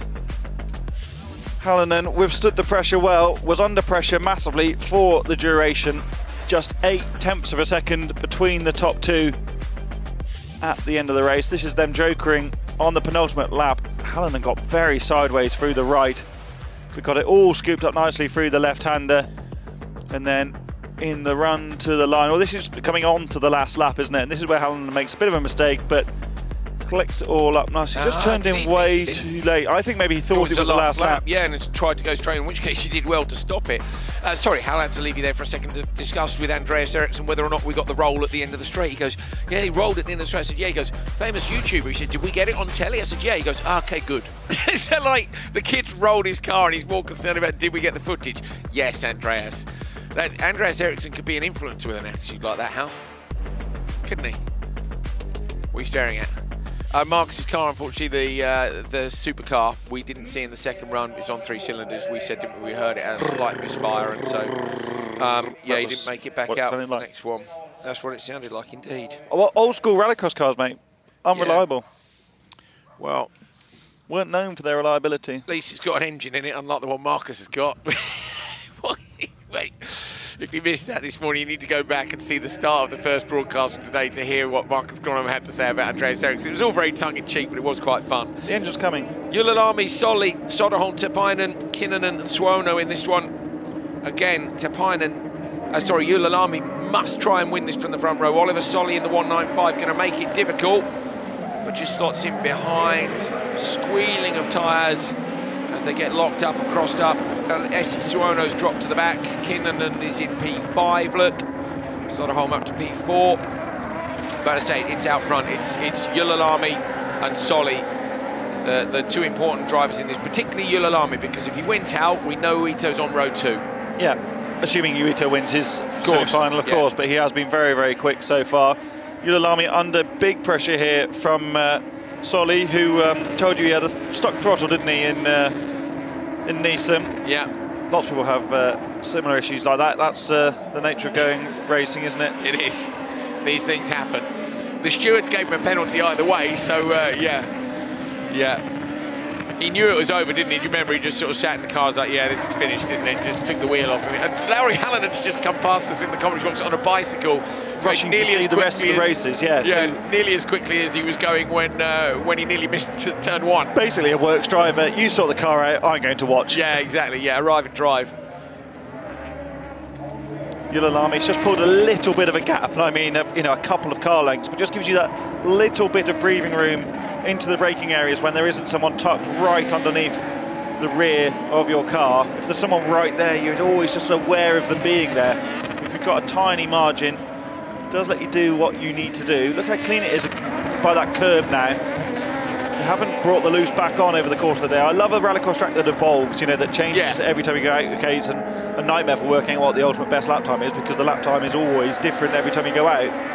Is why I don't really believe in track records, although someone like Jan Kristoffersson would bang on about having set a track record somewhere, but I don't really believe that stuff, because the track's never the same twice. He does have me in bits, he really does. He really does. So this is Solly now back up to second. Yeah, so Solly has Julalami, the only driver not to take the Joker yet. Done the best lap of the race on a 38.049. Actually, I think from Solly's point of view, interesting to do a different tactic. We always say that we don't just stick with it, but not waiting for the last lap or the second to last because of that exit speed issue. Julalami goes Joker now, so this one is for the win. Watch out for Solly in the background. Solly's close. Yeah, Solly's going to get the exit speed here. This could be really clever. Not close enough because he'll hit the limiter. And you'll just see it almost not break, but it just reaches a point where it's terminal velocity. It won't go any faster.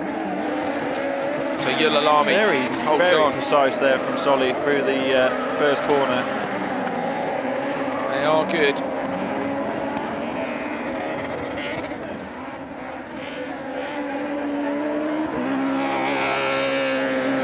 Problem, isn't it, for Soderholm to be going this slowly, almost lapped in the background. Yeah, something must have happened that we haven't seen. Misfire, I think, from the sound of the car. I might be wrong, but going to get round for that final lap. If you get lapped, obviously it's race over, but Julalami down to the finish line, wins semi-final number 2.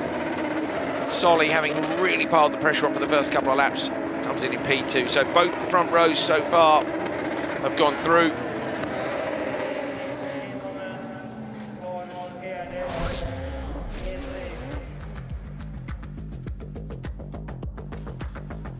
This was the start. Look, Solly alongside and then thinks better of it because he knows if he's out wide, there's a chance he's going to get mugged in turn 1.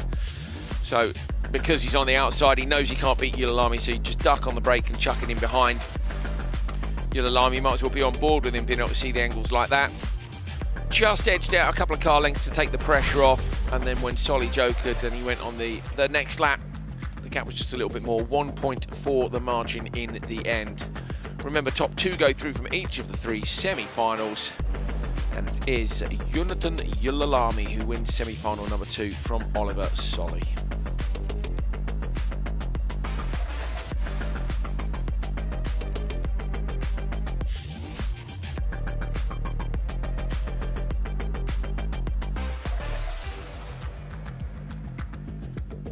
huge venue. Look at the grandstand in the background for the drag strip. It's crazy. You'd literally fit tens of thousands of people in there watching. It's madness. Confirmation of the result. Tapine and Kinnan and Suono and Soderholm go no further this weekend. End of another double header. In fact, Hal, we are past the halfway point in the championship. When we get to the end of today, it's 7 rounds over 5 weekends. Yeah, no. Is it? 2, 4, 6, no, 8 rounds over 5 weekends. Yes, 3 double headers, 2 single headers. Wow. Welcome to the House of Fun. Yeah. Welcome to the house. One more double header. I'll tell you what, those single headers are going to be a bit of a relaxer, aren't they? Do you not think? No? Don't count your chickens.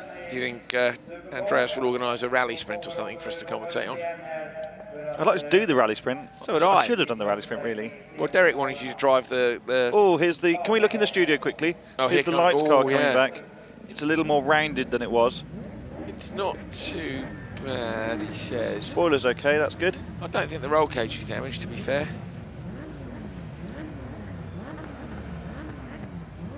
There's your man going out with a shovel. He's probably going to go and stand up one of those posts on the inside of the corners. Oliver might be able to come and see us, actually. Yes, he should. Let me shout to him. Oh no, here we go, racing instead. We'll see if we can get him in a minute. He can maybe tell us what happened. Kasper Janssen there.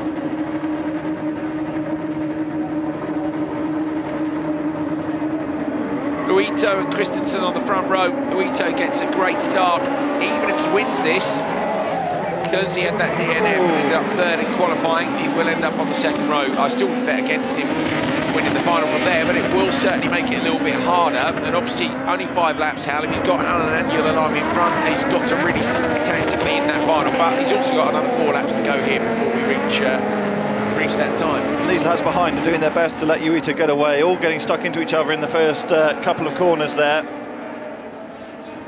Uito with a bit of a margin up front. Hagström currently piling the pressure on in 3rd. That's Christensen into the Joker for the first time of asking, followed by Alexi Suono. Look at Uito's precision. Oh, Hagström's got up the inside of Carl Svedland into turn 1. Lovely move. Simply lovely. Marvellous.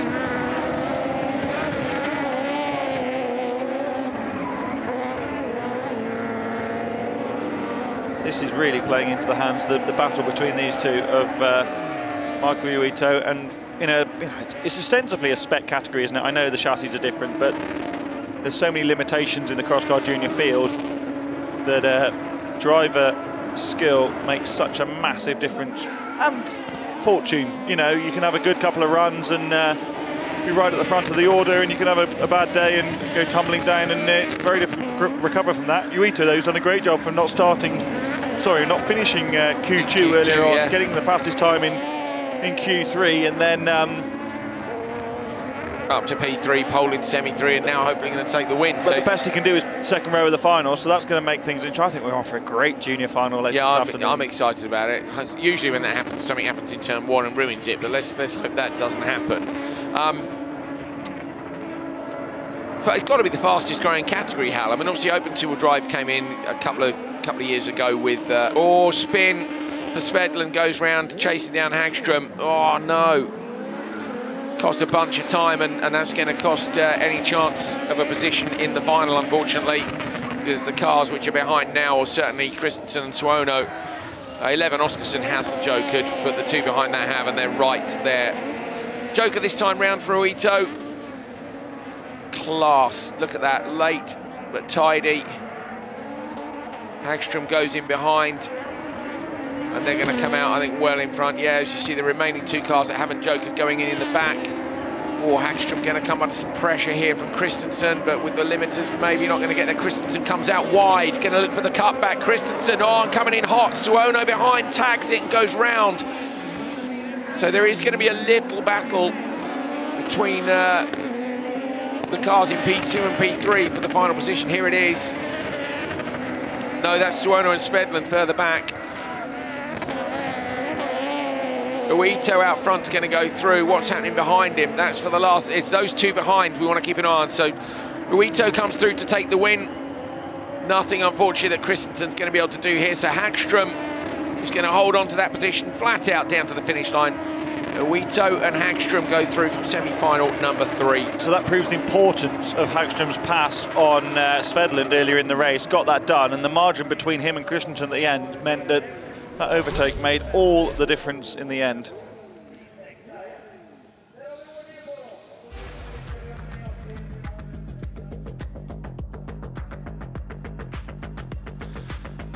Cross-car junior semis all done and dusted. That was the little spin pirouette down over the drag strip. Grip levels there will have changed during the course of the week, and you can see, look how smooth and sticky the drag strip tarmac is, and that, of course, is where Oliver Eriksson had that little roll as a passenger in the RX2 car, Lights car, NRX Next. So many different iterations of those cars. Uito wins from Hagström. And that is your top 6 through Halonen, Turpainen, Joni Turpainen, that is Uniten Ylälami and Oliver Solli, Michael Uito and Hampus Hagström. End of qualifying. Elias Svensson, Ronald Bowdens, Alexander Hume, Thomas Merstad, Persson, Grana, Osberg, Brunkvist, Enholm, Nilsson, Eliasson, Hoffman, Pentinen, Hukar. So they were 13th, 14th. I missed that earlier on today. What we don't know is whether or not they got the cars repaired in time. I'm going to bet that they have.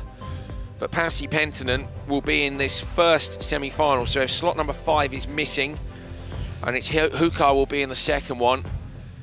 He's there, number 77, back left of your picture, just there. Brilliant. So great work. Pentinen has made it, and Hukar is in the background as well. Look at that.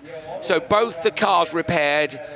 They're going to be P5 each in semi-1 and semi-2. That is a brilliant performance by that little squad to get both their cars repaired. But expect fireworks here. TQ man Svensson will want to hold on to that for the final. Make sure that he gets the pole. Oh, diving across there. That's Eric Nilsson coming in from the outside, trying to get across to the inside line. Svensson does hold on. Pasi Pentinen making moves up into P4 already.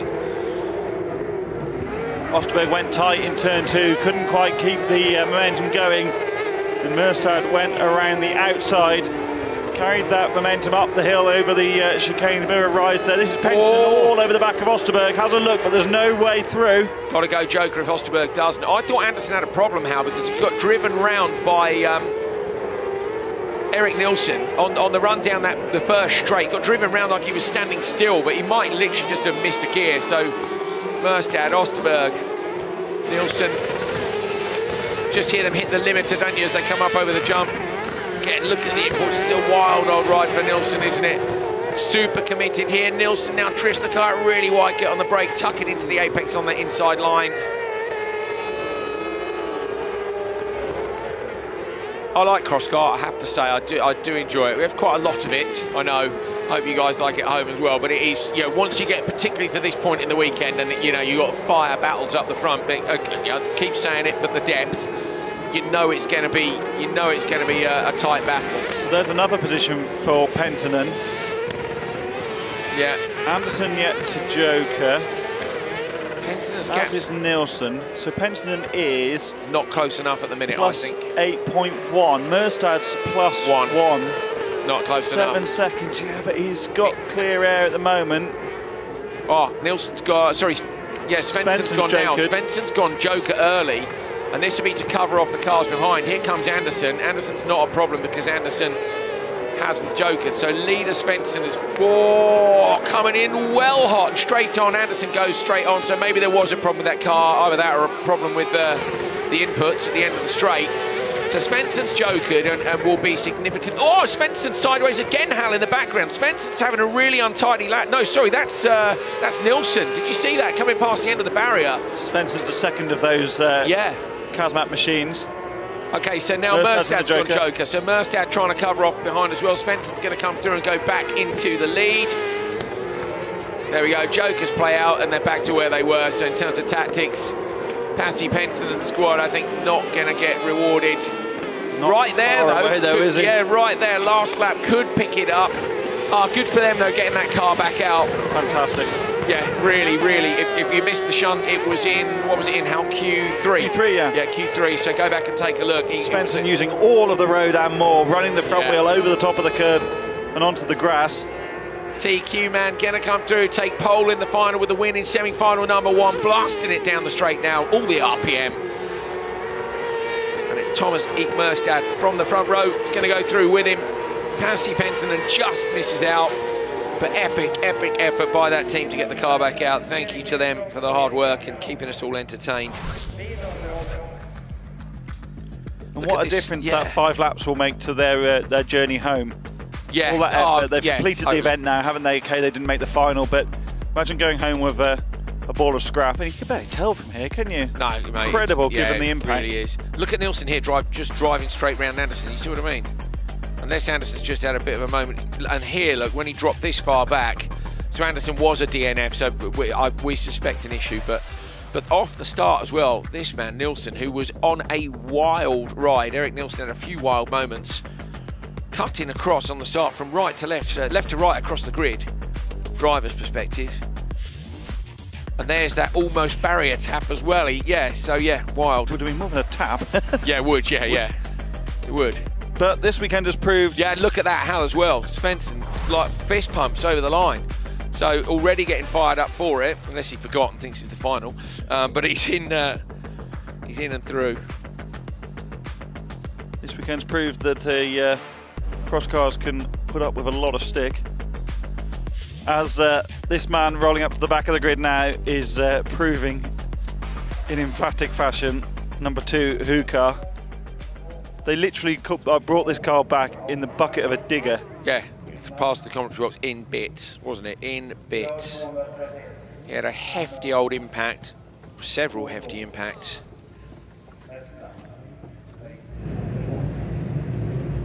There it is, Riku, the kid Hukar, who last year had a big sticker on the back of the car saying life's too short to drive boring cars. Ollie Eriksson's joined us. We'll just get this semi-final underway, Ollie, and then we'll hear from you about your antics in the rally sprint. So Bowden's person on the front row. Hukar moving across in the background straight away, but Bowden's gets the best start. Eliasson goes a bit deep in the number 5, ends up spinning round, gets collected by Brunkvist. Those two are hooked up in the front corner. Come on, you have to gun it and unhook it. Let's go. And that has massively helped Riku Hukar's cause, who's also ahead of Tudo. Hukar is on the back of Bowdens and Persson, having had that massive shunt earlier on. He is right in the hunt to be in the final later on this afternoon. Stick it in the Joker now, stick it in the Joker. No, it doesn't. Okay, so good. Goes Joker option instead. It's Persson who goes Joker on lap 1 from the traffic. Wants a bit of clear air, Hal, not jumping on the mirrors and getting himself caught up. Ollie, what happened? Ollie Eriksson joined us here. We saw you roll in the rally sprint with our influencer friend. Yeah, I'm not used to being a co-driver. I really don't like it. And now we roll the car while being a co-driver. So was that a new experience for you? Yeah. Are you okay first of all? Yeah, for sure. Yeah, it was an easy roll. Yeah, sure. He was a bit shocked. So did it just grip up? Because it looked to us like it literally just grip rolled and it hit something on the inside. I don't know. To us, it looked... I've never experienced that. So Johan was in here with us, and we were talking about it. It looked like you just got on the sticky tarmac and literally just gripped up too much and rolled. Yeah, it was a new experience for me, I'll tell you that. I had no idea what happened. But yeah, upside down we were. Well, we've got it on the TV, which was your dad's first question. Did you get it? He didn't check you were okay, but he came over and he said, did you get it? And he said that would be cool. So is the influencer guy okay as well? Oh, yeah, he's good, he's good. He was a bit, embarrassed that he damaged the car and all this, as everyone is. So we'll be fine. And it's a nice car, they're easy to flip around. Like breaking drive shafts at Hollius, isn't it? We were saying, Nielsen coming in, coming in really, really hot. So Hukar jokered, and it's Persson's just maintained track position. So Riku Hukar, I don't want to not see Persson go through, but I kind of feel like I want to see one of the two cars go through, Hal Penttinen or Hukar, just for the effort the team made. But Bowdens at the minute, he's far enough up the road, is he, or no? Well, he's only 6.3. Into the Joker now for the Latvian, so we're about to see, watch the two cars. On the right, yeah, here we go, Persson coming in with the 21, maybe going to get Bowdens. Is Hukar going to get there as well? Persson going to look to the inside line, or if he takes Bowdens out, that'll be advantage Hukar big time. Hukar coming in on the brakes, backs it in, tries to get the rotation, a little bit of contact between Persson and Bowdens out front. Hukar running out to the outside of the track. Oh, contact again, same place as he had the big crash earlier on today.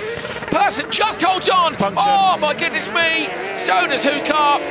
Hukar's Usain puncture rear right for Hukar. Yeah. Oh, what a shame. Massive, massive effort. But you know what? Most of all, I'm glad nobody went in the wall, because that was looking a bit too tasty there for a moment. Bowdens coming down the straight with Persson. Hukar will be wanting to hold on to P3, but it's the top two that matter because they go through. Bowdens and Persson book a spot in the final. He is a brave, brave boy for trying that move in the same place where he had that massive shunt earlier on this afternoon. Wow. Ollie, you're going to have to go because you're about to be spotting. But I always talk about how brave you are for sitting next to all of these new drivers. Has today's experience put that in jeopardy? Yeah, it was the second worst to be next to Coley, I think. Yeah. You take that the next time. Right, yeah. You'll be on the right side. Yeah. I didn't roll it at least. Yeah, you didn't roll it. You're close, but you did. Ah, thanks, mate. It was Imagine great. If it was rolled great. I would have been really embarrassed. Yeah. No, it was absolutely brilliant. Yeah, kudos to you, mate. I've spent a lot of time instructing over the years, and me and Hal were discussing yesterday, it's different teaching a member of the public the basics than it is taking a guy who can obviously drive a bit and pushing harder. It's a riskier thing. So yeah, you're a brave lad. Thank you. Yeah. I don't know if that's a good thing. Are you retiring? Yeah, I'm retiring officially from co-driving. Yeah. You heard it here first. Thanks, mate. Yeah, enjoy the rest of your day. Hopefully it all stays up the right way. Thank you. You too. Cheers, mate. So rubber side down for Ollie Eriksson for the rest of the day. That was brilliant, wasn't it, by Hukar and Penton, and so close for both of them, but unfortunately no cigar for either. One more semi-finals to come for cross car.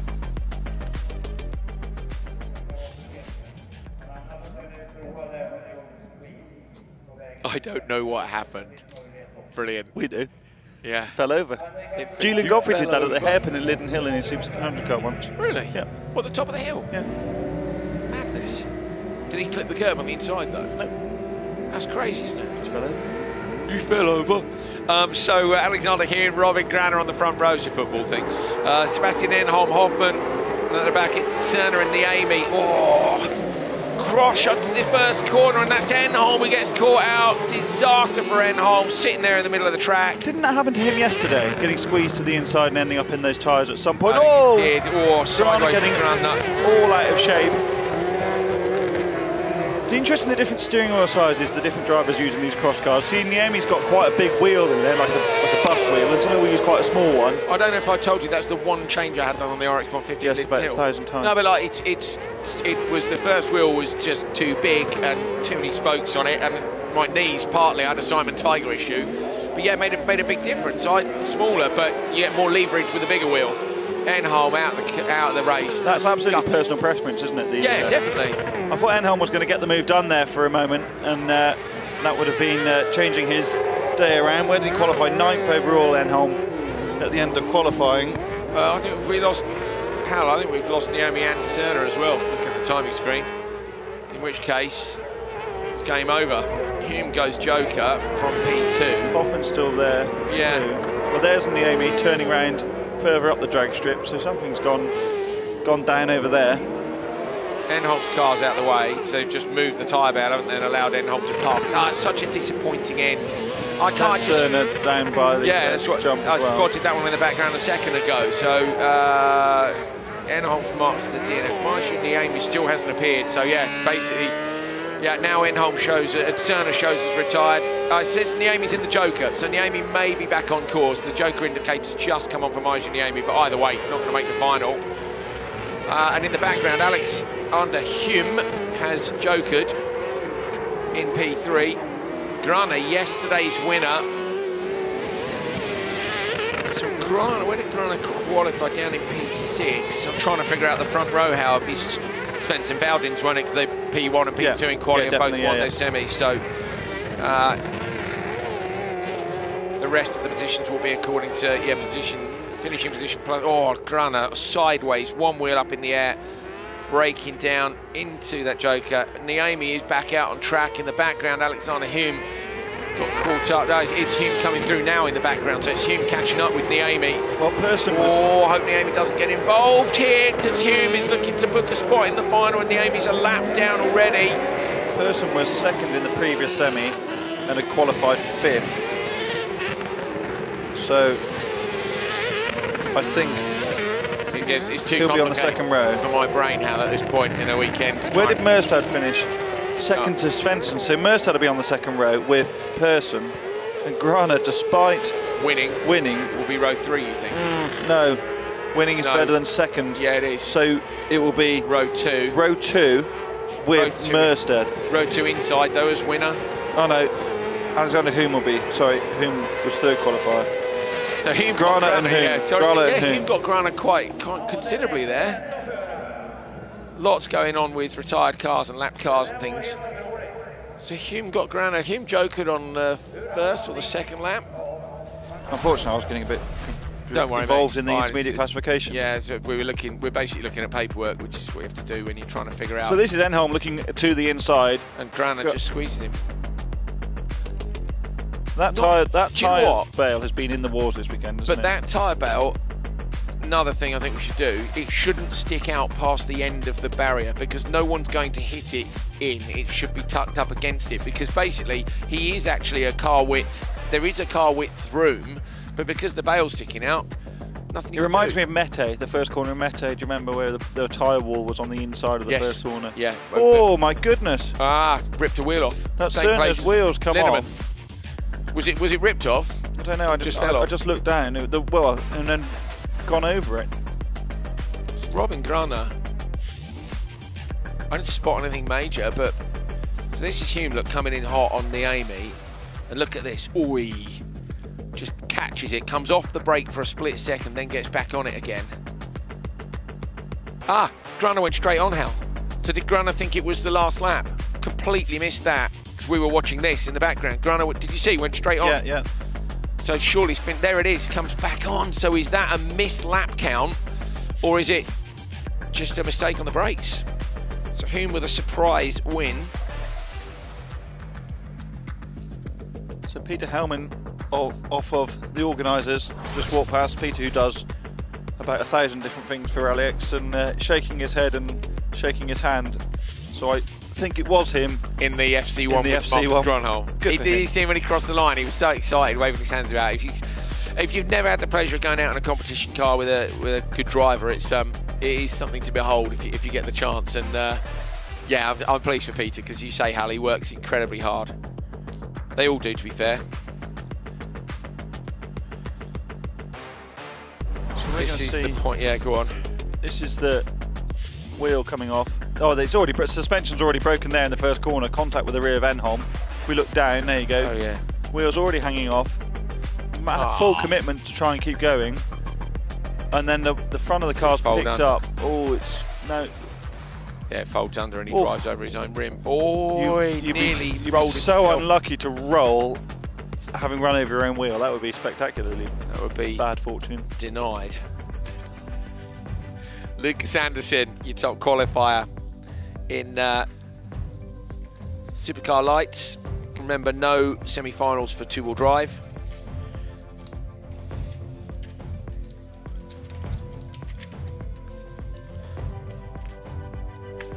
Olofsson, Janssen, Enland will be the two front rows. So it's Anderson versus Janssen in the first one, with Hookvist and Annette Glev on row 2 in this one, and Tornholt and Lars Erik Haug on the back row.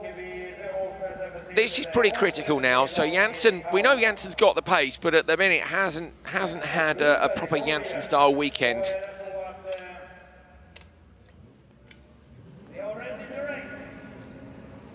But Anderson has been showing incredible class so far. Good start on the second row for Hookvist. Up the inside, in fact, Casper Janssen gets in Casper Janssen's door. Janssen just run down a bit as Anderson lost out as well. Anderson's getting pushed round here. by Sjökvist from row 2, but holds on to the lead. Casper Janssen in 3rd. Remember, the top 3 will go through because there's 12 odd cars, 11 cars, so the top 3 will go through from each one. So Janssen's in a good position here.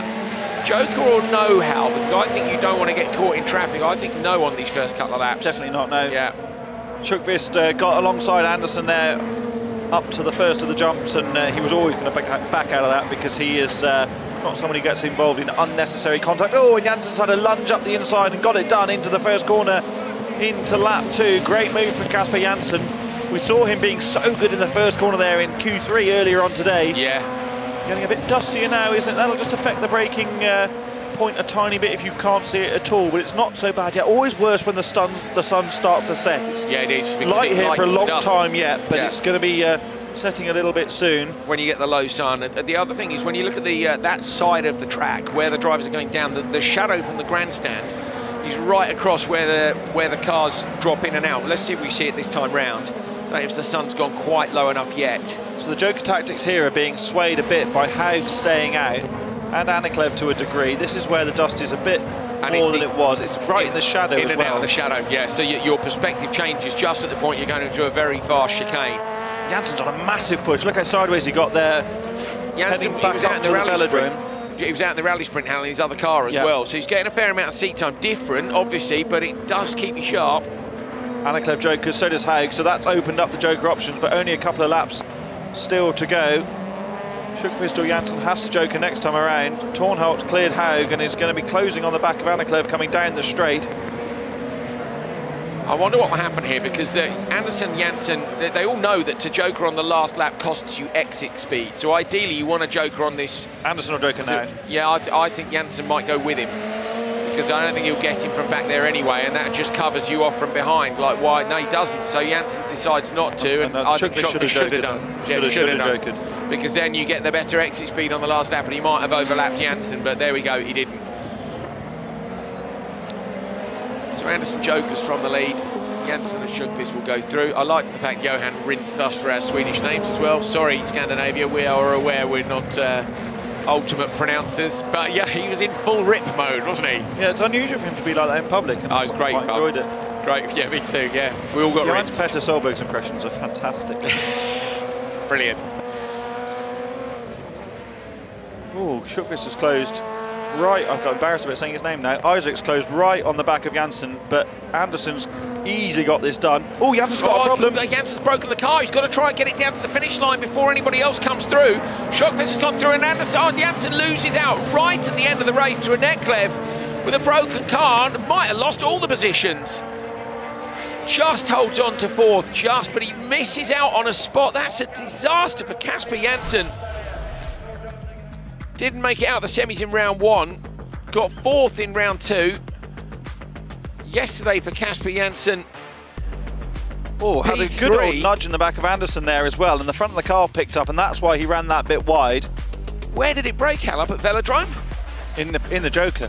Was right up the back of Sjökvist into the Joker. See, look, one little impact there. That's where Tornholt got the damage from the back of Sjökvist. Sjökvist nearly got it. Look, he does give him a good old shove. Janssen can see it and goes, if you two are going to be muppets, I'll come around the outside, but they tidy it up. Yeah, but we saw what happens when Derek Toll tried to, well, didn't try anything, just was unsighted by the dust and creased the transmission tunnel in his car. So here he is in the Joker. Turns it in. Does he hit it on the inside? Curb on this side? It's just broken. That's, oh, I'll tell you what, good job no one was understanding lap. He realises, lights it up, desperately trying to get it down to the finish line first. Here comes Aniklev. I wonder if it's something on the rear that's broken, the way it's crabbing. No, I think it's front right look broken to me. Yeah. That is literally photo finish stuff, but timing says that Janssen gets it. But oh my God, how? By 1,000th of a second. 3:15.497 compared to 3:15.498. Yeah, it is the rear. That's how it is the rear. Left oh, it's the rear left. Yeah, well us. spotted. Oh, that's pretty gutting for Casper. He's just come in behind us now in commentary. Interesting that Aniklev, Tornholt and Janssen are all parked together in the Oma C10. Literally, Aniklev, Tornholt, Janssen. Janssen arrives in the awning at a speed that suggests he's not very pleased about that.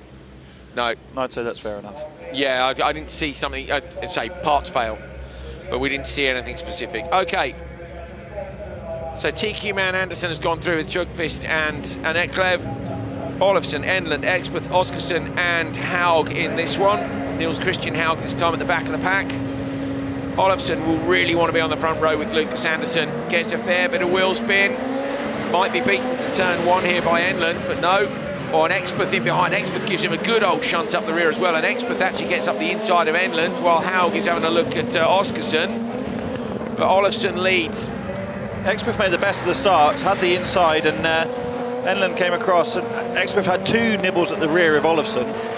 But it's tricky in that scenario because you don't want to be the one squeezed into the inside, so you want to sort of shove the pack on a bit to not be, of course it's non-contact sport, but you don't want to be the one that's squeezed to the inside and losing out massively. So quite often that nose-to-tail contact happens in such a slow first corner like this. Olofsson though gapping Expeth by a couple of car lengths now. Look at the state of the windscreen on Expeth's car. Glass windscreens in all of these supercar lights machines. Enlund's all over the back of Expeth, looks to the outside. Now he's going to look back to the inside, but there's no way through there to overtake. He'll look to the inside through the velodrome. Without anyone having jokered though, Hal, has he got the option to go yet? I mean, he might just through sheer frustration, but no, you see, because you can't end up, and still behind Oskarsson doesn't go either. So if Haug doesn't go now, Haug does. So that opens up a little window behind. But this is where in the World RX Spotters Tower, you sometimes see a spotter nip down and go, come on mate, Joker, do us a favour. He's a fiver, get in the Joker. Yeah. Well, not quite like that. We need some space. That's what. Enlund's letting Expeth know now, isn't he? That's another little tap behind. I am here and I want to come through. If I redesign this circuit, I would do something up the top there to make a better overtaking opportunity. And I think Enlund's going to have a look up the inside of Expeth. Oh yeah, gets right up the inside. Is he going to cut into the Joker? Got to. Has to. Otherwise, you're going to lose time dipping back out. Really well for him because he's compromised Expeth's exit and he didn't lose too much getting into the Joker. So that's actually lost Expeth a little bit. Enlund now has a lap to smash in a time. Yeah, I think Expeth is almost certain to respond. Has to, because I think with the pace differential, Enlund was all over the back of him. Although, when you're under pressure like that, you lose time. Mistake there as well. I think Haug just a little one in the background. Let's see if Enlund is tidy. Enlund is tidier through that right-hander than Expeth was. We think Expeth will go Joker from P2, and indeed. So in goes Martin Expeth, trying to protect from in the background. Enlund coming in, and that's handy. Oskarsson's gone too. Enlund's going to have a lot more exit speed. Expeth's actually done really well there. Now going to defend the inside line, surely, and Enlund's going to have to go the long way round. No, dives up the inside line, late on the brakes, gets a little squeeze. Great pass, really good by Enlund. Gets Expeth on that exit. That was brave. So hard to get the car stopped at that sort of speed when you're moving it around. That's where I think racing drivers really earn their crust, isn't it, in those high-speed braking. Just judging that very, very, very fine amount of brake pressure between locking the front wheels and just getting it stopped in time. Olofsson had 7.4, so this should be a pretty foregone conclusion. Simon Olofsson going to win semi-final number 2 for Supercar Lights. Enlund with some great tactics and a ballsy move at the end of the straight. Managed to pass Expeth. There was nothing between them. A couple of little errors in various corners and Jokers. But Enlund with that nice pass on the brakes at the end of the straight.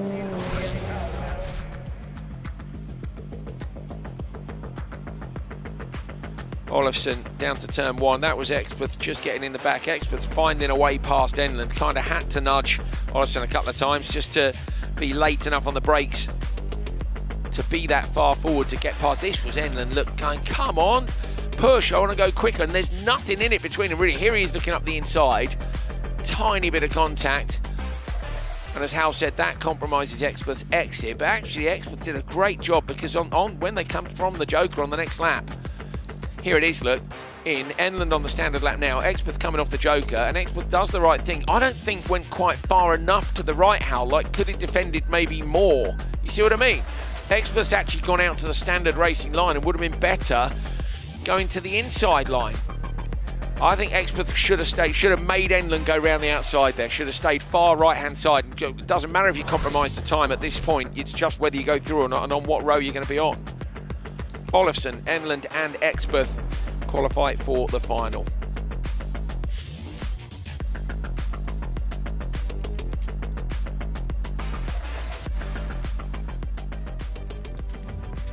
Keith Dossal Ridge. Still sorting the grids out. Wind picked up, paperwork flying everywhere.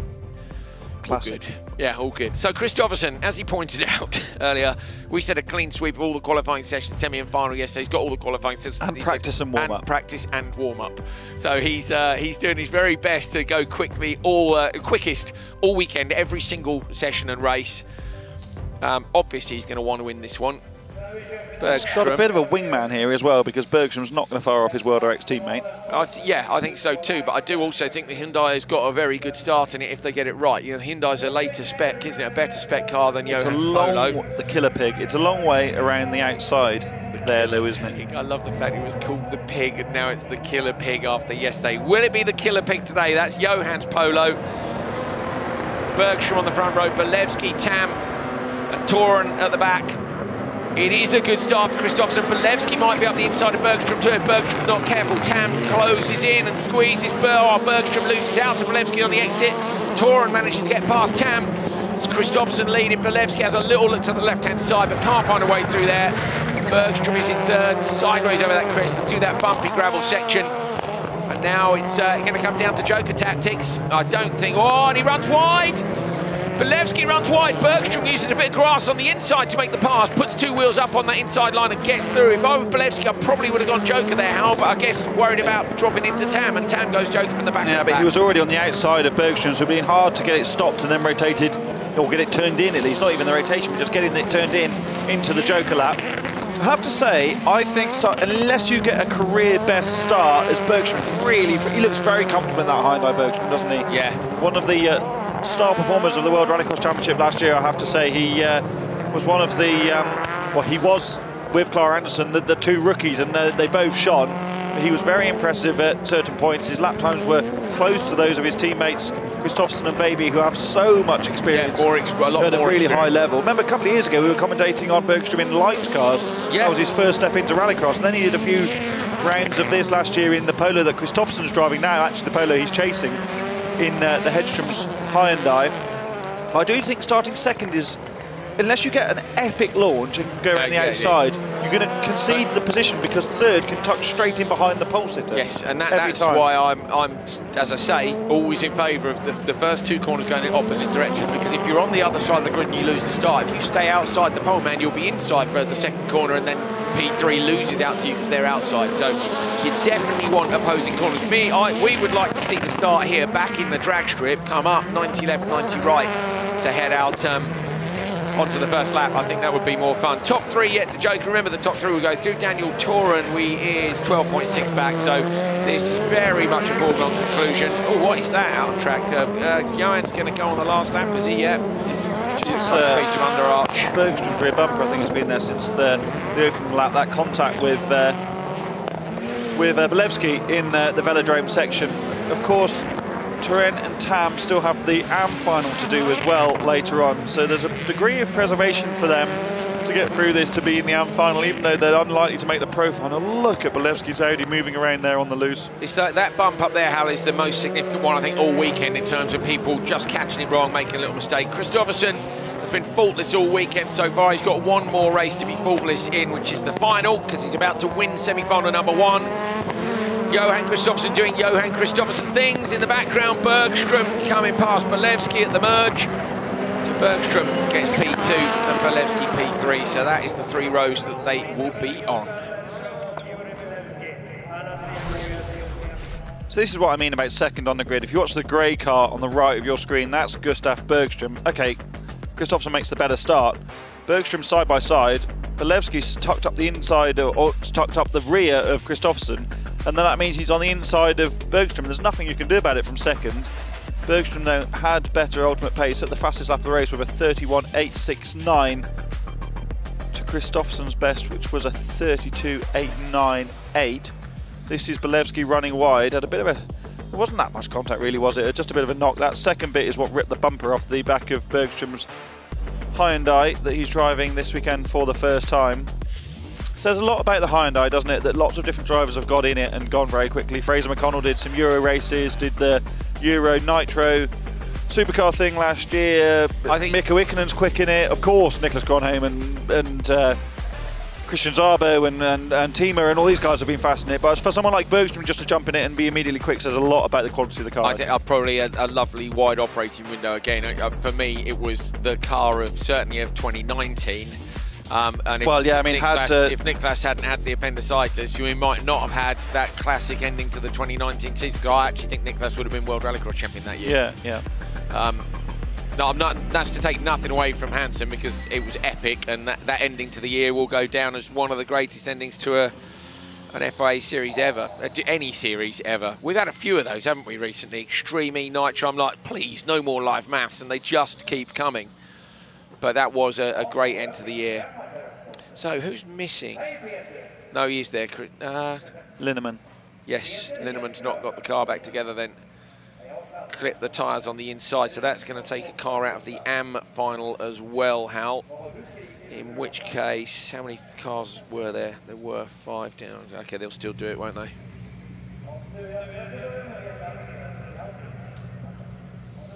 For sure. And now they're moving cars about because they've realised that Linneman isn't there, which is correct. So Linneman should be on the second row, so Christensen has to move back. What are you saying? If he's not there, he should move forward? Yeah. There you go then. How Ridge has spoken. Oh, I didn't. You spoke for me, but that's I guess what you were going to say, didn't I? It's like, well, didn't I? Hello. Hello, Andrew Jordan, if you're watching. He's not watching. I know he's not. I think Andrew will be running, what, 10,000 historic race cars somewhere, won't he? Quiet weekend, this one. What might have happened if AJ had switched disciplines? There'll be more Brummies in Rallycross? Where is that? Good old debate.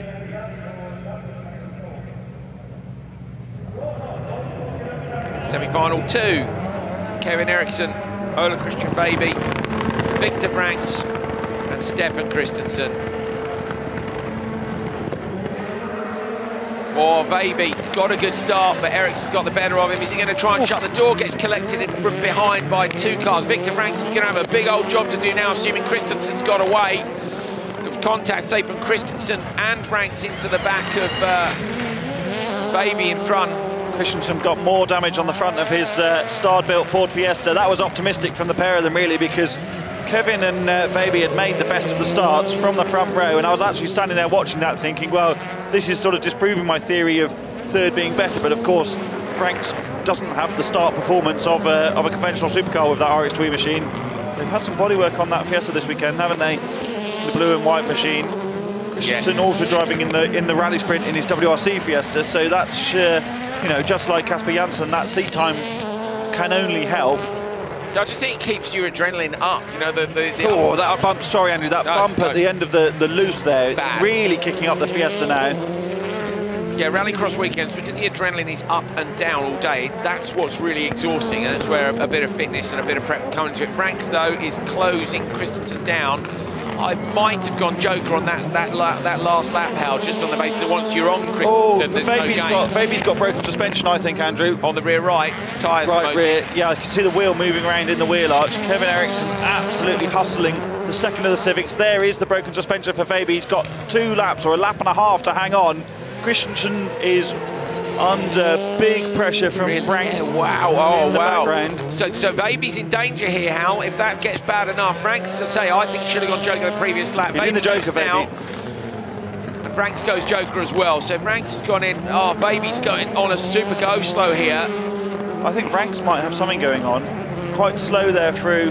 Rear left on Franks as well, from the looks of things. Do you think it could be that hole at the end of the gravel section? Maybe so. Look at... see if we can wait. Yeah, so yeah, the suspension is broken on Baby. Is the tyre off the rim as well, Hal? Yeah, I think so. So Eriksson out front is absolutely killing this. Goes Joker. It's about whether or not Baby can hold on in the background. Christensen is going to go Joker on this lap, I think. Oh, that was some angle in Baby's Polo. This is going to give the KMS guys some work to do. Franks is all over the back of him, coming back onto the straight. Baby's doing his best to defend.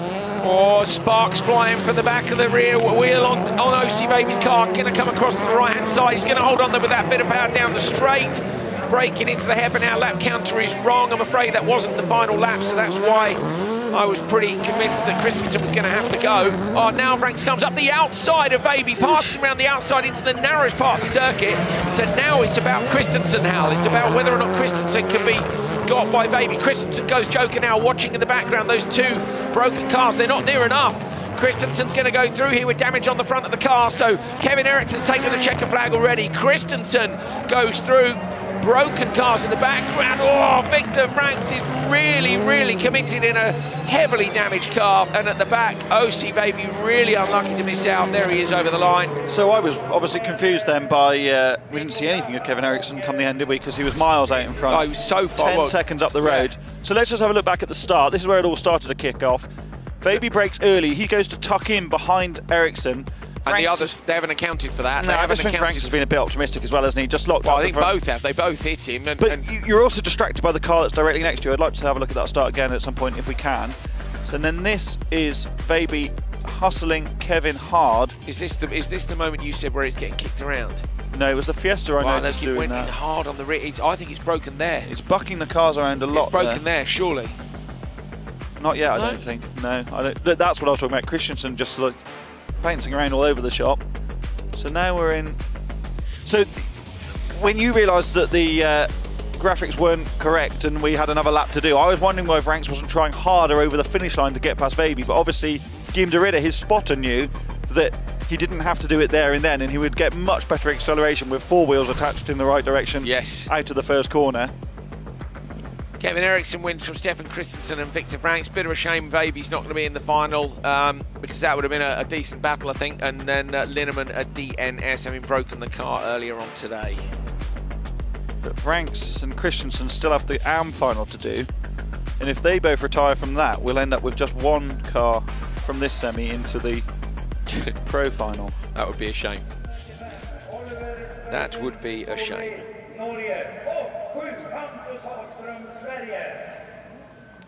Hallinen, Julalami, Uito, Terpainen, Oliver Solli and Hagström in this. Remember, the front three in this have locked out the podium in all 3 rounds so far. Wins for Julalami at round 1, Uito at round 2 and at round 3. But Uito's on the second row now, the reigning champion. And they're watering the track for the juniors again. Standard. Yeah. The dust was getting worse, to be fair. Yeah, it was. And you do. It is good to give consistency to the 2 semi-finals. Although it doesn't matter at all. I'm talking nonsense. It's been a long weekend, mate. Shut up. Can I point out? Is there? Peter McConnell sent us a message, didn't he, about talking nonsense, basically, and I think we're pretty accustomed to it. I think there was somebody who would question. Can you say that's a skill? No. Well, yes. No, actually, yes, you can. But I'm interested to know. Basically, I'm interested to know whether we talk anything other than nonsense. Hal is my main concern. Have a little have a ponder on that. I mean, look at your man. Go on, lad.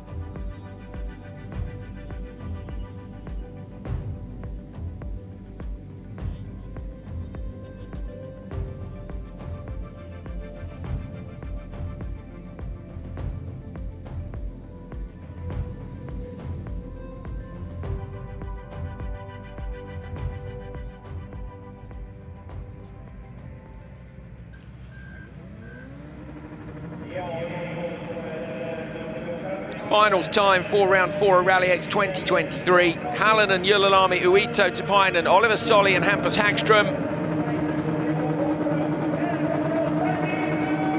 Hallinen's had brilliant starts from so's Uito, but Uito's kind of stuck on row 2 there. Gets a better start than Ylälami. Ylälami tries to shut the door, but Uito's right there. Uito gets into the back of Hallinen. They all lose out here. Oliver Solly gets up the inside of everybody, but Hampus Hagström, I think, is in there as well. What's going on out front? Uito's dropped to the back. Wow. It's Hagström 3 wide. Hallinen back up the inside of Hagström.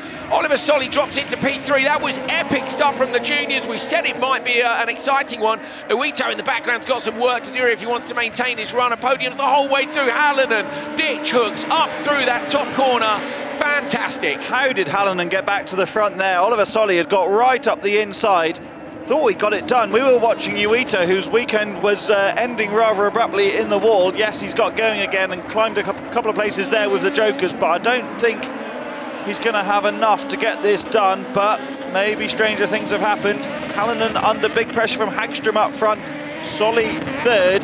This trio could be in danger of holding each other up, and that would well play into Uito's hands. Yeah, and Ylälami is stuck behind Tapainen. Now, Tapainen was quick. We saw that in the semi-finals. It's been quick all weekend, but Hallinen out front, I think, is in a good position here, but he wants to hold on, and without spotters, I think he'll hold on for lap 4, personally. I think Hallinen will stay out. Solly Jokers. Hallinen's pulled a bit of a gap on Hagström. This is between Solly and Ylälami, who has now cleared Tapainen.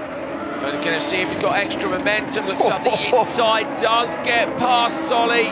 All crossed up. Brilliant car control from Ylälami. So Ylälami now then the danger man, 7.7, as we see Solly sticks a wheel up the inside on the exit. They are going at it, aren't they? Hard to stay focused on what's ahead when you've got Oliver Solly breathing down your neck. Look at the cars bouncing around on the loose surface section. This is leader Hallinen. He's got to go again. No, he's jokering. So Hallinen goes joker, pitches it in. Hagström's gone in as well. Uito's going to stay out. This is the best possible tactic for Uito now. Got clear track out in front. Hallinen's going to come out in front. Ylälami, look, he's maybe going to get past Hagström. Does. Solly going to try and get past Hagström too. Does. Gets up the inside, is he? Will there be contact as Hagström? No, he's there. Solly's so late on the brakes. That's a great bit of driving. Great for Tapainen. Tapainen's gone past both and Solly spins. Tapainen set that up miles back up the straight, went really, really wide on the way in. Knew that those two were going to be distracted, braking against each other. Cut back up the inside. That's going to get him a podium. Ridiculous, isn't it? So Uito, how far has Uito managed to get up the road here in a lap? On Hallinen at the moment. Okay, Uito goes joker now. I think he's going to miss out on the podium because of how close everyone is behind. Hallinen coming through. There's still another lap to go, remember. Yeah, Uito's going to drop down past, I think, most of these cars. Tapainen gets through. Hagström going to try and pass Uito. Uito's going to lose another spot. No, stays in the gas late at the end of the straight. Hagström coming around the outside. Look at the awareness of these kids to be moving the car around in that way. Goats thinking, I can't do this, I'm going to go wide, try and go for a different option, mixing up the racing lines. And they're 12. I think if I was Uito, I would have stayed. I think I would have stayed out though, just to try and nail another blistering lap. So do I, and see if you can get it done. Hallinen then coming through the velodrome section up at the top of the course with a healthy lead out in front on this final lap. It's not going to be finally this year a repeat of all the podiums we've seen, but Hallinen coming down to take his first win of the season. He's had a third, 2 seconds, now takes a win. P2 goes to Ylälami. Ylälami with, I say, podium at every event, and P3 Tapainen. So it's a first podium this season for Joni Tapainen. Might be a first podium in junior, actually. We'd have to look back and see at that. And for the first time this year, champion Uito misses out. And this, Hal, is why he misses out. Yeah, so watch the blue car on the inside. He's made a better start than Ylälami. He's in the rear of Hallinen, in the rear again. That's Oliver Solly, who's sunk up the inside of Uito, who's just run that. It's so slippery and dirty on the outside, just slid into the wall. And then we were 3 wide over the jump. That's how Hallinen did it, Luke. So Hallinen's gone just brave, isn't he? He's just stayed in the throttle where the other boys have lifted out of it. He has done well there, to be fair. This is Oliver Solly in the joker. So now we're going to see Solly and Ylälami. Look how dirty the track is. And this is Tapainen. Look, he goes right to the left. These two get distracted by each other that little bit. No, it must have been the next lap. Who was it on then that Tapainen pulled that move? Look at the bumps through there, Hal. You can see the tyre compressing. It's all, there's the limit of the suspension travel too. Sorry, it was Hagström Hagström and Solly that we're seeing now. So Solly's gone up the inside. Topainen's gone really, really wide on the way in. Those two have got distracted by each other. Solly's run wide, and spun. Hagström's driven over him, and Topainen, move of the day. Earned the podium big Massively, time with massively. that one move, just the awareness in that one move. But Hallinan, take nothing away from him. Fantastic drive. TQ today, won his semi-final and goes on to take his first win of the season. Delighted members of the family and public in the grandstand. Brilliant. Great stuff. I'll tell you what, that's a brilliant final, it really is. Larry Hallinan winning from Uniten Ylalami and Joni Topainen, Michael Uito getting back to P4 after a disaster of a start. Just got tagged on the way in and then tagged a little bit again later in the race and just pushed him a little bit wide. Championship standings after round 4 of Crosscar Juniors, second of our double headers complete here in Sweden. Uito still leads the standings from Larry Hallinan and Uniten Ylalami. Joni Topainen into P4. Oliver Solly, I think very much those are our top 5 this year. Points differential is fairly big, look, between P3 and P4, but those top 3 are locked in battle together, and I think we'll be the top 3 is mad, isn't it? Yeah, well, it's nothing. It's one bad race day. And you've lost it. So far, none of them have had a bad race day. You can't call P4 a bad day for Uito. It's just not as good as we're used to seeing from him. He's had 2 wins and 1 second, Hal, which makes up what it is for the one problem great day. damage limitation, and that's what you need to do to win championships. Yeah, if you're having a bad day, it's don't have the worst day. Don't have the worst day. Salvage what you can, absolutely. Johan earlier. Johan's girlfriend just pulled past the commentary box. If you missed the rally sprint at the start of this show, you got to go back and see it because it's brilliant. I asked him when his daughter's birthday was, and he laughed. Said, "Now you've caught me out." And his girlfriend's standing there. And on the Tuesday before Rallyx Nordic Nissan 2021. Just look up the date. Oh, it's just he is hilarious. He's hilarious. But it does also show how he's not a robot. He's not, because there's too many things about lap times and stuff, aren't there? His head's full. This excavator's freaking me out. There's a very big Volvo that keeps coming back and forth behind us in the commentary box, removing all Daniel Toren's very special bits of kit that they make for those machines. Yeah. Anyway, right. If he drops any of those anywhere near here, broadcast over. Yeah, well, yeah, I was slightly concerned he was going to reverse over us a minute ago, but he did. He gave us a dime bar earlier on, so it's not all bad. Although a dime bar wouldn't make up for being run over by a 12-ton Volvo or whatever. But Elias Svensson, Ronald Spaldings, Alexander Hume, Thomas Ekmerstad, Rasmus Persson and Robin Grana. Grana, yesterday's winner, is P6 on the grid. Elias Svensson is on the pole. Let's see if this is as exciting as Junior Crosscar was. Bowdens has been on big form as well today. Bowdens smoothly away from the line, gets a great start behind Ekmerstad. I thought it was going to shut the door on Hume. Hume goes deep and tags the inside line. Grana gets compromised a little bit there, unfortunately, with some Persson as well, and that's a disaster for those two. And immediately it's made it into a 4-car race because there is no coming back from that far out with these guys. Grana did well there to get going again, having lost that time. So I initially thought it was going to be a 3-car race. Svensson, though, already pulling away up front that little bit. Runs a bit wide in the velodrome. Bowden's nice and tidy on the inside. You could risk jokering now because you've got that gap behind. Grana's changed his mind again. Should have gone with Ekmerstad. Well, I don't know. In the final, mix it up because what's the point in sitting behind him? Yeah, but I think a lot of time lost there, personally. But anyway, we'll see. Merstad's gone joker. He's been smashing amazing laps this weekend, hasn't he? Yeah, I suppose so. Yeah, yeah, with a bit of clear time. Unlucky, isn't it? It's twice now he's lost time to. No fault of his own, and that's, is that Persson? Persson spun in the loose there. We just caught it on the drone shot, and he's sat right on the racing line. Everyone's done very well to avoid him there. I think it's a lap down, Hal. I think Persson hasn't come round. Yeah, he was fast for the first corner, wasn't it? So Persson has been sitting in that fastest point in the circuit, or the car has at least. Bowden's jokering. So Bowden's from P2 goes in. Who's he covering off? Ekmerstad. Merstad's joking. Merstad's going to get him. Oh, no, he's not. I thought Merstad might have a little look at the inside line there, but decides against it. Comes out wide, trying to get Bowdens on the exit. Oh, he's ripped a wheel off it, Hal. Wheel facing the wrong way, so that's completely changed this part of the circuit. At least now everybody knows it's there. Bowdens holding on to the position from Ekmerstad. Removes any overtaking opportunity through that section, or at least to carry the momentum. Merstad's moving the car all over the place. This is Grana. Svensson's gone Joker from the lead, so Grana coming through having not Joker. Hal said just stay out there, and that's what he's doing now. So Grana going to try and put the laps in. Svensson has absolutely smashed this. 3 seconds up the road, I think it was. Merstad had a great run there on Baldins in the background, but now lost the rear bodywork off his car as well.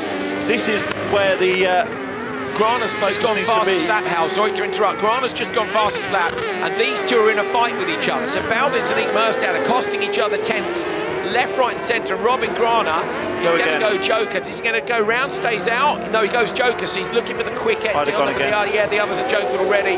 So Grana on the left-hand side, yesterday's winner. No, he's going to get swallowed up here. They're going too quickly for him. Oh, Ink Merstad's going to have to take avoiding action, just gets through. So Grana drops down. Hal said he should have stayed out, I think, maybe, and how that's that. Again, the indecision, it wasn't much, and the little tie-up in the first corner, a bit of a shame for him. Yeah, there'll be no way through now with Person's car stranded there on that incredibly fast undulating section. I think, barring a mistake from Merstad or Baldins, this is not going to improve for Grana.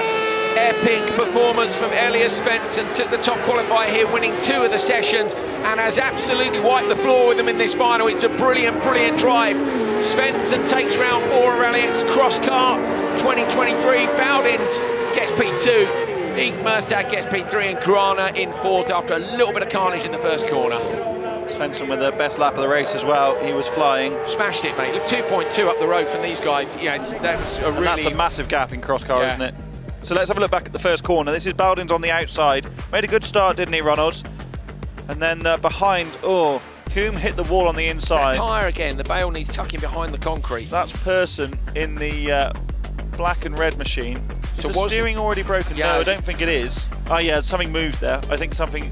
Yeah, look, the suspension arm's already broken. You can see it flapping around. The front right one. Top link on the inside. Yeah, on the front. Grana's Joker. Yeah. We're not going to see it, but yeah, he ended up in the wall. Merstad, I don't know where his bodywork went, but it's not attached. Where's his rear wing gone? Well, it's not the whole rear. Of course, the whole rear like bodywork. Shell again, isn't it? Yeah. So we haven't got the crash, unfortunately. We just checked the drone footage and we don't have the crash, but obviously you can see he's out the car, the door's open, and that's the most important thing. As we've said all day, we've had a few incidents today, and thankfully it's some very strong rallycross cars. Yes, Svensson was pleased enough with a win in the semi-final, but he's very pleased with the win in the final. Look at this, Hal. Donuts for Svensson in the 133. Absolutely fantastic drive to take the win. Svensson was 3rd at the first round. Didn't make it out the semis at round 2. Yesterday not on the podium. Today takes the win. So Elias Svensson's first win of this season in championship contention yesterday. Baldins gets, last year. Baldins gets P2. Thomas Ink Merstad P3.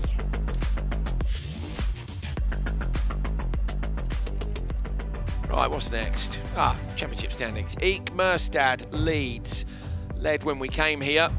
The lead then was 1 point. It's now up to 7 points over Alexander Hume. Now, Alexander Hume was down in 6th and has moved up to 2nd during the course of this weekend. Elias Svensson was in 8th prior to coming to Sweden and is now up to 3rd. Sebastian Enholm, who was 2nd, drops down into 4th. And then you've got Hukar. I mean, what a performance from that team to get that car back out. The gaps look fair there, but the thing is, there's so many chances of not making it through to a semi or a final because of the depth in this one that actually, I think they'll get closed up. Either way, going to be a brilliant battle in prospect for the rest of the season.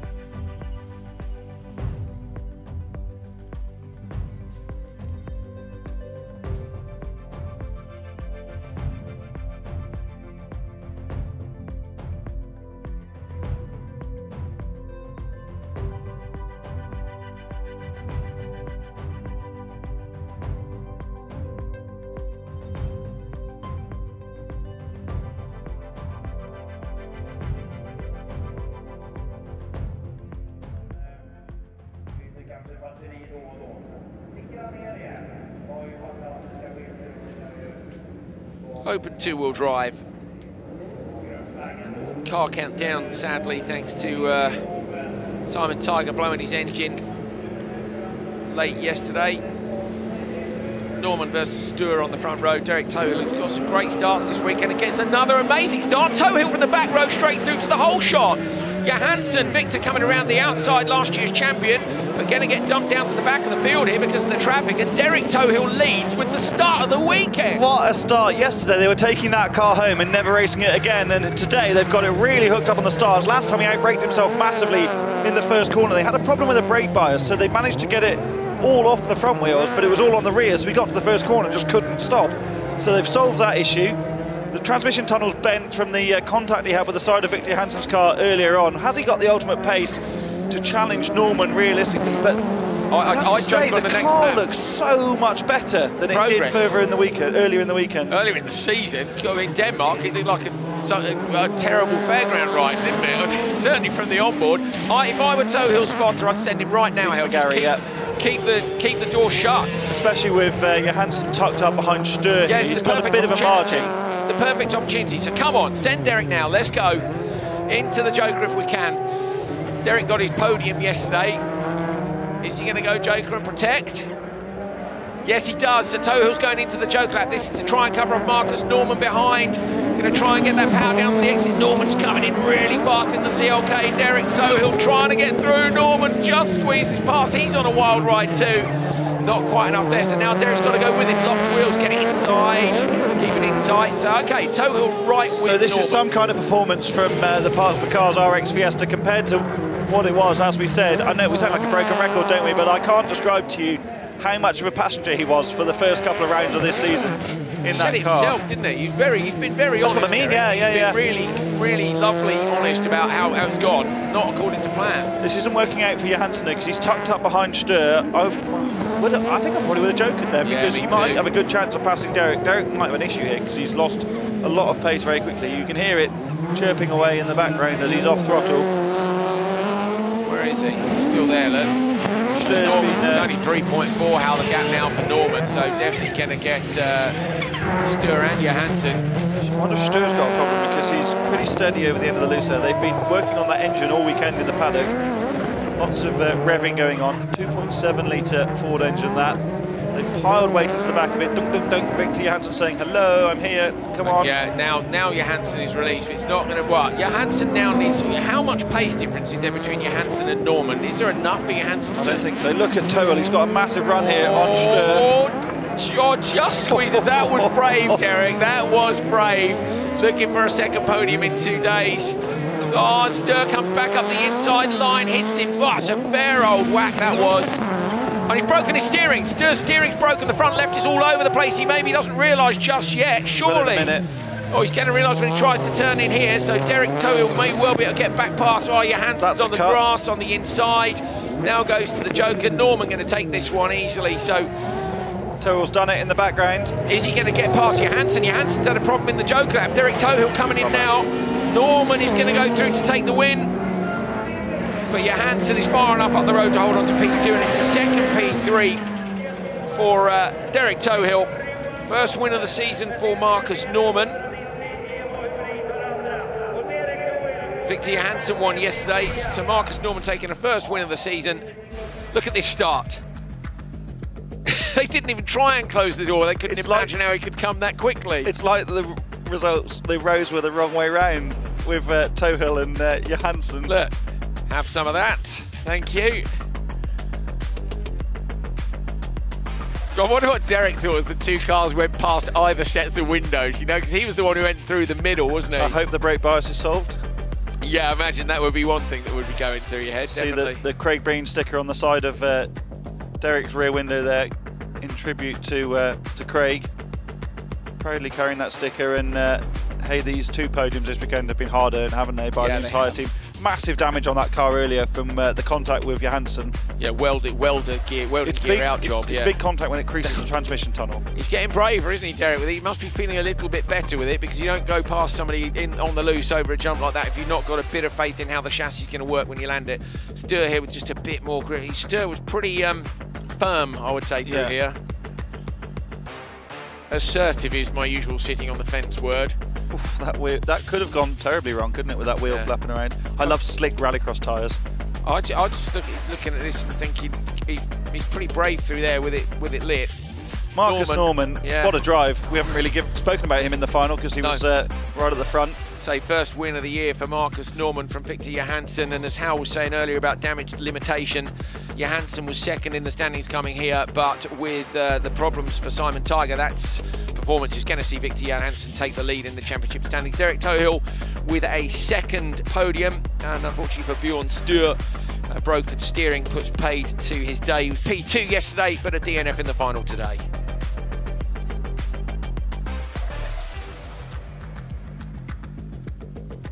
Victor Johansson does indeed lead the standings, 82 points to Simon Tiger's 66. Marcus Norman on 65, thanks to that win, very close now to Tiger, and Bjorn Stur is in fourth, Tohill fifth. And the rest of the drivers, I say, we haven't had the greatest attendance this weekend, but we're expected to see plenty more as the season goes on in open two-wheel drive. Larry Hallinan just rode past, popping a massive wheelie on his bicycle. Did he really? Good stuff, yeah. There's their parts for cars, lads. They're all fired up. They definitely won start of the weekend, even if they didn't win the race. Oh, just rearranging the grid again, Hal. Kevin Eriksson's got a starter motor issue, I'd suspect, because they're bumping it. Whoever's left in the OMC tent just had to bump the Civic out of the awning. That is not ideal because you can't afford to stall it and your pre-grid start or anything. Yeah, been there. AM final, Supercar AM, new category this year. I suspect they're still collecting Stur's car up, aren't they, at the moment? They might well be, yeah. Where is Stur's car? Is it in recovery? And can we see the recovery for Stur's car? How's it going? Christensen's car's in a bit of recovery, isn't it? It looks more like a Mark II Fiesta than a Mark.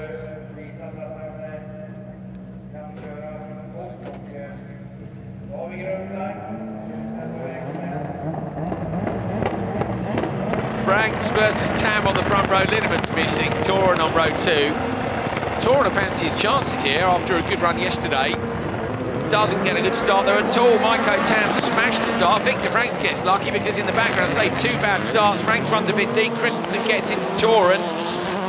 Yesterday, Daniel Toren was P2 to Victor Franks, but Franks, that's a great start for the RX2E machine. Normally, Hal, he has to fight his way up through joker tactics and very tiny laps, but this time, ran it a bit deep there, though. All he wants to do is win, though, to continue this run of victories in the AM category, and Marco Tam runs wide in the velodrome. That's going to help Franks' cause. Can't joker yet. Tam's joking for the lead. So Tam is joking from the lead. That's opened up for Victor Franks. Surely Gearman's leave him out now with clear track in front of him. Just say smash the laps in. That's the sort of thing I do on dirt rallycross, and my mates will call me out. Don't you know what you're talking about? Why have you joking from the lead? I got scared. I didn't like it. You do that though, don't you, when you know your mates are going to fire you off anyway, so just get into the joker straight away, having got the best start, and then put your own laps in. So I'm really clean, I don't push anyone. Well, yeah, I'm sure, Hal. Maybe Tam's got a genius strategy going on, but either way, Victor Franks now the leader, looking for 4 wins from 4 AM finals. Would be impressive in an RX2E machine. Massively. Down on power. No one could have suspected that pre-season, I don't think. He's been impressive this year. He was very impressive in the British Rallycross Championship season opener at Lydden Hill, where he took on the supercars, and he's nearly got enough, Hal. 5.6 seconds is about borderline. Tam is on a bit of a push now, but so will Franks will be as well. We don't get loads and loads of timing updates, but Franks is going to stay out, isn't he? He's going to stay out until it's a sure thing. Definitely 1 more lap, maybe 2. Well, there's only 1 loop, isn't there? There's only 1 timing loop on the circuit, and so we only get a proper update once a lap on the gaps. Tam is on a fair old charge though, isn't he? Over the jump, not scared of that car at all. The gap is. Oh, Tam's closed it down. The race 4.7. So there isn't enough for Victor Franks to go right now. I think he's got to stay out, Hal, and hope that Tam makes a mistake on the last lap, because at the minute the time's not there. So you might as well stay out. You know that Tam's pushing. Put him under pressure. No, I think stay out. I'd stay out. And they leave him out, so they've left Victor Franks out. They're going to have to hope that Tam makes a mistake. 4.7 is the gap now. Tam joking from the lead on lap 1. What's it going to be as they come down across the start-finish line this time? Franks will set off the timing loop, and the gap is from 4.7 is 4.5. He's taken another 0.2 off, so Maiko Tam doing a great job here. Tam's best last lap, though, significantly slower than his best. A second slower than his best. course, both of those laps the same because he joked so early. Frank's throwing the old Tweed machine around. Going to go Joker now. Victor Franks has won all 3 AM finals, but he's not going to win this one because Maiko Tam's coming round on the standard lap and it's going to come down over the start-finish line to take the checker flag. Maiko Tam takes his first Supercar AM victory of the year. Victor Franks, good effort in that orange. Oh, he's broken the car. So the rear right of the car, maybe he's had a problem, Alan. That might explain why he's been losing time and also why he was so sideways. But it is Maiko Tam who takes it, and I don't think that's a very good place to leave that after the start-finish line. So great tactics from Tam. Dropped a bunch of fluids on the line. Toran squatted that car too late. He's too late on the start procedure, but it is brand new to him. And yeah, Maiko Tam jokering on the first lap. Worked perfectly. Yeah, shut up, Coley and Rich. Just shut your mouth. I'm just gonna do that. Interesting, changing tactic. Yeah, good for him. I thought Franks was going to get that, but I say I'm wondering now if that problem was there slightly earlier. We're looking to see. What's happened to Christensen there? He should, that's dropping everything everywhere, isn't it? Oh dear, coolant, that is. Coolant, yeah. But he was qualified for the Supercar Pro final. This is what I was saying. So he's out. And we don't have reserves, do we? No. Cal's now looking at grids for supercars. Maiko Tam wins the Supercar AM final. And if we can't fix Victor Franks' car, we're going to be down to 4 cars in the Supercar final. DNF for Christensen, DNS for Lindemann. Tam with the first Supercar AM win of the year. Franks P2, Daniel Toran P3. 2 podiums for Toran in 2 days. Good effort. Yeah. Franks' team is running back to the awning. So I bet they are. Presumably they're going to... We've got to have a go. Yeah, of course. We'll have Supercar lights next, I believe. Victor Franks leads the Supercar AM standings. Maiko Tam will have gained a few more points there with that win. 62 in P2. Stefan Christensen 3rd. Ulrich Lindemann 4th. Daniel Toran is 5th. Then it's Schnack, Ward, Roma and Dahl. I like the Rallyx music, Cal.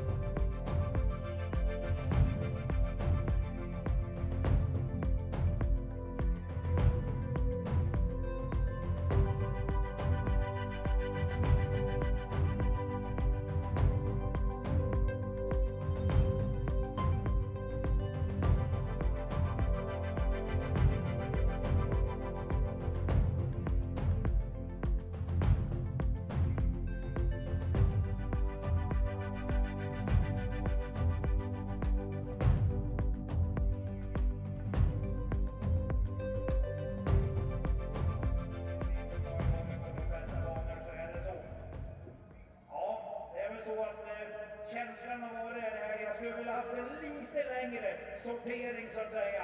Att det kanske blir lite större skillnad med någon liten decimeter till eller 2 halvmeter kanske.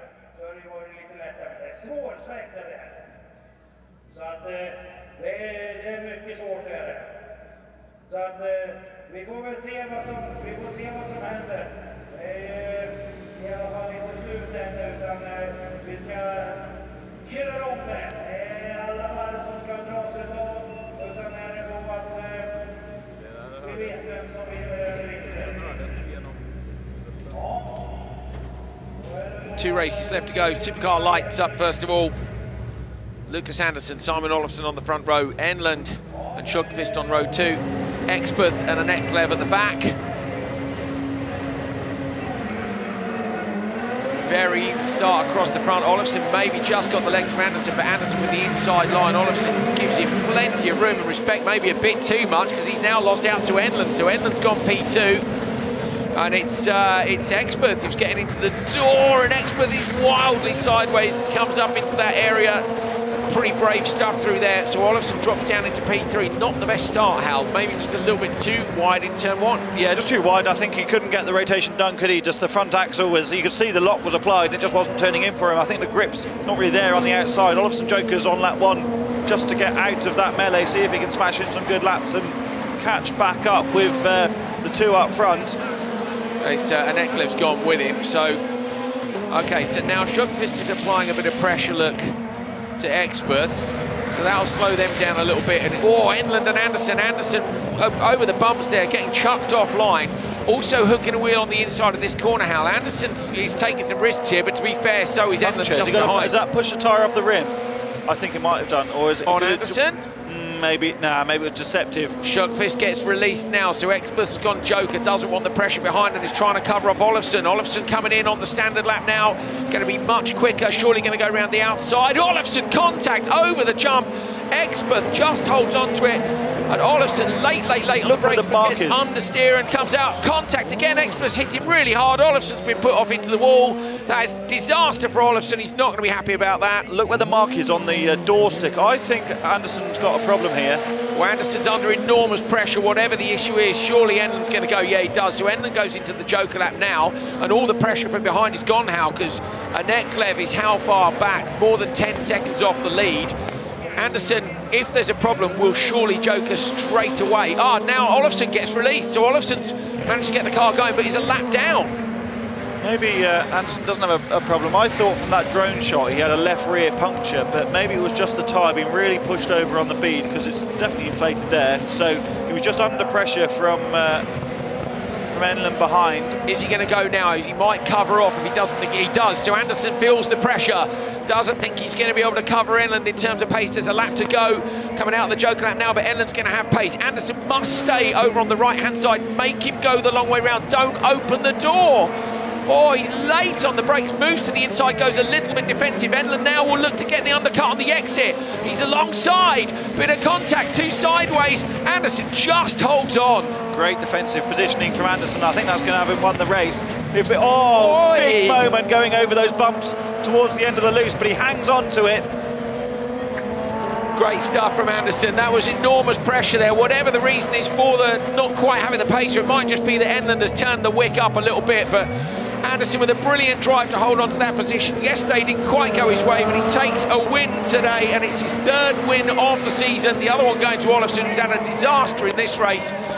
So Anderson gets his 3rd win out of 4. Enlund P2. Isa Sjöqvist is in P3. Still circulating out there somewhere is Annette Clev and Olofsson. Did Olofsson get himself back on the lead lap in the end because he repassed Anderson? Yeah, because maybe when Annette Clev looks big problems there as well. Maybe just tyres rubbing. Please don't. Was it Expert as well? Expert's been DQ'd already. They've DQ'd him before the end of the race, Hal.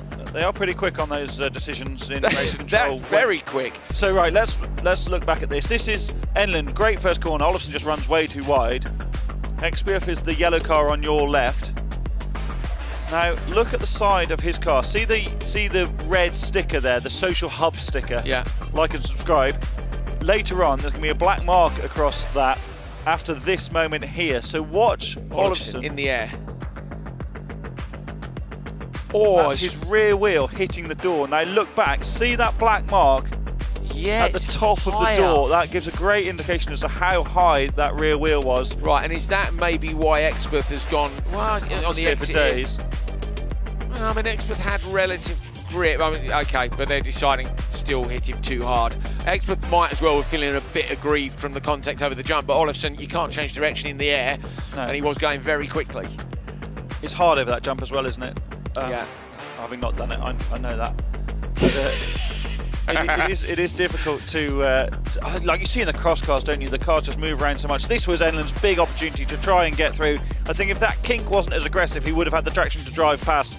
Didn't get it done, and really, from that moment on, it was advantage Anderson. Apart from this moment, wow, that's the bucking Bronco that you didn't go on, Andrew, this weekend. What a shame. But that was very, very well held from a spectacularly good young driver.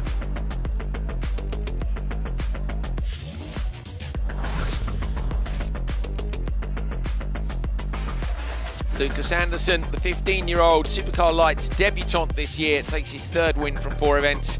Said yesterday was a day to forget and move on. Today is a day to remember. That was enormous pressure. Enlund and Sjökvist getting P2 and P3. Shame for Olofsson and all the contacts and stuff. Experth got a DQ for it, and Eckler 4th. But Anderson, 3 wins from 4 at 15 years old. What a weapon.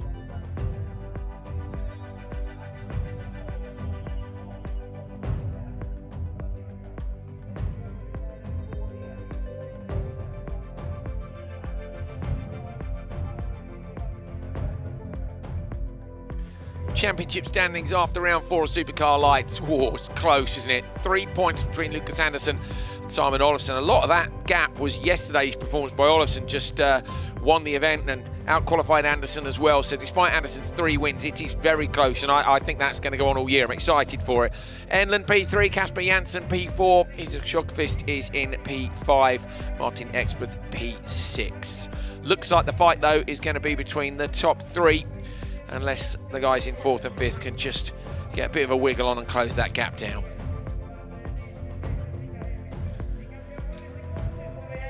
Supercar final, the last race of the doubleheader from Tierp in Sweden, rounds 3 and 4 of Rallyx 2023. Thank you for joining us. If you've been with us all weekend, well done. It's been a marathon again, chucking in rally sprints and all sorts. Green flag on this last encounter, Kristoffersson in the car that was known as the Pig and is now known as the Killer Pig. It's got one more kill to make for him to have had the perfect weekend, fastest in every single session, winning everything. But Ericsson, Bergström, Bolewski and Franks will do their best to try and make it hard for him.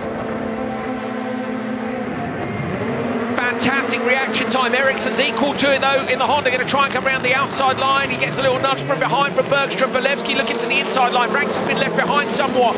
Bergström alongside Ericsson now. He's not going to give up from there. He's half a car up. Ericsson pitches the Honda in, drops in beautifully behind. Oh, massive kick. That hole is huge, and that's something Kristoffersson's going to have to watch out for. He's got the hole shot out, but it's not a foregone conclusion. Oh, and he runs deep. Problem for Kristoffersson. Just as we said that might even be the hole. Ericsson gets super wide. Bolewski goes through to Bergström leads now. Kristoffersson's perfect weekend is over. Gustav Bergström's been on fire today in that Hyundai. The first time he's raced it this weekend. He's under massive pressure now from Yuri Bolewski, who has a lot more experience in rallycross than Gustav Bergström does. Bergström was one of the stars of World RX last season. for his years. Gets really sideways across the loose. Oh, Belevski's gone wide.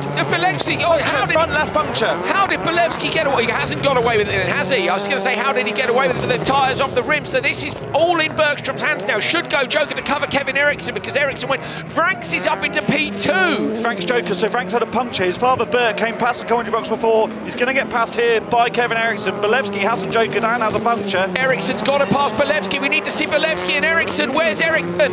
Eriksson dives up the inside line, gets through. Belevski hasn't jokered. Yeah, but Eriksson, for not losing lap time, Hal. Eriksson's trying to get Bergstrom. So he says, what's the gap? 7.3. They've got to send Bergstrom now. Then he can maybe keep the door shut on Eriksson. Yeah, but Peter Hedstrom is spotted. I guess Peter Hedstrom's spotting for him. You need to calm him down as well and not get too sideways, not be too wild over that loose surface section. He's got good pace. I'd let him go. He had great pace in the semi-final earlier on.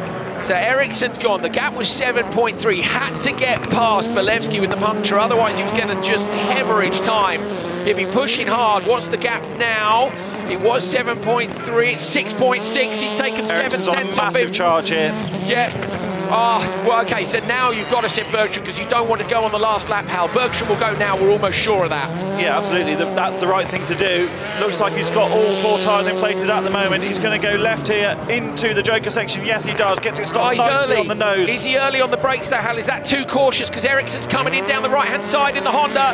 Bergstrom was super early on the brakes. Eriksson nails him around the outside line. And Bergstrom was too safe. He had 6.6. It should have been enough, and Eriksson has taken the lead. In 2019 here, Oliver Eriksson lost the Rallyx Championship title in a Honda Civic by not finishing the final on the final lap. Kevin will be well aware of that. He's under big pressure from Gustav Bergstrom. Just a couple of corners to go for Eriksson, who has worked so hard this weekend to be here for the championship and in the OMSE team. Blown engine this morning in his car, swapped to Oliver Eriksson's car, the spare car, coming down the straight now, going to take his 2nd win of the year. Kevin Eriksson winning in Oliver Eriksson's car from Bergstrom. Bergstrom unlucky to miss out by 0.4 of a second, and Victor Franks a podium in the pro category in the RX2E car. Kristoffersen with a DNF. Is it the killer pig or is it it's the unlucky pig, I think? It's just a pig again, I think. Yeah, he won't be happy, will he? Look at this start by Johan. A little bit of wheel spin. Kevin gets away well, and then behind Bergstrom that comes in, just a little nudge on the back of Johan, that's fine. Belevski goes tight on the inside line, and they're side by side as they go up over the gravel jump in a moment. Bergstrom had to do that to his World X teammate, didn't he, to force the issue, to make sure he got up the inside of Eriksson. And watch the way Eriksson slots in here, Al, because Bergstrom's only got half a car length on him, and he pitches the car sideways here. We might see it from the front. Watch Kevin pitch the car sideways, and at the same time, just pull back enough to slot in behind. Brilliant bit of car control. Just misses the bank on the inside line. Bit of salvaged car control, wasn't it? Because he didn't have a lot of choice in the sideways motion, rubbing up alongside Bergstrom. So Kristoffersen turns in here and something goes on the car, whether it's a puncture or a broken part on the car. Puncture, yeah, front left off. So that's that big puncture bump in the final this year. Remember, the 2nd race in Nice was a puncture as well. I've been impressed by Bergstrom today, Andrew. Me too. I think Hal, I say, should have jokered early, because keeping the door closed is easier than, you know, there was a point at which it was nearly 8 seconds. This is Belevski, so he's turned in. You've got the wheels open there, haven't you? To the edge on the bump. He's lucky to keep it out of the wall as well. Oh, if that concrete had gone on a foot longer, he'd have been bounced out of that. But that was the thing that I thought he got away with, and he hadn't, of course, because the tyre was off the rim already. So Bergstrom looks careful into the Joker. Yeah, he's really too careful, and that was the thing for me. I think Kevin would have got him anyway, though, because look at the pace differential down here. I'd have gone earlier, because Kevin, we knew, was trying to pass Belevski. He was compromised at that point. You've got a big gap. It's carnage going to run. It was chaos early on, wasn't it? Yeah, it was. But look, it doesn't matter. It's still a great result for Bergstrom. It really is. And a great result for Kevin Eriksson. Unfortunately, Kevin, I think that means you're probably going to have to come to Kuvula, Finland as well. In which of the cars? His or Oliver's? I mean, they're not Oliver's left, really, are they? Yeah, whichever one works. Kevin Eriksson takes his 2nd supercar win of the season from Gustav Bergstrom. Victor Franks up on the podium. Belevski DNF, Kristoffersen DNF, and Christensen a DNS after he had an interesting time in the AM final earlier today. Should get a look in a moment at the championship standings. And Johan Kristoffersson leads by 1 point from Kevin Eriksson. I want Johan to come now. So is he coming to Finland, or is he missing that one? I believe not. They're missing that one. Oh no, come on. There are dropped scores, so it's not all over yet. Bolevsky, Ola Christian Baby, Victor Franks is in 5th in an RX2E car. I mean, surely more people are going to grab RX2E cars and get stuck into it, but yeah, good performances. Johan taking one win, Kevin Eriksson taking the other. Almost the perfect weekend for Kristoffersson, and just as we said, he's going to have to watch out for that bump. He turned into the next corner and it had already done the damage.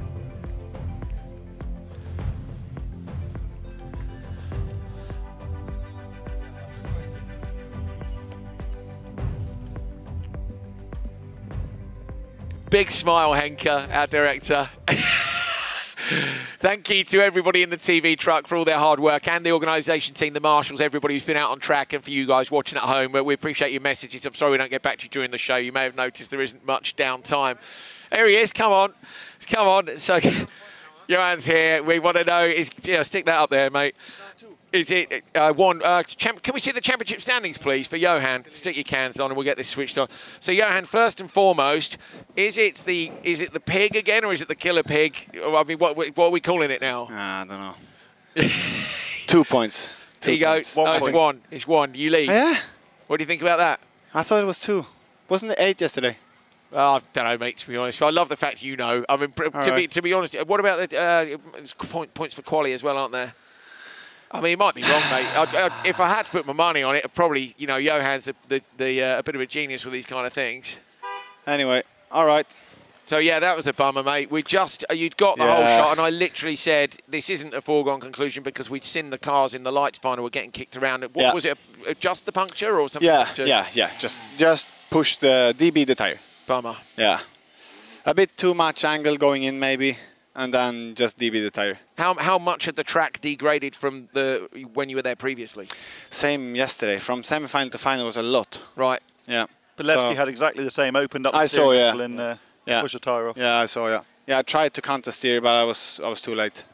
So yeah, whatever. That's what it is. You had a little nudge there from Gustav in the first corner. How was that, Gustav? How great. Have you been with Gustav today? I think he's had good pace, hasn't he?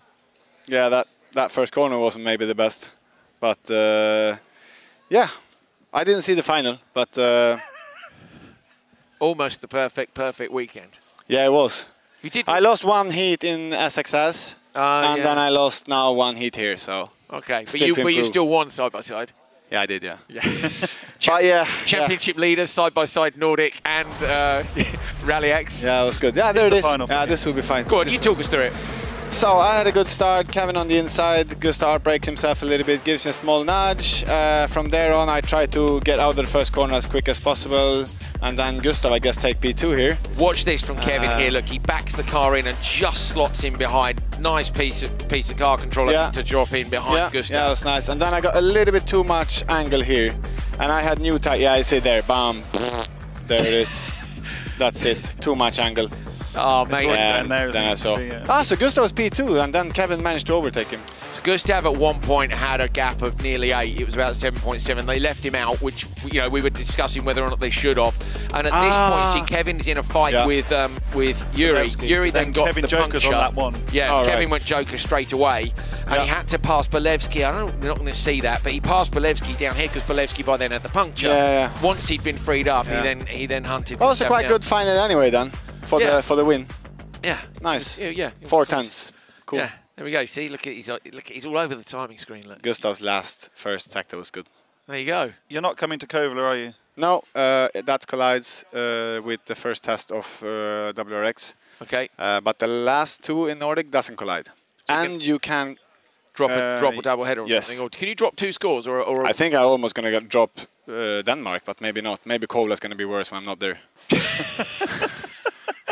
That was the feeling when we were there. You never know, mate. You never know. A bummer though to miss Coley because it's a great track. Yeah. Really nice track. Yeah, it's a cool track, isn't it? It's a bummer you're not going to come there. So I guess Kevin will. Maybe we should just go and say to Kevin, look, don't come to Kovler. Let's keep it interesting. Yeah, but you're going to drop 1 anyway. Yeah, well, 1 or 2. 2. No, 1. You drop 1 double header. 1 double header. Yeah. Then so the last 2 races will be separate single headers, which will decide the championship. Okay, there we go. Yeah. Have you been to Grenland before? No. No, neither have we. No. Yeah. Has Kevin been there, do you think? Yeah, And he has. Has he? Yeah, Oliver drove there 2017 with Made the his DS3. debut, didn't he? Yeah. Yeah. We were in Montalegre. Yes. Yeah, me, Petter and Löb was watching. Oh, were they? Yeah. Brilliant. And then the last race is Höljes? Yes. Yes. Yeah. Got to go there, haven't we? Can't not go to Höljes, can you? Yeah, cool. All right. Thanks, I'll mate. go and cry in the car. Okay, mate. Safe Yeah. journey home. Yeah. Ciao. Don't forget Cheers, your lid. Yeah. Helmet. Might need that. See you, mate. There you go. 5-time world champion just popping in for a quick look at the timing screen and the replays. I mean, it's just great, isn't it? We're lucky he got back here so quickly. We got fans heading back towards the car park here in Tierp. I think it's been a good success, the Rally Extreme weekend. We hope you guys have enjoyed it. As I say, we've sent our man down with the RF camera. There it is. I've requested the interviews. Oh, okay. Some of the crowd have gone to the podium. That's cool. On the screen, that's what I was. Yeah, you text our man. No, I was just peering down at the monitor, looking gormless. But hopefully we can hear from Kevin Eriksson, who must be as knackered as we are. Yeah, after more knackered. He was here for many days before, wasn't he, setting things up? Yes. Look in the background. Look at these lovely rally cars. Look at that. Come on. Some beautiful bits of kit down there. There's Petter's Subarus down there that we started the show with yesterday. That looks like Lauri Hallinen's bike in the background, and we've got some sort of podium. På tredje plats i Crosscar Junior. No, we're doing Crosscar Junior first of all. Tepperin.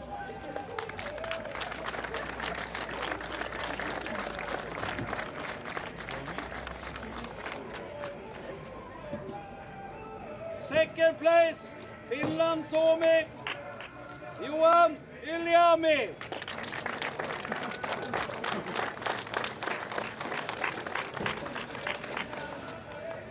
And the winner in Crosscar Junior from Finland Suomi, Lauri Hallonen. Joni Tapainen on your right, Yliami on your left.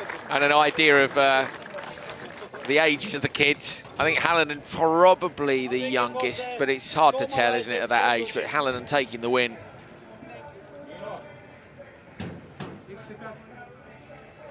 Champagne or no? Fizzy something. Fizzy something, yeah. Come on, lads, let's go. Unlucky Larry.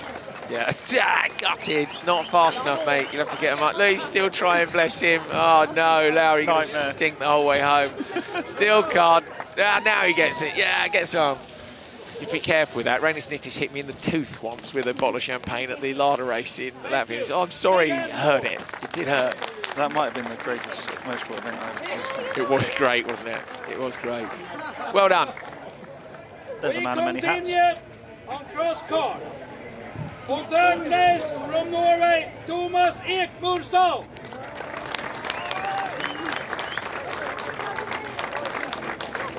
Thomas Ekmurstad, he had an up and down weekend, didn't he? But made it On second place to the podium in the end. I think we often forget how a lot of the cross car drivers are pretty young, you know, like teenagers.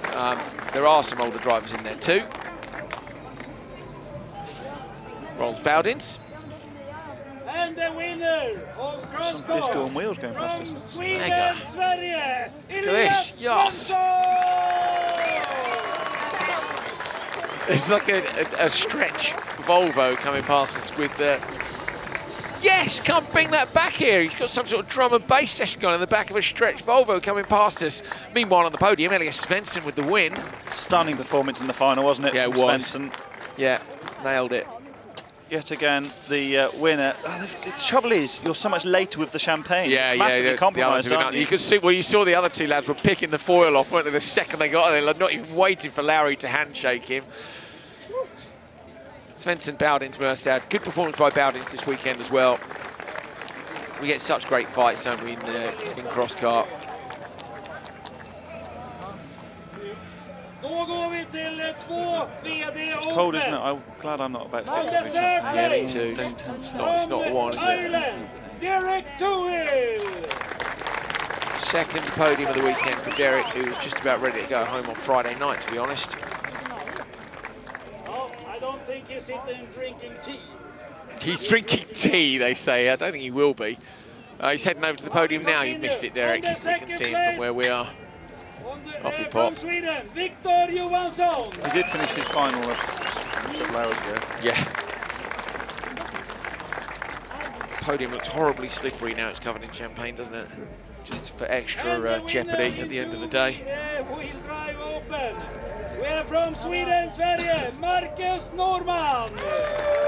Peter McConnell, thank you, mate. He says, yes, you do talk sensible stuff most of the time, and it absolutely is a skill to spontaneously talk utter BS, Hal. I don't know what that means. I do know what it means, but that's fine. Yes, mate. Thank you, Peter. We appreciate it. Thank you, Jamaica, by the way. Big up.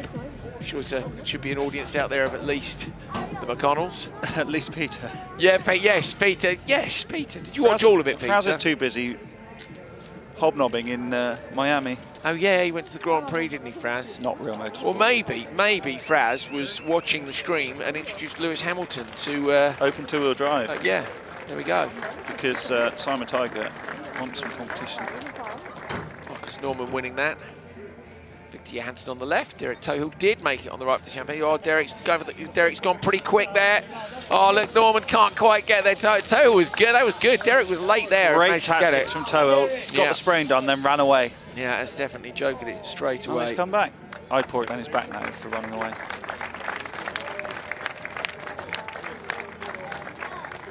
There's Victor Johansson. I think he could be the most intelligent person I know. And I barely know him.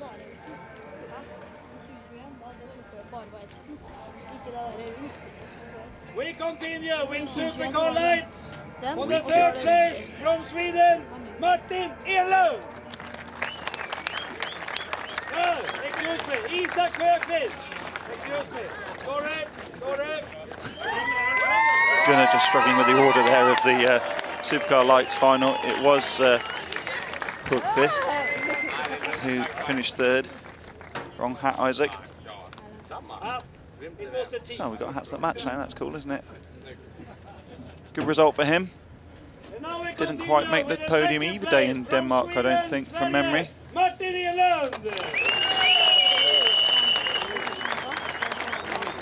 Enlund was so close to getting Anderson on that start of that final lap. Nearly got it done. I think that's what I liked about Anderson's had three very different wins, Hal. It was an early joker and then catching the cars during the course of the race. Good Rallyx podium experience here. Isaac, schoolboy. He's on it, look, Isaac's just done Isaac, now. Look at him, what are you doing? I've got a trophy, man. Oh, no, here we go. That's lovely to see, to Isaac's be fair. too polite. 15-year-old, and there you go. It gives you a good idea. Look, top step at the podium again. I say three very different wins. You know, a dominant win in round 2, winning from an early joker in round 1, and then here winning after loads of pressure all the way through the race. Scrappier driving, I thought, here, taking risks, hooking wheels off the side. But if that's what you've got to do to get it done, he did.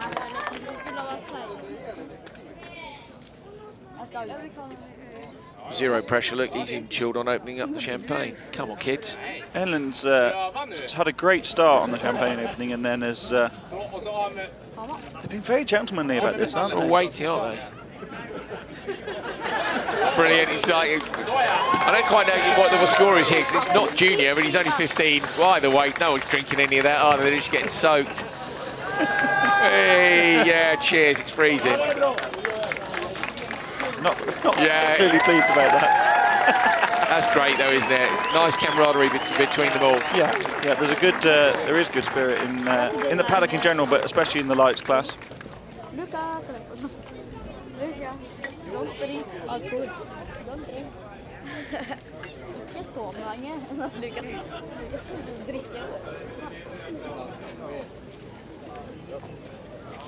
Supercar Am, I'm guessing next. Rally competition here.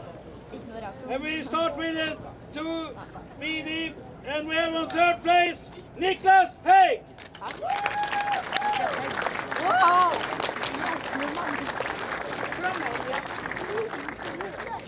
Det är svårt att tro, va? Det var bra. Det var riktigt bra. Jag vill ju sälja bilen så ni vet det. On the second place, Mikael Jonsson. Ja, men jag måste ja, det är mycket mer. Men jag ser bra.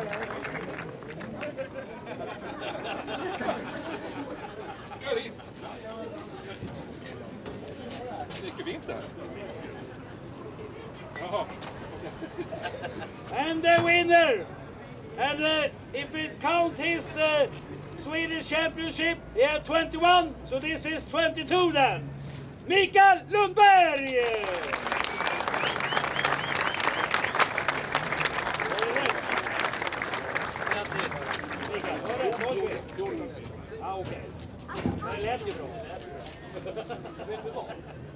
Rally sprint podiums going on.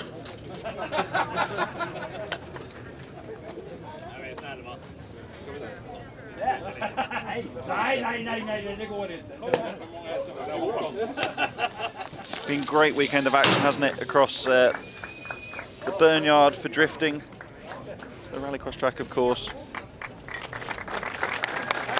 and the rally sprint. Several classes in the rally sprint. I like this part of Sweden, it's been good fun. Yeah, nice town. We were going to stay here at the track, but Marcus Gronholm stole our room. So we didn't. Where did we stay? Gavla. Gavla. Gavla. Gavla? Gavla. Gavla.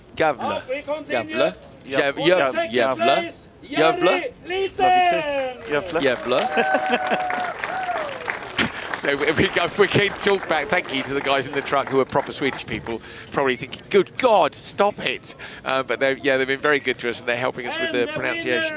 I feel bad for these chaps, but I don't know which classes these are. No, look, we're going through a lot of classes here from the rally sprint. Basically, it's lovely for them to get their little moment, but yeah, I'm afraid as we haven't seen it all weekend, we're not so sure. I'll recognise Kev. Oh, there's so this is. Let me try and work this out. This is four-wheel drive. SP1. No, that's not Kevin Eriksson. No, but that's Stefan Christensen. Yeah. SP2.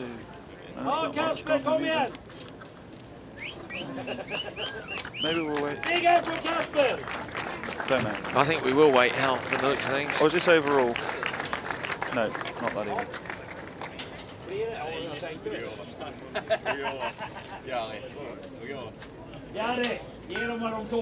So for the final results, as we were talking about with Johan Kristoffersson earlier in the rally sprint, they did final one, which wasn't broadcast, final two, which was, and then they did the final best, which I guess is the best time from both finals.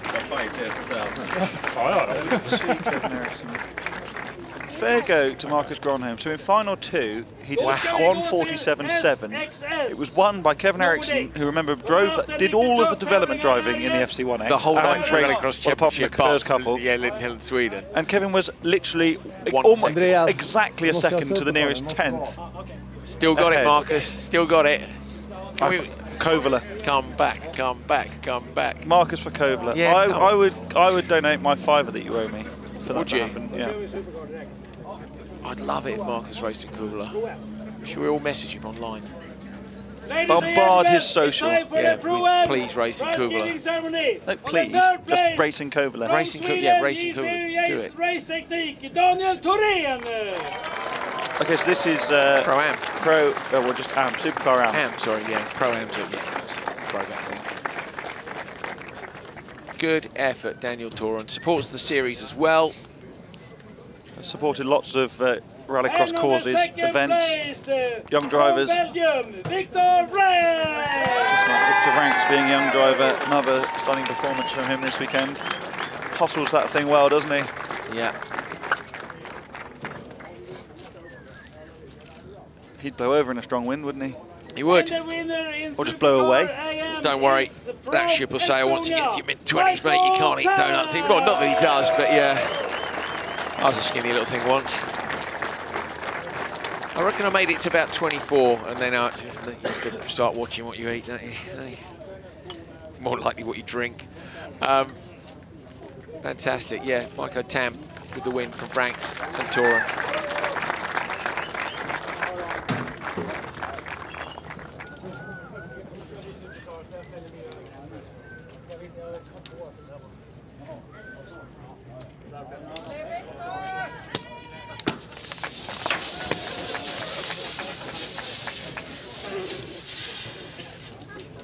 I'll give them a big hand. Woo! Hey!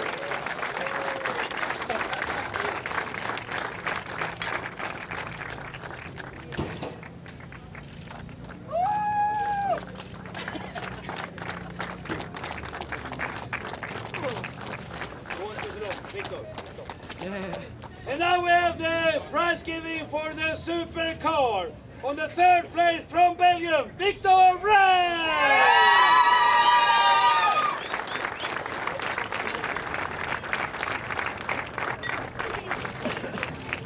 And on the second place, Gustav Bergström.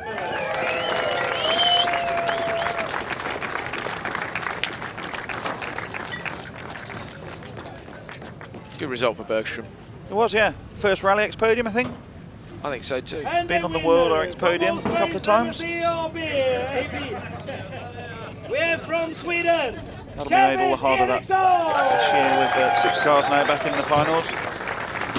What you got to remember here is Kevin Eriksson is stood on the top step of the podium that he's going to be packing away in about an hour's time because he's got so many jobs in this paddock. That backdrop will be going in the back of one of their trucks, the podium, the awning's got to come down, load up 85 cars or whatever it is they've been running here. But congratulations to Kevin Eriksson. Brilliant performance again. Yeah, second win in a car. Don't forget they've had to tweak around with that car all day because it wasn't the car he was driving before and it wasn't set up the same way. And I think shout out Victor Franks as well for being on the podium in the supercar, the main category.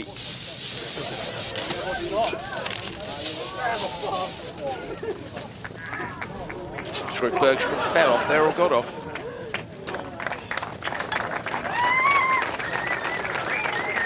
Yeah, all smiles, that's good stuff. Champagne, a lovely concept, isn't it? But the reality of being so stinky. It's awful stuff, isn't it? It's sticky and it stinks, it really does. That mixed with race suits worn all day or potentially all weekend is, yeah. Ja, det är inte klart ännu. Stanna allihopa! We're not finished yet. So I'm hoping now we can talk to Gustav Bergström. Can you hear us, Gustav? Yeah. Yes. Mate, well done. P2. It was a great final. How did you see it from your side? I should have joked one lap before. That's funnily enough. That's what we said, mate.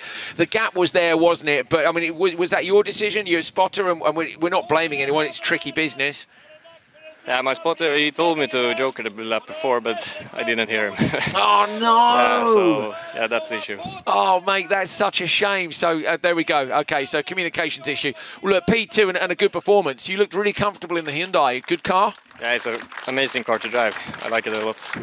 OK, cool. Are we going to see you for any more events this year? Are you going to come back, or are you too busy? What's going on? Hopefully I'm coming back. All right, awesome. Congratulations on P2, mate. Well done. Good drive. Yeah, OK, well, that solves that then, doesn't it? We said, should have gone a lap earlier. Spotter said the same thing, and unfortunately, Gustav couldn't hear him, so he missed the opportunity. We are going to have a chat with somebody else. Are we going to talk to Kevin? Yes, we are going to talk to Kevin Eriksson.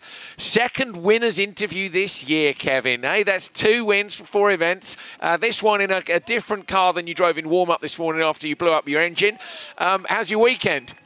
Well, it's been different, to say the least. Obviously, you know, this warm-up, you know, we thought it was game over, but luckily enough, you know, we have such a good, you know, friendly paddock here, and everyone said, you know, of course you can take the second car. So just, you know, it's wonderful gestures from all the other teams. Yeah, absolutely. Brilliant final. We just spoke to Gustav. I don't know if you could hear it or not. We wondered why he didn't joker a lap earlier. He had a bigger window a lap earlier. Of course, you were caught in that fight with Bolevsky when he had the puncture. Got up the inside of him, and you were pushing so hard, mate.